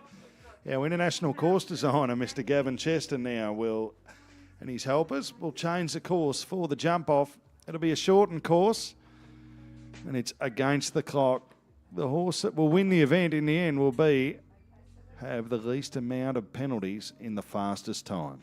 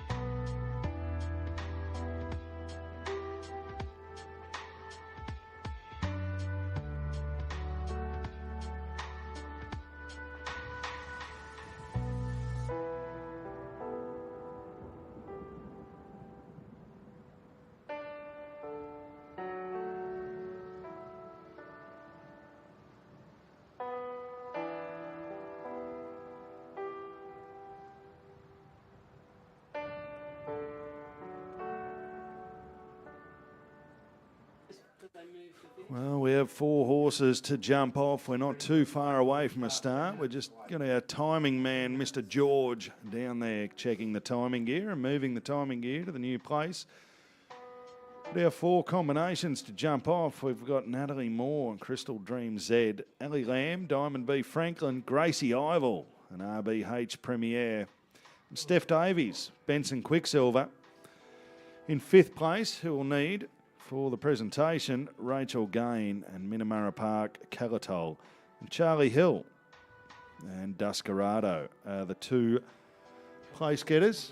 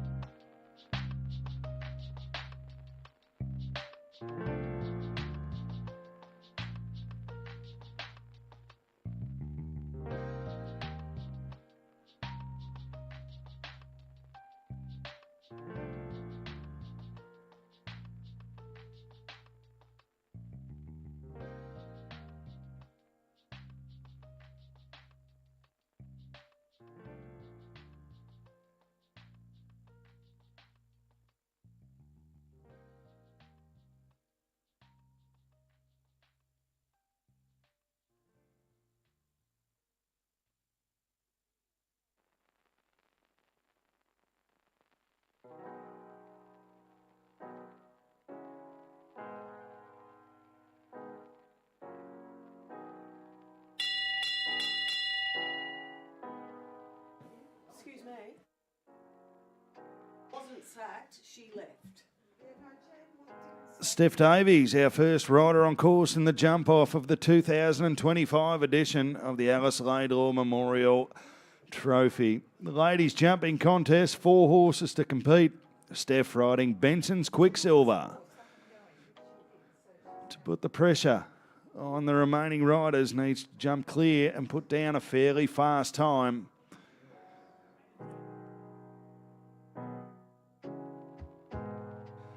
Born and bred up in the ACT.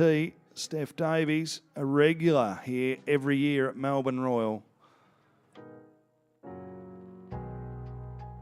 4 faults there at number 3. No worries at the jukebox. Rings round now 7 and 8.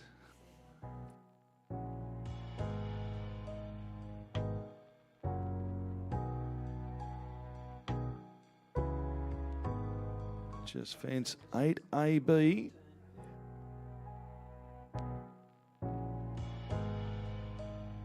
Fence 9AB and 10. Safely over the last. Breaks the finish beam. 49.44 the time. Just a one rail down. We'll wait and see how costly that one rail will be.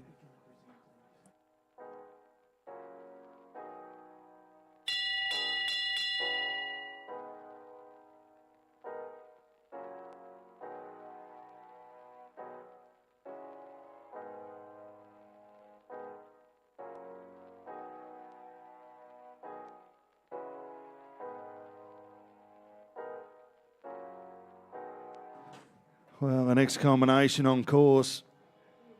Oh, one rail down at fence number 1. The back rail just rolling off. Crystal Dream Z and Natalie Moore. An early 4 faults now. She must go faster than 49.44 seconds to move into the lead.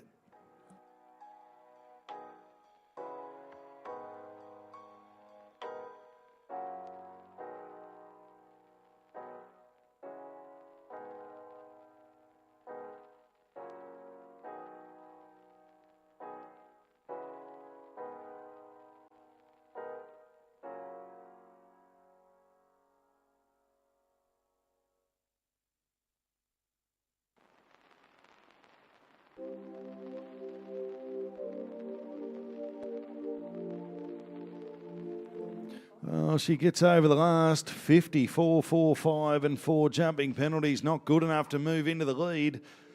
Good enough to move into second at this stage of the competition. Well, the former winner of this class only last year. Her name, Ali Lamb. Commonly known as the dairy farmer's wife from Denison. I gave her that nickname many years ago. And she's riding Diamond B Franklin. A clear round will put her in the lead.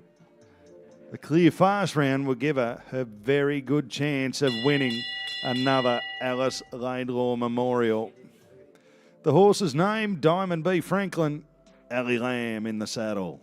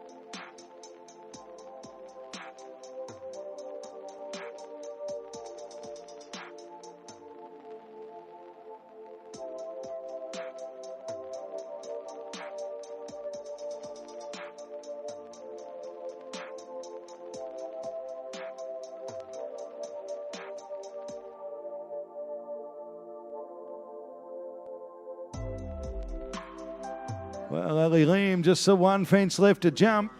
Jumping clear, she slips. She gets over the last. She's through the finish. Wait on the time. Doesn't matter. She's jumped clear. She's atop the leaderboard.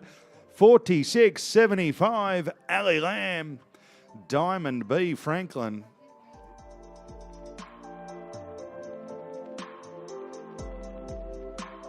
Well, the daughter of a gun makes her way into the arena. She hasn't knocked a fence down all show here on the first day at Melbourne Royal.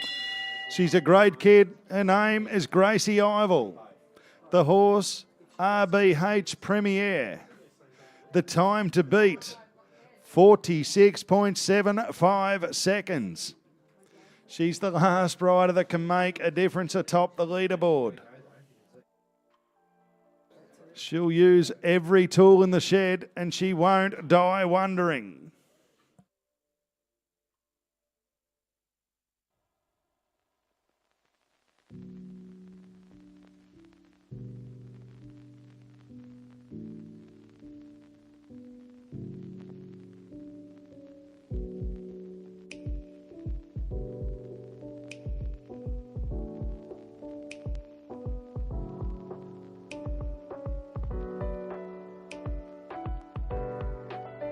Oh, just a combination in the last fence to go.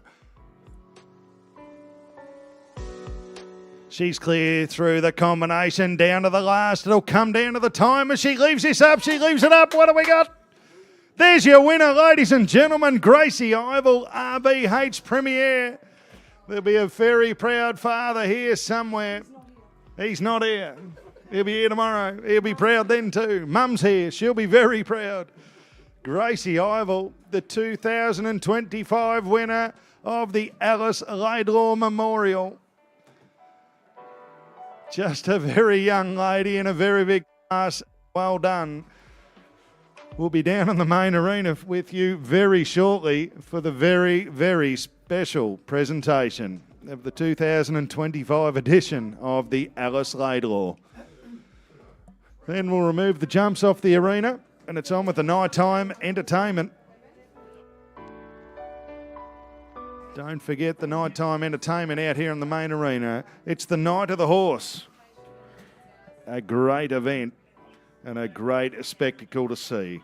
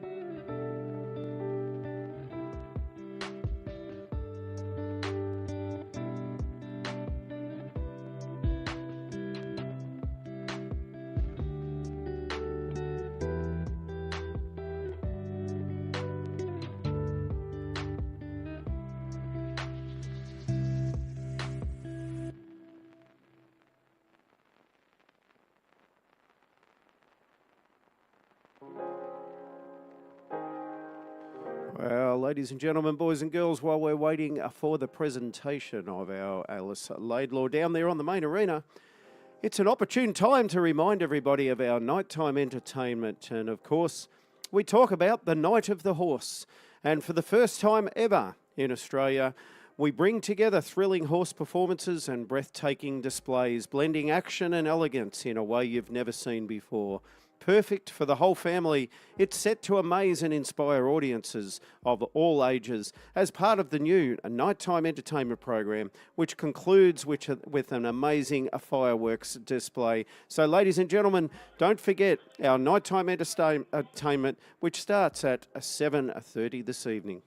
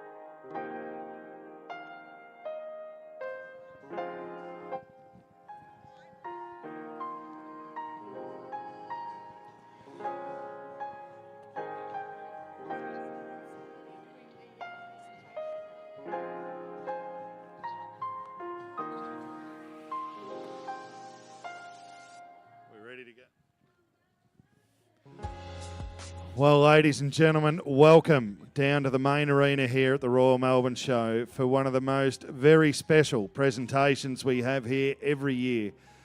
And this is the 2025 edition of the Alice Laidlaw Memorial. We'll start down in 6th place and work our way towards the leader.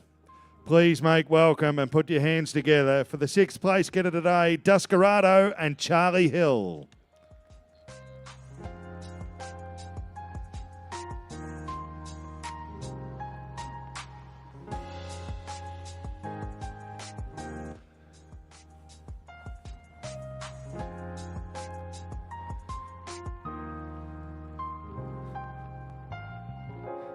In 5th place from Colac down here in the Western District, Minamara Park, Calatol, Rachel Gain. In 4th place, Crystal Dreams Ed, Natalie Moore. From the ACT, Benson's Quicksilver, and in the saddle, Steph Davies. In 2nd place and last year's winner from Gippsland, Diamond B. Franken, Ali Lamb. And the 2025 Alice Laidlaw champion from Euroa here in Victoria, Gracie Ivel, RBH Premier.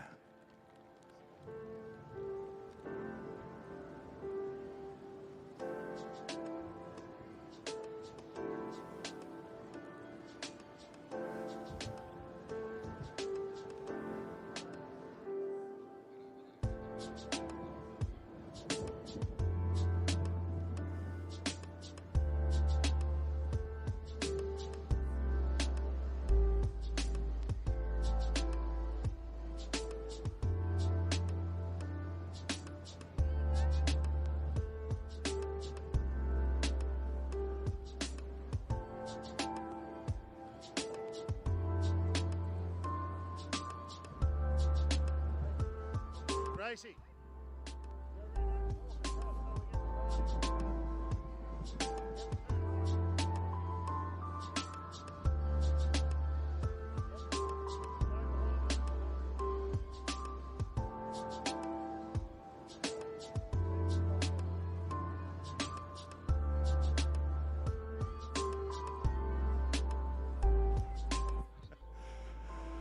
Well,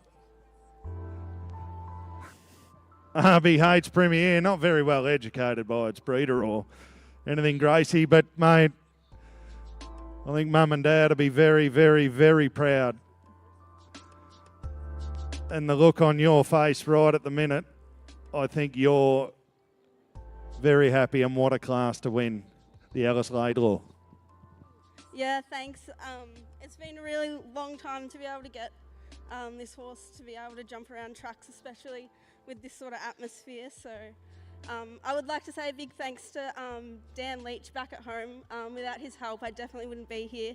And a big thanks to Mum and Dad and Russ and Bernie and Charlie and Katie Hill for all they do for me and my horse. So yeah. Good on you, Gracie. Fantastic. Well, Ali, you won it last year. It's an amazing event. I don't think there'll be too many sour grapes not winning it this year, seeing a young up-and-comer in Gracie Ivel take out the win. You must be happy with your horse, but so happy for her as well. Yeah, wonderful, Gracie. Your smile says it all, Dale, and everyone's really happy for you. It's a wonderful ladies class, this, and we've got some lovely women in the lineup and other lovely people in the class. Always a privilege to ride in a class named after a really wonderful horsewoman. So, yeah, just a privilege to be here doing it. And, yeah, I'm happy with my young horse. He was fabulous. Good on you, Al, from a previous winner and a young lady that has supported Melbourne Royal now for many years, coming down from New South, the ACT back in the day. But Steph Davies, great to have you here, and third in this. You must be stoked. You've had a pretty good show and jumped very well. Thanks, Brett. Yeah, I love coming down to Melbourne and feel really lucky to ride here. It's the type of atmosphere and exposure horses don't get very often anymore, so I love making the trip, and really grateful to Sam and Susie Williams and everyone at Volpire Park who host me when I come down to the sunny state, and a big thank you to Kate Hinchin and Izzy Stone and everyone at home that helps me in Canberra. I look forward to keep coming back. Good on you, Steph. Fantastic effort. Ladies and gentlemen, please put your hands together one more time. Give her a big round of applause. Your 2025 Alice Laidlaw Memorial winner, Gracie Ivel, RBH Premier.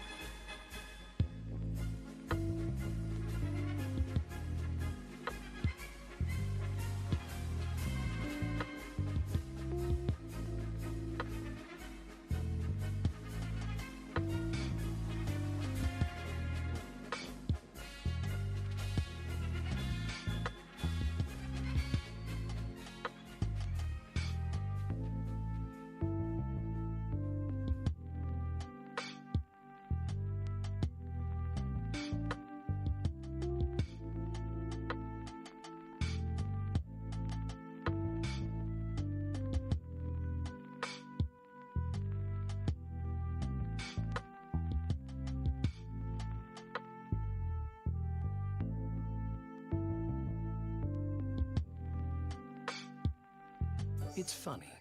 We all have things we can't resist. But sometimes Really? you need to make space for you. Space for you. Thanks, Graham. And when word spreads, everyone's potential is unleashed. It'll all be here when we need it. Because when people make space, David, every time. great things happen.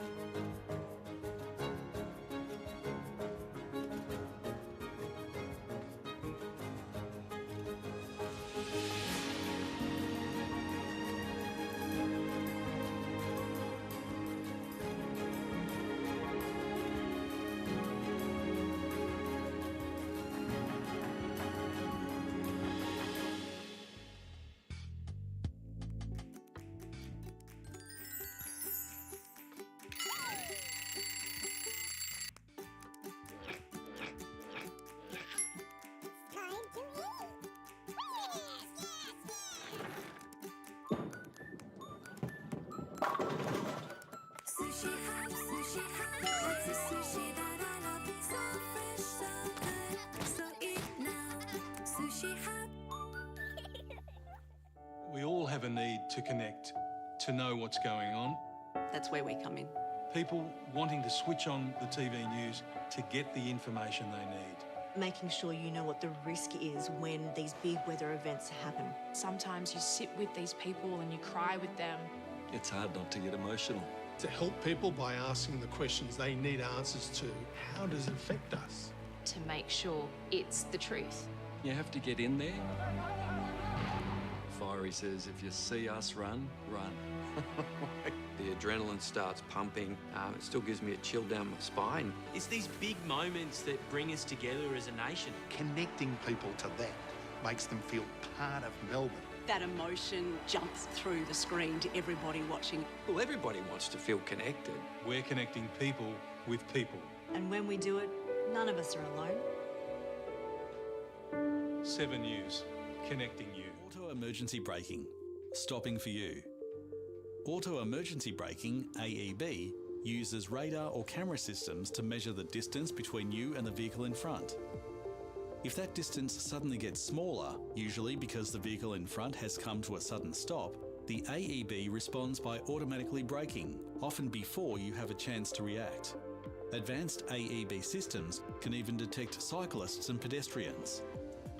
Auto emergency braking has been estimated to reduce rear-end crashes resulting in fatal and serious injuries by 27%. Understand more about active safety technology at howsafeisyourcar.com.au. At Spotlight, we believe that life's what you make it, and that things don't have to cost a lot to mean a lot. Because the more love, care and flair you put into something, the more you get out of it. To the homebodies and houseproud, we say there should be a little bit of you in everything you do. So we're here to help you create it, decorate it and celebrate it for less. All backed by our bargain guarantee. At Spotlight, it's what you make it. Life's full of challenges. Did we check the dimensions? And big surprises. We see potential where others might not. You need to make space for you. Babe, we need to make space. And when word spreads, everyone's potential is unleashed. Because when people make space, great things happen.